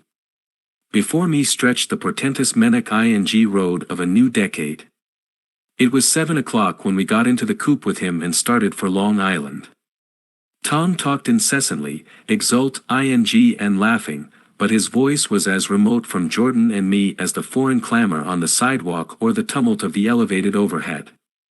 Human sympathy has its limits, and we were content to let all their tragic arguments fade with the city lights behind. 30, the promise of a decade of loneliness, a thinning list of single men to know, a thinning briefcase of enthusiasm, thinning hair. But there was Jordan beside me who, unlike Daisy, was too wise ever to carry well-forgotten dreams from age to age. As we passed over the dark bridge her wan face fell lazily against my coat's shoulder, and the formidable stroke of 30 died away with the reassuring pressure of her hand. So we drove on toward death through the cooling tree light. The young Greek, Michaelis, who ran the coffee joint beside the ash heaps, was the principal witness at the inquest. He had slept through the heat until after 5, when he strolled over to the garage and found George Wilson sick in his office, really sick, pale as his own pale hair and shaking all over. Michaelis advised him to go to bed, but Wilson refused, saying that he'd miss a lot of business if he did. While his neighbor was trying to persuade him, a violent racket broke out overhead. "I've got my wife locked in up there," explained Wilson calmly. "She's going to stay there till the day after tomorrow and then we're going to move away." Michaelis was astonished. They had been neighbors for 4 years and Wilson had never seemed faintly capable of such a statement. Generally he was one of these worn-out men. When he wasn't working he sat on a chair in the doorway and stared at the people and the cars that passed along the road. When anyone spoke to him he invariably laughed in an agreeable, colorless way. He was his wife's man and not his own. So naturally Michaelis tried to find out what had happened, but Wilson wouldn't say a word. Instead he began to throw curious, suspicious glances at his visitor and ask him what he'd been doing at certain times on certain days. Just as the latter was getting uneasy some workmen came past. The door bound for his restaurant and Michaelis took the opportunity to get away, intending to come back later. But he didn't. He supposed he forgot to, that's all. When he came outside again a little after 7 he was reminded of the conversation because he heard Mrs. Wilson's voice, loud and scolding, downstairs in the garage. "Beat me," he heard her cry. "Throw me down and beat me, you dirty little coward." A moment later she rushed out into the dusk, waving her hands and shouting. Before he could move from his door the business was over. The death car, as the newspapers called it, didn't stop. It came out of the gathering darkness, wavered tragically for a moment and then disappeared around the next bend. Michaelis wasn't even sure of its color. He told the first policeman that it was light green. The other car, the one going toward New York, came to rest 100 yards beyond, and its driver hurried back to where Myrtle Wilson, her life violently extinguished, knelt in the road and mingled her thick, dark blood with the dust. Michaelis and this man reached her first, but when they had torn open her shirtwaist still damp with perspiration, they saw that her left breast was swinging loose like a flap and there was no need to listen for the heart beneath. The mouth was wide open and ripped at the corners as though she had choked a little in giving up the tremendous vitality she had stored so long. We saw the 3 or 4 automobiles and the crowd when we were still some distance away. "Wreck," said Tom. "That's good. Wilson LL have a little business at last." He slowed down, but still without any intention of stopping until, as we came nearer, the hushed intent faces of the people at the garage door made him automatically put on the brakes. "We'll take a look," he said doubtfully, "just a look." I became aware now of a hollow, wailing sound which issued incessantly from the garage, a sound which as we got out of the coupe and walked toward the door resolved itself into the words, "Oh, my God," uttered over and over. In a gasping moan. "There's some bad trouble here," said Tom excitedly. He reached up on tiptoes and peered over a circle of heads into the garage which was lit only by a yellow light in a swinging wire basket overhead. Then he made a harsh sound in his throat and with a violent thrusting movement of his powerful arms pushed his way through. The circle closed up again with a running murmur of expostulation. It was a minute before I could see anything at all. Then new arrivals disarranged the line and Jordan and I were pushed suddenly inside. Myrtle Wilson's body wrapped in a blanket and then in another blanket as though she suffered from a chill in the hot night lay on a work table by the wall and Tom, with his back to us, was bending over it, motionless. Next to him stood a motorcycle policeman taking down names with much sweat and correction in a little book. At first I couldn't find the source of the high, groaning words that echoed clamorously through the bare garage. Then I saw Wilson standing on the raised threshold of his office, sway back and forth and holding to the doorposts with both hands. Some man was talking to him in a low voice and attempting from time to time to lay a hand on his shoulder, but Wilson neither heard nor saw. His eyes would drop slowly from the swinging light to the laden table by the wall and then jerk back to the light again, and he gave out incessantly his high horrible call. "Oh, my God! Oh, my God! Oh, God! Oh, my God!" Presently Tom lifted his head with a jerk and after staring around the garage with glazed eyes addressed a mumbled incoherent remark to the policeman. "Mav," the policeman was saying, "Oh, no, corrected the man. Univero, listen to me," muttered Tom fiercely. Said the policeman. "Oh, gee." He looked up as Tom's broad hand fell sharply on his shoulder. "What you want, fella? What happened? That's what I want to know." "Auto hit her. Instantly killed." "Instantly killed," repeated Tom, staring. "She ran out Ina Road. Son of a bitch, didn't even stop us car." "There was 2 cars," said Michaelis, "one comin', one goin', see?" "Going where?" asked the policeman keenly. "One goin' each way." "Well, his hand rose toward the blankets but stopped halfway and fell to his side. "She ran out there and the one comin' from New York knocked right into her goin' 30 or 40 miles an hour." "What's the name of this place here?" demanded the officer. "Hasn't got any name." A pale, well-dressed Negro stepped near. "It was a yellow car," he said, "big yellow car. New." "See the accident?" asked the policeman. "No, but the car passed me down the road, going faster n 40. Going 50, 60. Come here and let's have your name." "Look out now. I want to get his name." Some words of this conversation must have reached Wilson swaying in the office door, for suddenly a new theme found voice among his gasping cries. "You don't have to tell me what kind of car it was. I know what kind of car it was." Watching Tom, I saw the wad of muscle back of his shoulder tighten under his coat. He walked quickly over to Wilson and standing in front of him seized him firmly by the upper arms. "You've got to pull yourself together," he said with soothing gruffness. Wilson's eyes fell upon Tom. He started up on his tiptoes and then would have collapsed to his knees had not Tom held him upright. "Listen," said Tom, shaking him a little. "I just got here a minute ago, from New York. I was bringing you that coupe we've been talking about.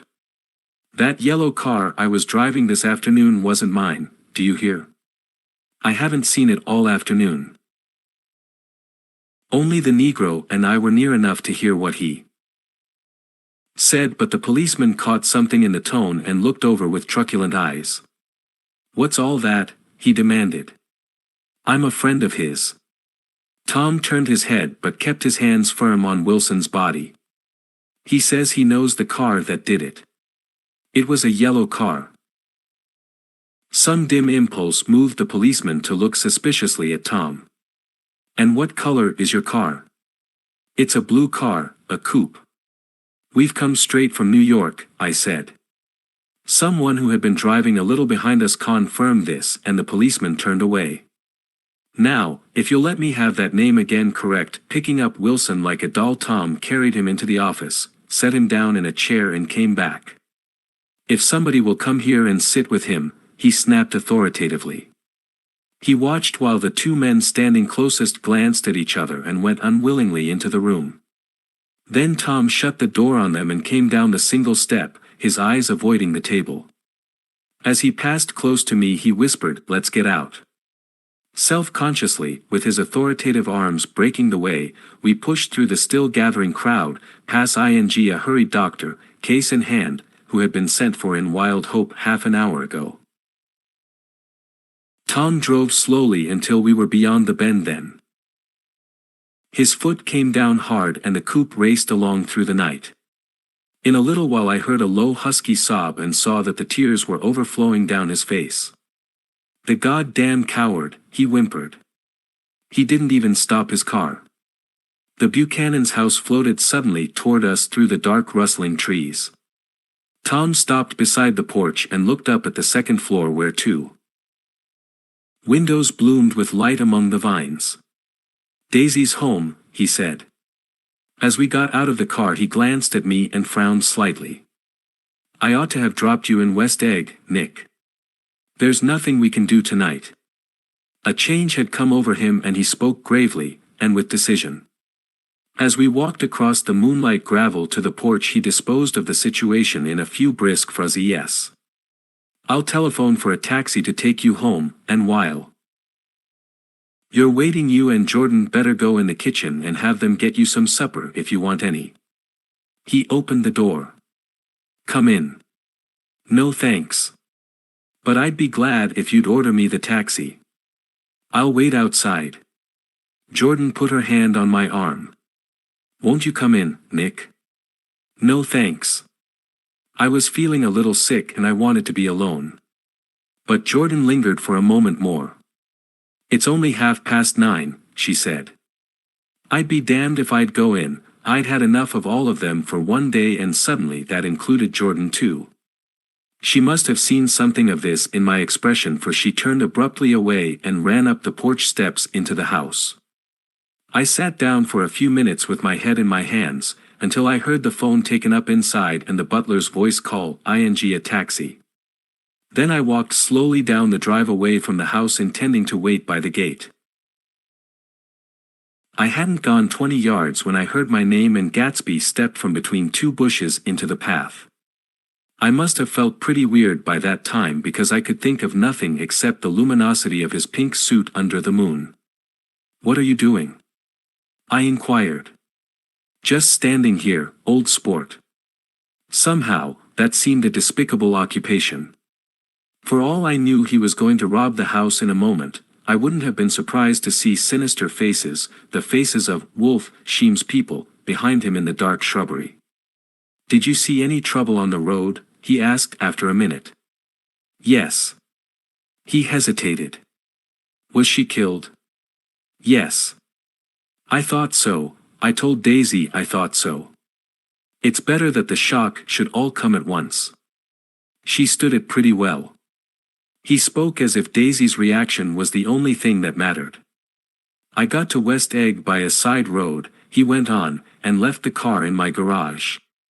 I don't think anybody saw us, but of course I can't be sure." I disliked him so much by this time that I didn't find it necessary to tell him he was wrong. "Who was the woman?" he inquired. "Her name was Wilson."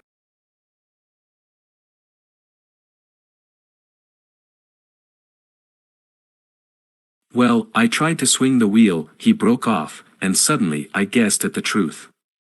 "Was Daisy driving?" "Yes," he said after a moment, "but of course I'll say I was. You see, when we left New York she was very nervous and she thought it would steady her to drive, and this woman rushed out at us just as we were passing a car coming the other way. It all happened in a minute, but it seemed to me that she wanted to speak to us, thought we were somebody she knew. Well, first Daisy turned away from the woman toward the other car, and then she lost her nerve and turned back. The second my hand reached the wheel I felt the shock. It must have killed her instantly. It ripped her open. Don't tell me, old sport." He winced. "Anyhow, Daisy stepped on it. I tried to make her stop, but she couldn't, so I pulled on the emergency brake. Then she fell over into my lap and I drove on. She'll be all right tomorrow," he said presently. "I'm just going to wait here and see if he tries to bother her about that unpleasantness this afternoon. She's locked herself into her room, and if he tries any brutality she's going to turn the light out and on again." "He won't touch her," I said. "He's not thinking about her." "I don't trust him, old sport."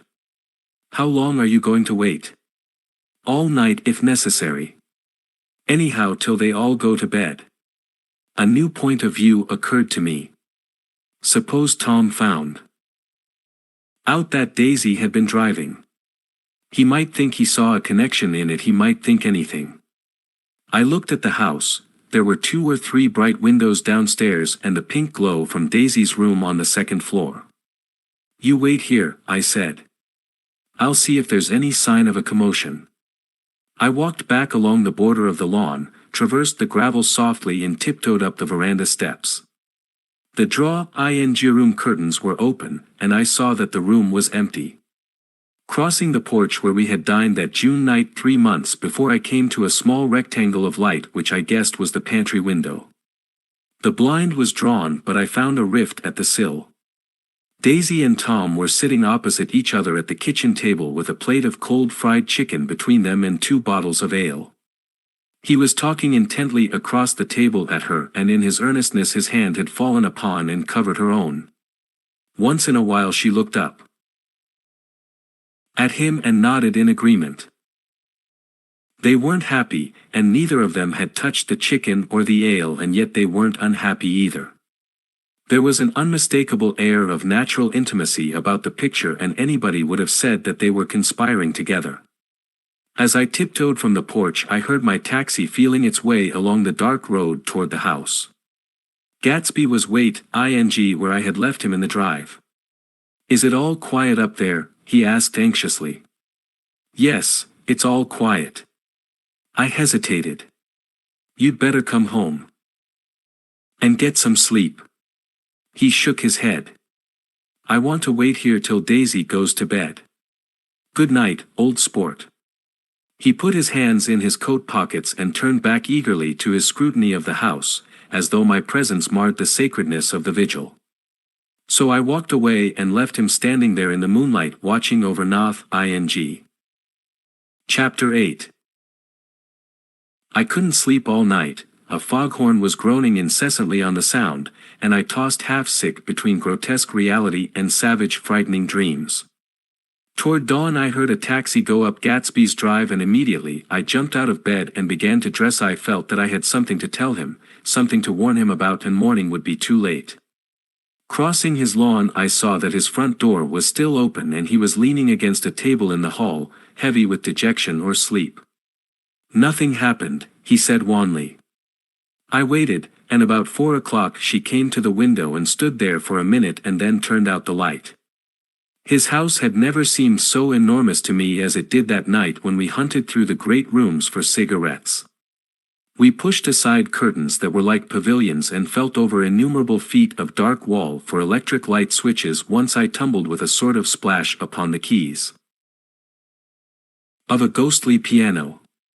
There was an inexplicable amount of dust everywhere, and the rooms were musty as though they hadn't been aired for many days.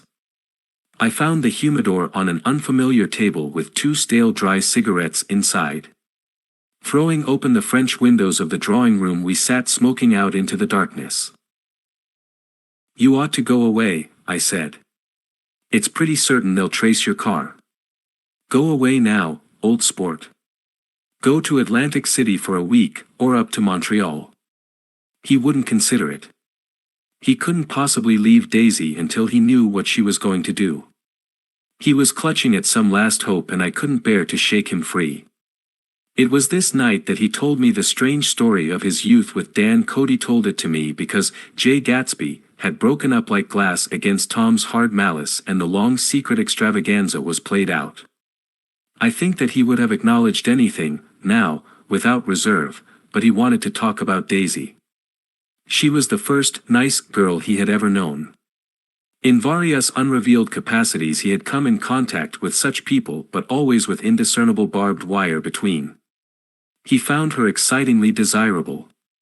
He went to her house, at first with other officers from Camp Taylor, then alone. It amazed him. He had never been in such a beautiful house before. But what gave it an air of breathless intensity was that Daisy lived there. It was as casual a thing to her as his tent out at camp was to him. There was a ripe mystery about it, a hint of bedrooms upstairs more beautiful and cool than other bedrooms, of gay and radiant activities taking place through its corridors, and of romances that were not musty and laid away already in lavender but fresh and breathing and redolent of this year's shining motor cars, and of dank whose flowers were scarcely withered. It excited him too that many men had already loved Daisy. It increased her value in his eyes. He felt their presence all about the house, pervading the air with the shades and echoes of still vibrant emotions. But he knew that he was in Daisy's house by a colossal accident. However glorious might be his future as Jay Gatsby, he was at present a penniless young man without a past, and at any moment the invisible cloak of his uniform might slip from his shoulders. So he made the most of his time. He took what he could get, ravenously and unscrupulously. Eventually he took Daisy one still October night, took her because he had no real right to touch her hand. He might have despised himself, for he had certainly taken her under false pretenses.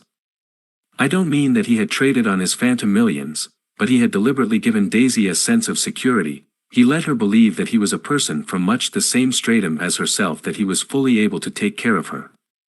As a matter of fact, he had no such facilities. He had no comfortable family standing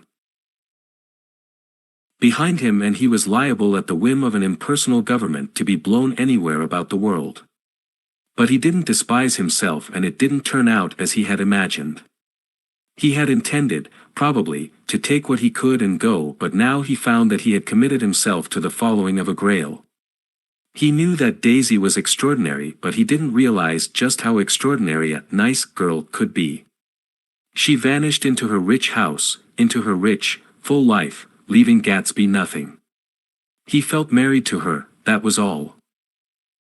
When they met again 2 days later, it was Gatsby who was breathless, who was somehow betrayed. Her porch was bright with the bought luxury of starshine. The wicker of the settee squeaked fashionably as she turned toward him, and he kissed her curious and lovely mouth. She had caught a cold, and it made her voice huskier and more charming than ever, and Gatsby was overwhelmingly aware of the youth and mystery that wealth imprisons and preserves, of the freshness of many clothes, and of Daisy, gleaming like silver, safe and proud above the hot struggles of the poor. I can't describe to you how surprised I was to find out I loved her, old sport. I even hoped for a while that she'd throw me over, but she didn't, because she was in love with me too.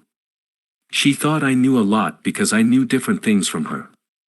Well, there I was, way off my ambitions, getting deeper in love every minute, and all of a sudden I didn't care. What was the use of doing great things if I could have a better time telling her what I was going to do? On the last afternoon before he went abroad, he sat with Daisy in his arms for a long, silent time.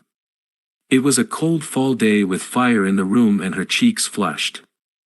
Now and then she moved, and he changed his arm a little, and once he kissed her dark shining hair. The afternoon had made them tranquil for a while, as if to give them a deep memory for the long parting the next day promised. They had never been closer in their month of love, nor communicated more profoundly one with another than when she brushed silent lips against his coat's shoulder, or when he touched the end of her fingers, gently, as though she were asleep. He did extraordinarily well in the war. He was a captain before he went to the front, and following the Argonne battles he got his majority and the command of the divisional machine guns.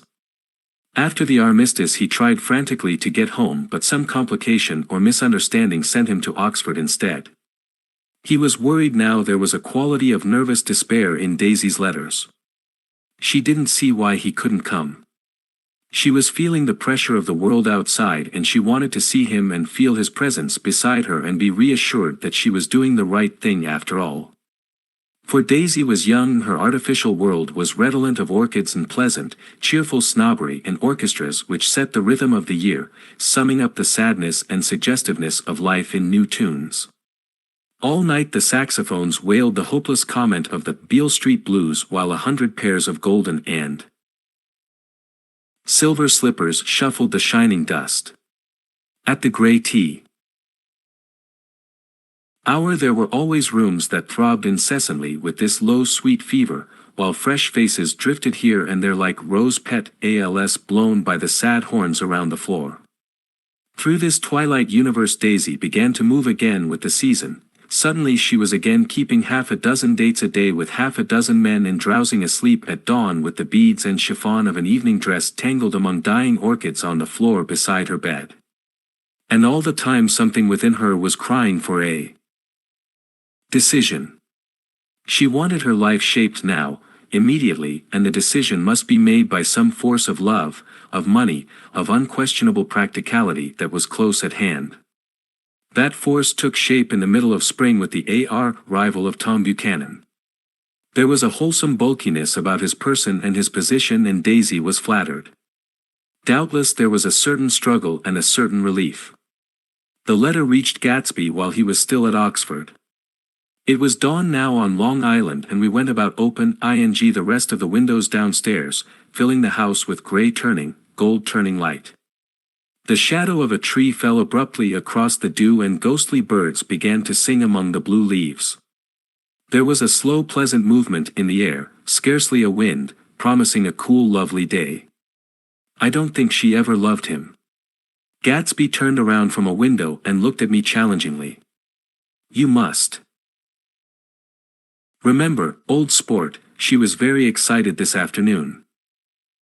He told her those things in a way that frightened her, that made it look as if I was some kind of cheap sharper. And the result was she hardly knew what she was saying. He sat down gloomily.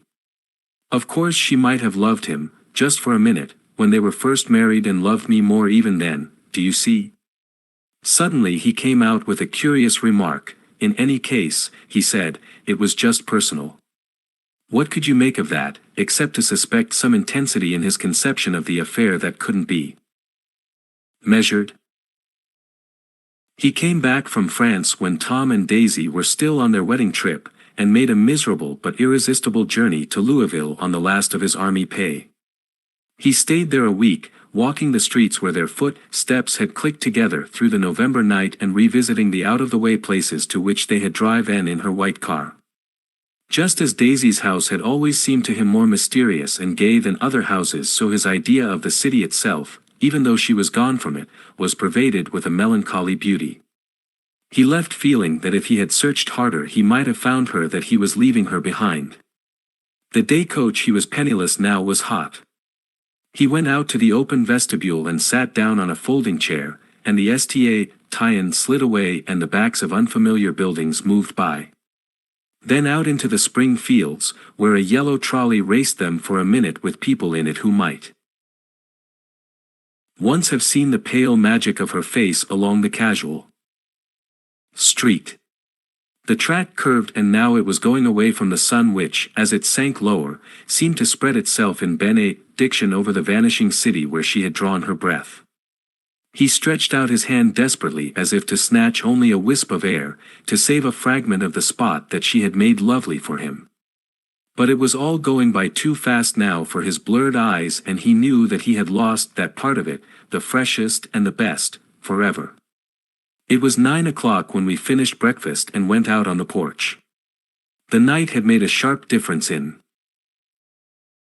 the weather, and there was an autumn flavor in the air. The gardener, the last one of Gatsby's former servants, came to the foot of the steps. I'm going to drain the pool today, Mr. Gatsby. Leaves start falling pretty soon, and then there's always trouble with the pipes. Don't do it today, Gatsby answered. He turned to me apologetically. You know, old sport, I've never used that pool all summer. I looked at my watch and stood up. 12 minutes to my train. I didn't want to go to the city. I wasn't worth a decent stroke of work, but it was more than that. I didn't want to leave Gatsby. I missed that train, and then another, before I could get myself away. I'll call you up, I said finally. Do, old sport. I'll call you about noon. We walked slowly down the steps. I suppose Daisy will call too. He looked at me anxiously, as if he hoped I'd corroborate this. I suppose so. Well, goodbye. We shook hands and I started away. Just before I reached the hedge I remembered something and turned around. They're a rotten crowd, I shouted across the lawn. You're worth the whole damn bunch put together. I've always been glad I said that.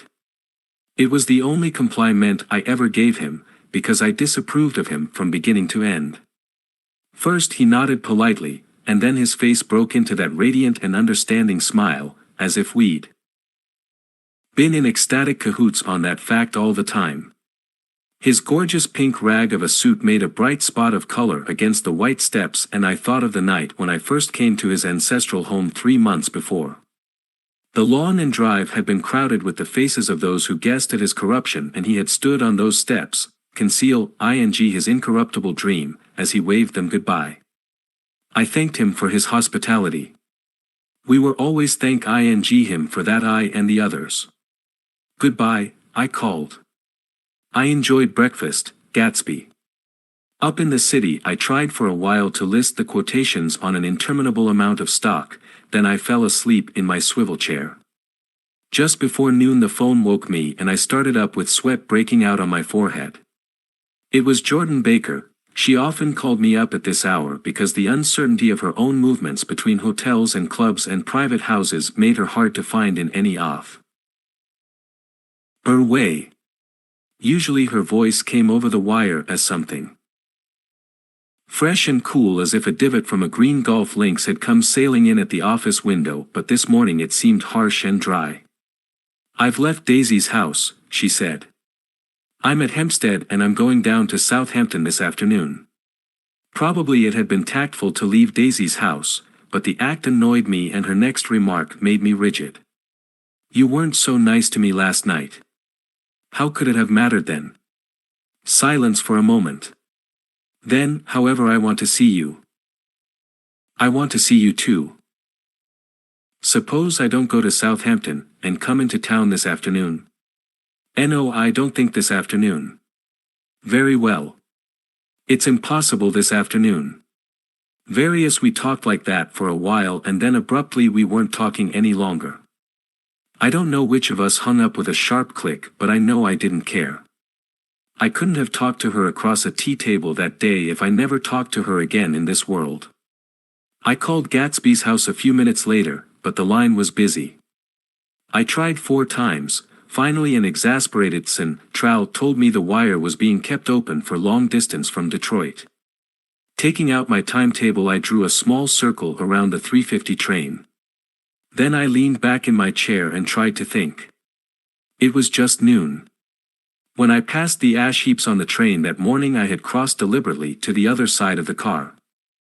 I supposed there'd be a curious crowd around there all day with little boys searching for dark spots in the dust and some garrulous man telling over and over what had happened until it became less and less real even to him and he could tell it no longer, and Myrtle Wilson's tragic achievement was forgotten. Now I want to go back a little and tell what happened at the garage after we left there the night before.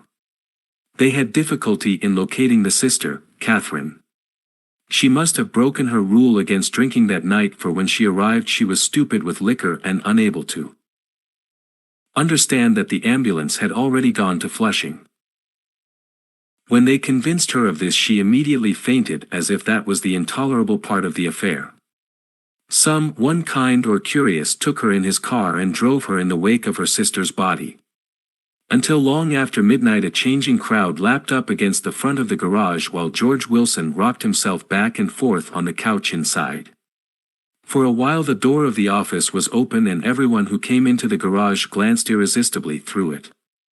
Finally someone said it was a shame and closed the door. Michaelis and several other men were with him, first 4 or 5 men, later 2 or 3 men. Still later Michaelis had to ask the last stranger to wait there 15 minutes longer while he went back to his own place and made a pot of coffee. After that he stayed there alone with Wilson until dawn. About 3 o'clock the quality of Wilson's incoherent muttering changed. He grew quieter and began to talk about the yellow car. He announced that he had a way of finding out whom the yellow car belonged to, and then he blurted out that a couple of months ago his wife had come from the city with her face bruised and her nose swollen. But when he heard himself say this, he flinched and began to cry, "Oh, my God," again in his groaning voice. Michaelis made a clumsy attempt to distract him. "How long have you been married, George? Come on there, try and sit still a minute and answer my question. How long have you been married?" 12 years. Ever had any children? Come on, George, sit still. I asked you a question. Did you ever have any children? The hard brown beetles kept thudding against the dull light, and whenever Michaelis heard a car go tearing along the road outside it sounded to him like the car that hadn't stopped a few hours before. He didn't like to go into the garage because the workbench was stained where the body had been lying, so he moved uncomfortably around the office. He knew every object in it before morning and from time to time sat down beside Wilson trying to keep him more quiet. "Have you got a church you go to sometimes, George? Maybe even if you haven't been there for a long time. Maybe I could call up the church and get a priest to come over and he could talk to you, see? Don't belong to any. You ought to have a church, George, for times like this. You must have gone to church once. Didn't you get married in a church? Listen, George, listen to me. Didn't you get married in a church? That was a long time ago. The effort of answering broke the rhythm of his rocking. For a moment he was silent. Then the same half-knowing, half-bewildered look came back into his faded eyes. Look in the drawer there, he said, pointing at the desk. Which drawer? That drawer, that one. Michaelis opened the drawer nearest his hand. There was nothing in it but a small expensive dog leash made of leather and braided silver. It was apparently new. This? He inquired, holding it up. Wilson stared and nodded. I found it yesterday afternoon. She tried to tell me about it, but I knew it was something funny. You mean your wife bought it? She had it wrapped in tissue paper on her bureau. Michaelis didn't see anything odd in that, and he gave Wilson a dozen reasons why his wife might have bought the dog leash. But conceivably Wilson had heard some of these same explanations before, from Myrtle, because he began saying, "Oh, my God," again in a whisper. His comforter left several explanations in the air. Then he killed her, said Wilson. His mouth dropped open suddenly. Who did? I have a way of finding out. You're morbid, George, said his friend. This has been a strain to you, and you don't know what you're saying. You'd better try and sit quiet till morning. He murdered her. It was an accident, George. Wilson shook his head. His eyes narrowed and his mouth widened slightly with the ghost of a superior I know, he said definitely, I'm one of these trusting fellows and I don't think any harm to nobody, but when I get to know a thing I know it. It was the man in that car. She ran out to speak to him and he wouldn't stop. Michaelis had seen this too, but it hadn't occurred to him that there was any special significance in it. He believed that Mrs. Wilson had been running away from her husband, rather than trying to stop any particular car. How could she have been like that? She's a deep one, said Wilson, as if that answered the question. He began to rock again and Michaelis stood twisting the leash in his hand. Maybe you got some friend that I could telephone for, George. This was a forlorn hope. He was almost sure that Wilson had no friend, there was not enough of him for his wife. He was glad a little later when he noticed a change in the room, a blue quickening by the window, and realized that dawn wasn't far off. About 5 o'clock it was blue enough outside to snap off the light. Wilson's glazed eyes turned out to the ash heaps, where small gray clouds took on fantastic shape and scurried here and there in the faint dawn wind. I spoke to her, he muttered, after a long silence. I told her she might fool me, but she couldn't fool God. I took her to the window. With an effort he got up and walked to the rear window and leaned with his face pressed against it, and I said, God knows what you've been doing, everything you've been doing. You may fool me, but you can't fool God. Standing behind him, Michaelis saw with a shock that he was looking at the eyes of Dr. T.J. Eckelberg, which had just emerged pale and enormous from the dissolving night. God sees everything, repeated Wilson. That's an advertisement, Michaelis assured him. Something made him turn away from the window and look back into the room. But Wilson stood there a long time, his face close to the window pane, nodding into the twilight. By 6 o'clock Michaelis was worn out and grateful for the sound of a car stopping outside. It was one of the watchers of the night before who had promised to come back, so he cooked breakfast for 3 which he and the other man ate together. Wilson was quieter now and Michaelis went home to sleep. When he awoke 4 hours later and hurried back to the garage, Wilson was gone. His movements, he was on foot all the time, were afterward traced to Port Roosevelt and then to Gads Hill, where he bought a sandwich that he didn't eat and a cup of coffee. He must have been tired and walking slowly, for he didn't reach Gads Hill until noon.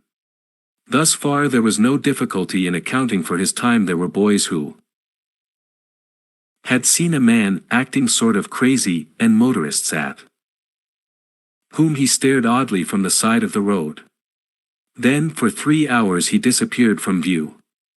The police, on the strength of what he said to Michaelis, that he had a way of finding out, supposed that he spent that time going from garage to garage thereabouts inquiring for a yellow car.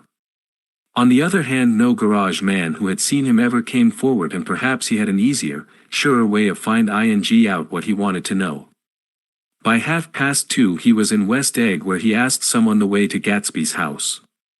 So by that time he knew Gatsby's name. At 2 o'clock Gatsby put on his bathing suit and left. Word with the butler that if any one phoned word was to be brought to him at the pool. He stopped at the garage for a pneumatic mattress that had amused his guests during the summer, and the chauffeur helped him pump it up. Then he gave instructions that the open car wasn't to be taken out under any circumstances, and this was strange because the front right fender needed repair. Gatsby shouldered the mattress and started for the pool. Once he stopped and shifted it a little, and the chauffeur asked him if he needed help, but he shook his head and in a moment disappeared among the yellowing trees. No telephone message arrived, but the butler went without his sleep and waited for it until 4 o'clock, until long after there was anyone to give it to if it came. I have an idea that Gatsby himself didn't believe it would come, and perhaps he no longer cared. If that was true, he must have felt that he had lost the old warm world, paid a high price for living too long with a single dream. He must have looked up at an unfamiliar sky through frightening leaves and shivered as he found what a grotesque thing a rose is, and how raw the sunlight was upon the scarcely created grass. A new world, material without being real, where poor ghosts, breathing dreams like air, drifted fortuitously about, like that ashen, fantastic figure gliding toward him through the amorphous trees. The chauffeur, he was one of Wolfschium's protégés, heard the shots afterward. He could only say that he hadn't thought anything much about them. I drove from the Sta tie-in directly to Gatsby's house, and my rushing anxiously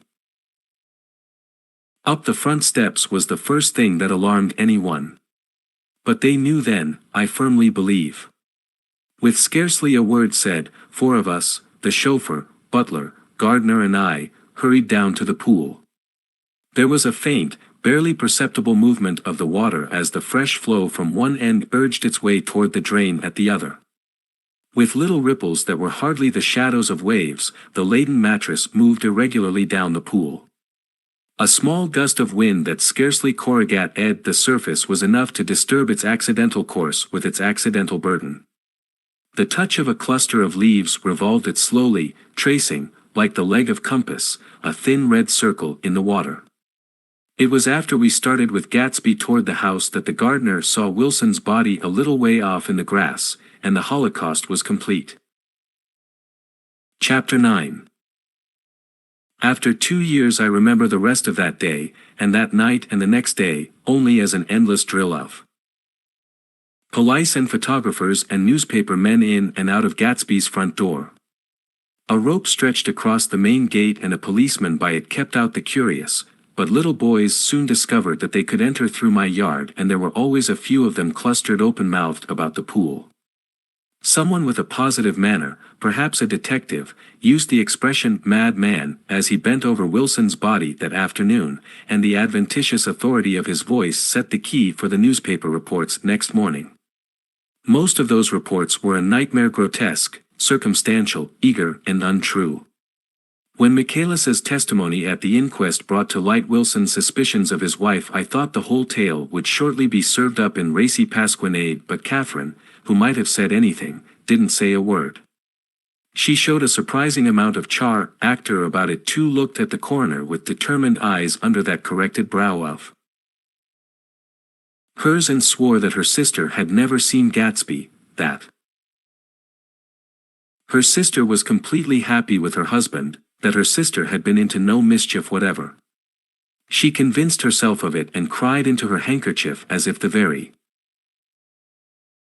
suggestion was more than she could endure. So Wilson was reduced to a man deranged by grief in order that the case might remain in its simplest form. And it rested there. But all this part of it seemed remote and unessential. I found myself on Gatsby's side, and alone.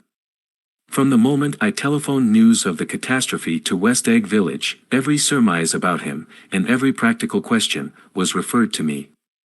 At first I was surprised and confused, then, as he lay in his house and didn't move or breathe or speak hour upon hour, it grew upon me that I was responsible, because no one else was interested, I mean, with that intense personal interest to which everyone has some vague right at the end. I called up Daisy half an hour after we found him, called her instinctively and without hesitation. But she and Tom had gone away early that afternoon, and taken baggage with them. Left no address. No, say when they'd be back. No. Any idea where they are? How I could reach them? I don't know.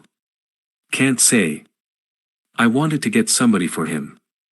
I wanted to go into the room where he lay and reassure him, I'll get somebody for you, Gatsby. Don't worry. Just trust me and I'll get some body for you. Meyer Wolfshiem's name wasn't in the phone book. The butler gave me his office address on Broadway and I called. Information, but by the time I had the number it was long after 5 and no one answered the phone. Will you ring again? I've rung them 3 times. It's very important. Sorry. I'm afraid no one's there. I went back to the drawing room and thought for an instant that they were chance visitors, all these official people who suddenly filled it. But as they drew back the sheet and looked at Gatsby with unmoved eyes, his protest continued in my brain. Look here, old sport, you've got to get somebody for me. You've got to try hard. I can't go through this alone. Someone started to ask me questions but I broke away and going upstairs looked hastily through the unlocked parts of his desk. He'd never told me definitely that his parents were dead. But there was nothing, only the picture of Dan Cody, a token of forgotten violence staring down from the wall. Next morning I sent the butler to New York with a letter to Wolfshiem which asked for information and urged him to come out on the next train. That request seemed superfluous when I wrote it. I was sure he'd start when he saw the newspapers, just as I was sure there'd be a wire from Daisy before noon, but neither a wire nor Mr. Wolfshiem arrived. No one arrived except more police and photographers and newspaper men. When the butler brought back Wolfshiem's answer I began to have a feeling of defiance, of scornful solidarity between Gatsby and me against them all. Dear Mr. Carraway, this has been one of the most terrible shocks of my life to me. I hardly can believe it that it is true at all. Such a mad act as that man did should make us all think. I cannot come down now as I am tied up in some very important business and cannot get mixed up in this thing now. If there is anything I can do a little later let me know in a letter by Edgar. I hardly know where I am when I hear about a thing like this and am completely knocked down and out. Yours truly Meyer Wolfshiem, and then hasty addenda beneath. Let me know about the funeral etc. Do not know his family at all. When the phone rang that afternoon and long distance said Chicago was calling I thought this would be Daisy at last. But the connection came through as a man's voice, very thin and far away. This is Slagle speaking, yes. The name was unfamiliar. Hell of a note, isn't it? Get my wire. There haven't been any wires. Young Park's in trouble, he said rapidly. They picked him up when he handed the bonds over the counter. They got a circular from New York giving them the numbers just 5 minutes before. What you know about that, hey? You never can tell in these hick towns. Hello. I interrupted breathlessly. Look here, this isn't Mr. Gatsby. Mr. Gatsby's dead. There was a long silence on the other end of the wire, followed by an exclamation, then a quick squawk as the connection was broken. I think it was on the 3rd day that a telegram signed Henry C. Gats arrived from a town in Minnesota. It said only that the sender was leaving immediately and to postpone the funeral until he came.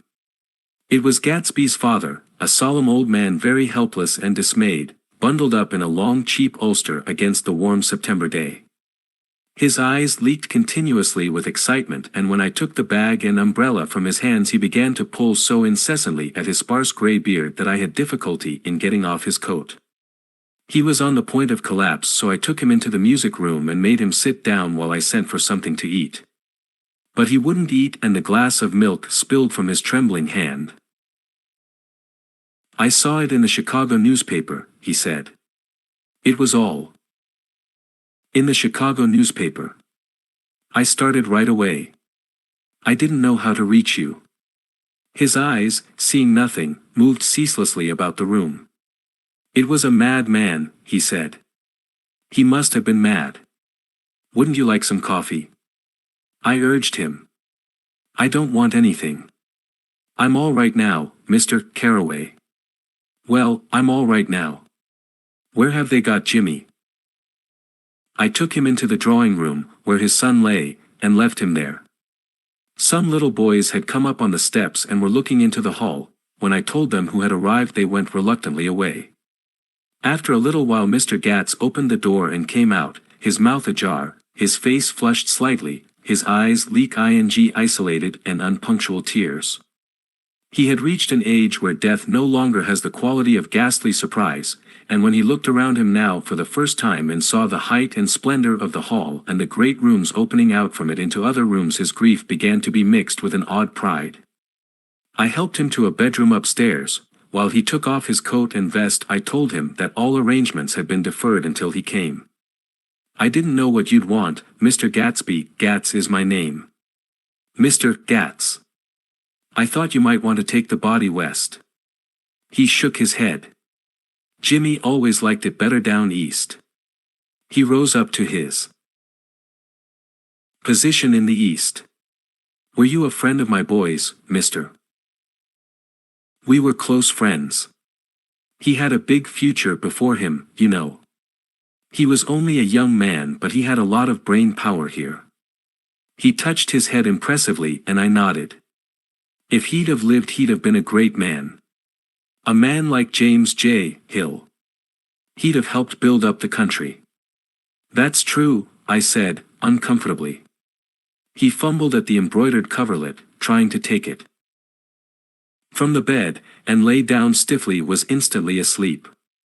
That night an obviously frightened person called up and demanded to know who I was before he would give his name.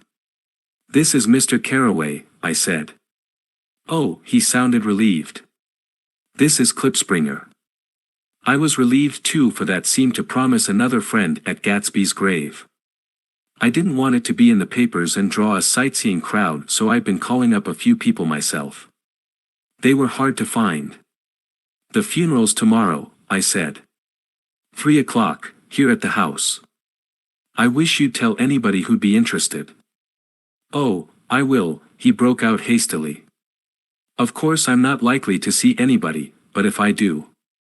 His tone made me suspicious. "Of course you'll be there yourself."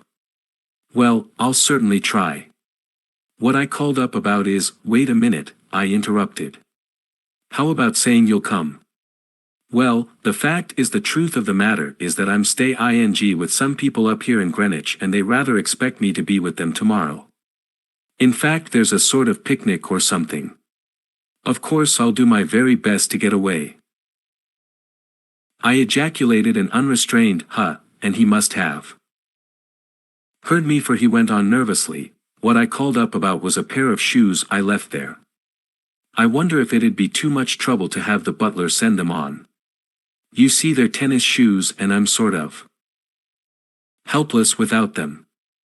My address is care of B.F. I didn't hear the rest of the name because I hung up the receiver. After that I felt a certain shame for Gatsby. One gentleman to whom I telephoned implied that he had got what he deserved. However, that was my fault, for he was one of those who used to sneer most bitterly at Gatsby on the cool age of Gatsby's liquor, and I should have known better than to call him. The morning of the funeral I went up to New York to see Meyer Wolfsheim. I couldn't seem to reach him any other way. The door that I pushed open on the advice of an elevator boy was marked the Swastika Holding Company, and at first there didn't seem to be anyone inside. But when I'd shouted, "Hello," several times in vain, an argument broke out behind a partition, and presently a lovely Jewess appeared at an interior door and scrutinized me with black hostile eyes. "Nobody's in," she said. "Mr. Wolfshiam's gone to Chica, go." The first part of this was obviously untrue, for someone had begun to whistle The Rosary, tunelessly, inside. "Please say that Mr. Carraway wants to see him. I can't get him back from Chicago, can I?" At this moment a voice, unmistakably Wolfshiam's, called "Stella," from the other side of the door. "Leave your name on the desk," she said quickly. "I'll give it to him when he gets back. But I know he's there." She took a step toward me and began to slide her hands indignantly up and down her hips. "You young men think you can force your way in here any time," she scolded. "We're getting sick and tired of it. When I say he's in Chicago, he's in Chicago. I mentioned Gatsby." "Oh." She looked at me over again. "Will you just what was your name?"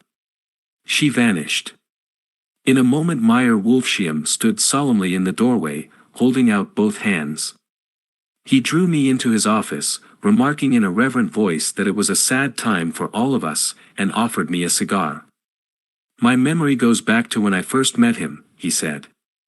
"A young major just out of the army and covered over with medals he got in the war. He was so hard up he had to keep on wearing his uniform because he couldn't buy some regular clothes. First time I saw him was when he come into Weinbrenner's pool room at 43rd Street and asked for a job. He hadn't eat anything for a couple of days. 'Come on, have some lunch with me,' I said. He ate more than $4 worth of food in half an hour." "Did you start him in business?" I inquired. "Start him? I made him." "Oh. I raised him up out of nothing, right out of the gutter. I saw right away he was a fine-appearing, gentlemanly young man, and when he told me he was an Oxford I knew I could use him good. I got him to join up in the American Legion and he used to stand high there. Right off he did some work for a client of mine up to Albany. We were so thick like that in everything, he held up two bulbous fin jars always together. I wondered if this partnership had included the World Series transaction in 1919. "Now he's dead," I said after a moment. "You were his closest friend, so I know you'll want to come to his funeral this afternoon." "I'd like to come." "Well, come then." The hair in his nostrils quivered slightly, and as he shook his head his eyes filled with tears. "I can't do it, I can't get mixed up in it," he said. "There's nothing to get mixed up in. It's all over now. When a man gets killed I never like to get mixed up in it in any way. I keep out. When I was a young man it was different. If a friend of mine died, no matter how, I stuck with them to the end. You may think that's sentimental, but I mean it to the bitter end. I saw that for some reason of his own he was determined not to come, so I stood up." "Are you a college man?" he inquired suddenly. For a moment I thought he was going to suggest a donation, but he only nodded and shook my hand. "Let us learn to show our friendship for a man when he is alive and not after he is dead," he suggested. After that my own rule is to let everything alone. When I left his office the sky had turned dark and I got back to West Egg in a drizzle. After changing my clothes I went next door and found Mr. Gatz walking up and down excitedly in the hall. His pride in his son and in his son's possessions was continually increasing, and now he had something to show me. "Jimmy sent me this picture." He took out his wallet with trembling fingers. "Look there." It was a photograph of the house, cracked in the corners and dirty with many hands. He pointed out every detail to me eagerly. "Look there," and then sought admiration from my eyes. He had shown it so often that I think it was more real to him now than the house itself. "Jimmy sent it to me. I think it's a very pretty picture. It shows up well." "Very well. Had you seen him lately?" He come out to see me 2 years ago and bought me the house I live in now. Of course we was broke up when he run off from home, but I see now there was a reason for it. He knew he had a big future in front of him. And ever since he made a success he was very generous with me. He seemed reluctant to put away the picture, held it for another minute, lingeringly, before my eyes. Then he returned the wallet and pulled from his pocket a ragged old copy of a book called Hopalong Cassidy. Look here, this is a book he had when he was a boy. It just shows you. He opened it at the back cover and turned it around for me to see. On the last flyleaf was printed the word schedule, and the date September 12, 1906. And underneath, rise from bed 6 o'clock a.m. Dumbbell exercise and wall scaling. 6.15 to 6.30 a.m. study electricity, etc. 7.15 to 8.15 a.m. work. 8:30 to 4:30 p.m. baseball and sports. 4.30 to 5.00 p.m. practice elocution, poise and how to attain it. 5.00 to 6.00 p.m. study needed inventions. 7 o'clock to 9 o'clock p.m. general resolves. No wasting time at shafters or, a name, indecipherable. No more smoking or chewing bath every other day. Read one improving book or magazine per week. Save $5, crossed out, $3 per week. Be better to parents. I come across this book by accident, said the old man. It just shows you, don't it? It just shows you. Jimmy was bound to get ahead. He always had some resolves like this or something. Do you notice what he's got about improving his mind? He was always great for that. He told me I eat like a hog once and I beat him for it. He was reluctant to close the book, reading each item aloud and then looking eagerly at me. I think he rather expected me to copy down the list for my own use. A little before 3 the Lutheran minister arrived from Flushing and I began to look involuntarily out the windows. FOROTHERCARSSODIDGATSBY SFATHERANDASTHETIME PASSED. And the servants came in and stood waiting in the hall. His eyes began to blink anxiously and he spoke of the rain in a worried, uncertain way. The minister glanced several times at his watch, so I took him aside and asked him to wait for half an hour. But it wasn't any use. Nobody came. About 5 o'clock our procession of 3 cars reached the cemetery and stopped in a thick drizzle beside the gate. First a motor hearse, horribly black and wet, then Mr. Gatz and the minister and I in the limousine, and, a little later, 4 or 5 servants and the postman from West Egg in Gatsby's station wagon, all wet to the skin. As we started through the gate into the cemetery I heard a car stop and then the sound of someone splashing after us over the soggy ground. I looked around. It was the man with owl-eyed glasses whom I had found marveling over Gatsby's books in the library one night 3 months before. I'd never seen him since then. I don't know how he knew about the funeral or even his name. The rain poured down his thick glasses and he took them off and wiped them to see the protecting canvas unrolled from Gatsby's grave. I tried to think about Gatsby then for a moment, but he was already too far away and I could only remember, without resentment, that Daisy hadn't sent a message or a flower. Dimly I heard someone murmur, "Blessed are the dead that the rain falls on," and then the owl-eyed man said, "Amen to that," in a brave voice. We straggled down quickly through the rain to the cars. Owl Eyes spoke to me by the gate. "I couldn't get to the house," he remarked. "Neither could anybody else." "Go on," he started. "Why, my God. They used to go there by the hundreds." He took off his glasses and wiped them again outside and in. "The poor son of a bitch," he said. One of my most vivid memories is of coming back west from prep school and later from college at Christmas time. Those who went farther than Chicago would gather in the old dim Union Station at 6 o'clock of a December evening with a few Chicago friends already caught up into their own holiday gaieties to bid them a hasty goodbye. I remember the fur coats of the girls returning from Miss This or That's and the chatter of frozen breath and the hands waving overhead as we caught sight of old acquaintances and the matchings of invitations. Are you going to the Ordways? The Herseys? The Schulzes? And the long green tickets clasped tight in our gloved hands. And last the murky yellow cars of the Chicago, Milwaukee, and St. Paul Railroad looking cheerful as Christmas itself. On the tracks beside the gate. When we pulled out into the winter night and the real snow, our snow, began to stretch out beside us and twinkle against the windows, and the dim lights of small Wisconsin stations moved by, a sharp wild brace came suddenly into the air. We drew in deep breaths of it as we walked back from dinner through the cold vestibules, unutterably aware of our identity with this country for one strange hour before we melted indistinguishably into it again. That's my Middle West, not the wheat or the prairies or the lost Swede towns, but the thrilling, returning trains of my youth and the street lamps and sleigh bells in the frosty dark and the shadows of holly wreaths thrown by lighted windows on the snow.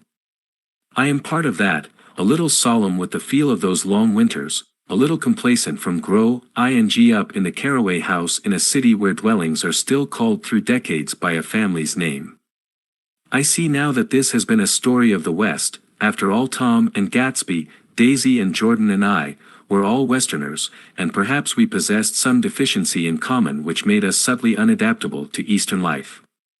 Even when the East excited me most, even when I was most keenly aware of its superiority to the bored, sprawling, swollen towns beyond the Ohio, with their interminable inquisitions which spared only the children and the very old, even then it had always for me a quality of distor time. West Egg especially still figures in my more fantastic dreams. I see it as a night scene by El Greco, a hundred houses, at once conventional and grotesque, crouching under a sullen, overhanging sky and a lusterless moon. In the foreground 4 solemn men in dress suits are walking along the sidewalk with a stretcher on which lies a drunken woman in a white evening dress. Her hand, which dangles over the side, sparkles cold with jewels. Gravely the men turn in at a house, the wrong house. But no one knows the woman's name, and no one cares. After Gatsby's death the East was haunted for me like that, distorted beyond my eyes' power of correction. So when the blue smoke of brittle leaves was in the air and the wind blew the wet laundry stiff on the line, I decided to come back home. There was one thing to be done before I left, an awkward, unpleasant thing that perhaps had better have been let alone. But I wanted to leave things in order and not just trust that obliging and indifferent sea to sweep my refuse away. I saw Jordan Baker and talked over and around what had happened to us together and what had happened afterward to me, and she lay perfectly still listening in a big chair. She was dressed to play golf, and I remember thinking she looked like a good illustration, her chin raised a little, jauntily, her hair the color of an autumn leaf, her face the same brown tint as the fingerless glove on her knee. When I had finished she told me without comment that she was engaged to another man. I doubted that though there were several she could have married at a nod of her head, but I pretended to be surprised. For just a minute I wondered if I wasn't making a mistake, then I thought it all over again quickly and got up to say goodbye. Nevertheless, you did throw me over, said Jordan suddenly. You threw me over on the telephone. I don't give a damn about you now, but it was a new experience for me and I felt a little dizzy for a while.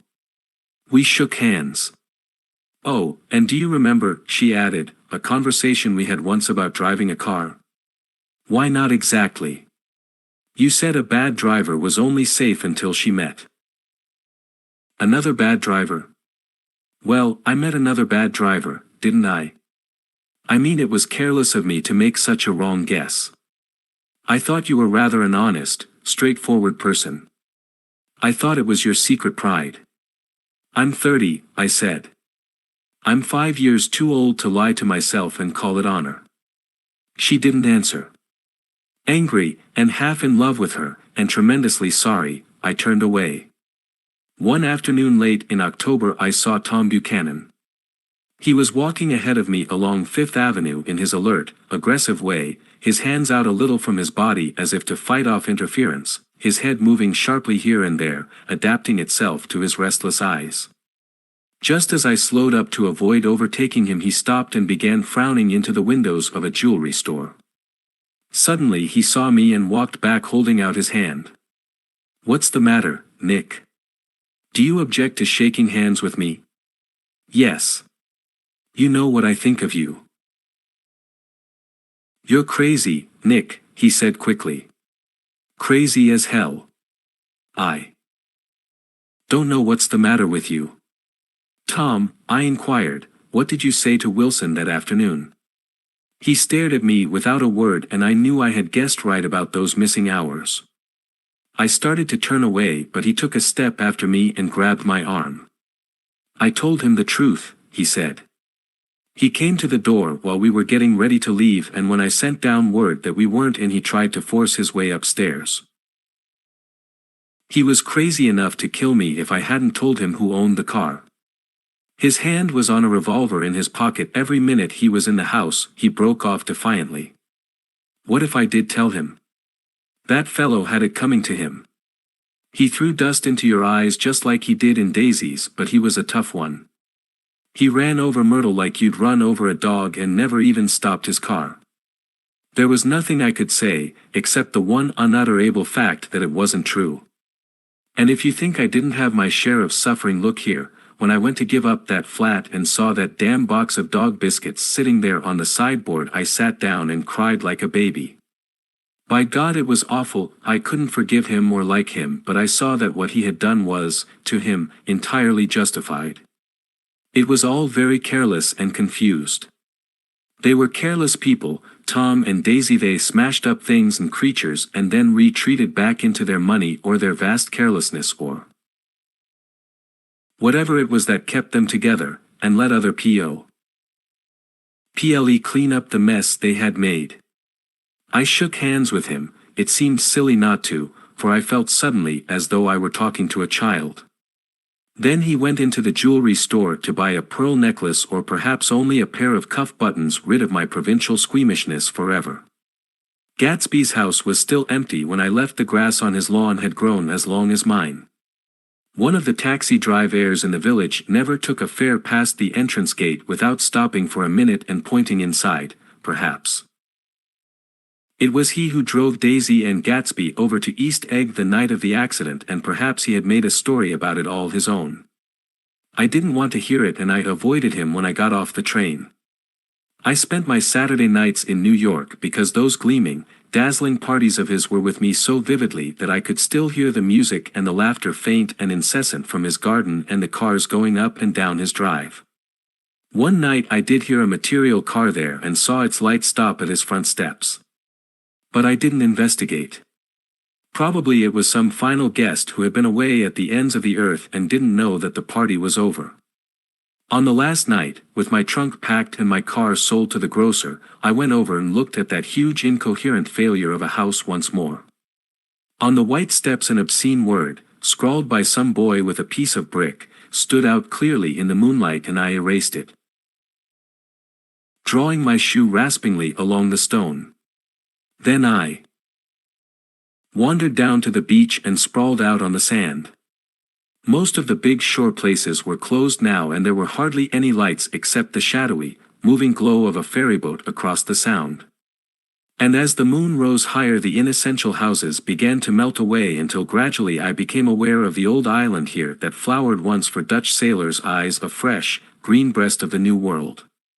Its vanished trees, the trees that had made way for Gatsby's house, had once pandered in whispers to the last and greatest of all human dreams. For a transitory enchanted moment man must have held his breath in the presence of this continent, compelled into an aesthetic contemplation he neither understood nor desired, face to face for the last time in history with something commensurate to his capacity for wonder. And as I sat there brooding on the old, unknown world, I thought of Gatsby's wonder when he first picked out the green light at the end of Daisy's dock. He had come a long way to this blue lawn, and his dream must have seemed so close that he could hardly fail to grasp it. He did not know that it was already behind him, somewhere back in that vast obscurity beyond the city, where the dark fields of the Republic rolled on under the night. Gatsby believed in the green light, the orgastic future that year by year recedes before us.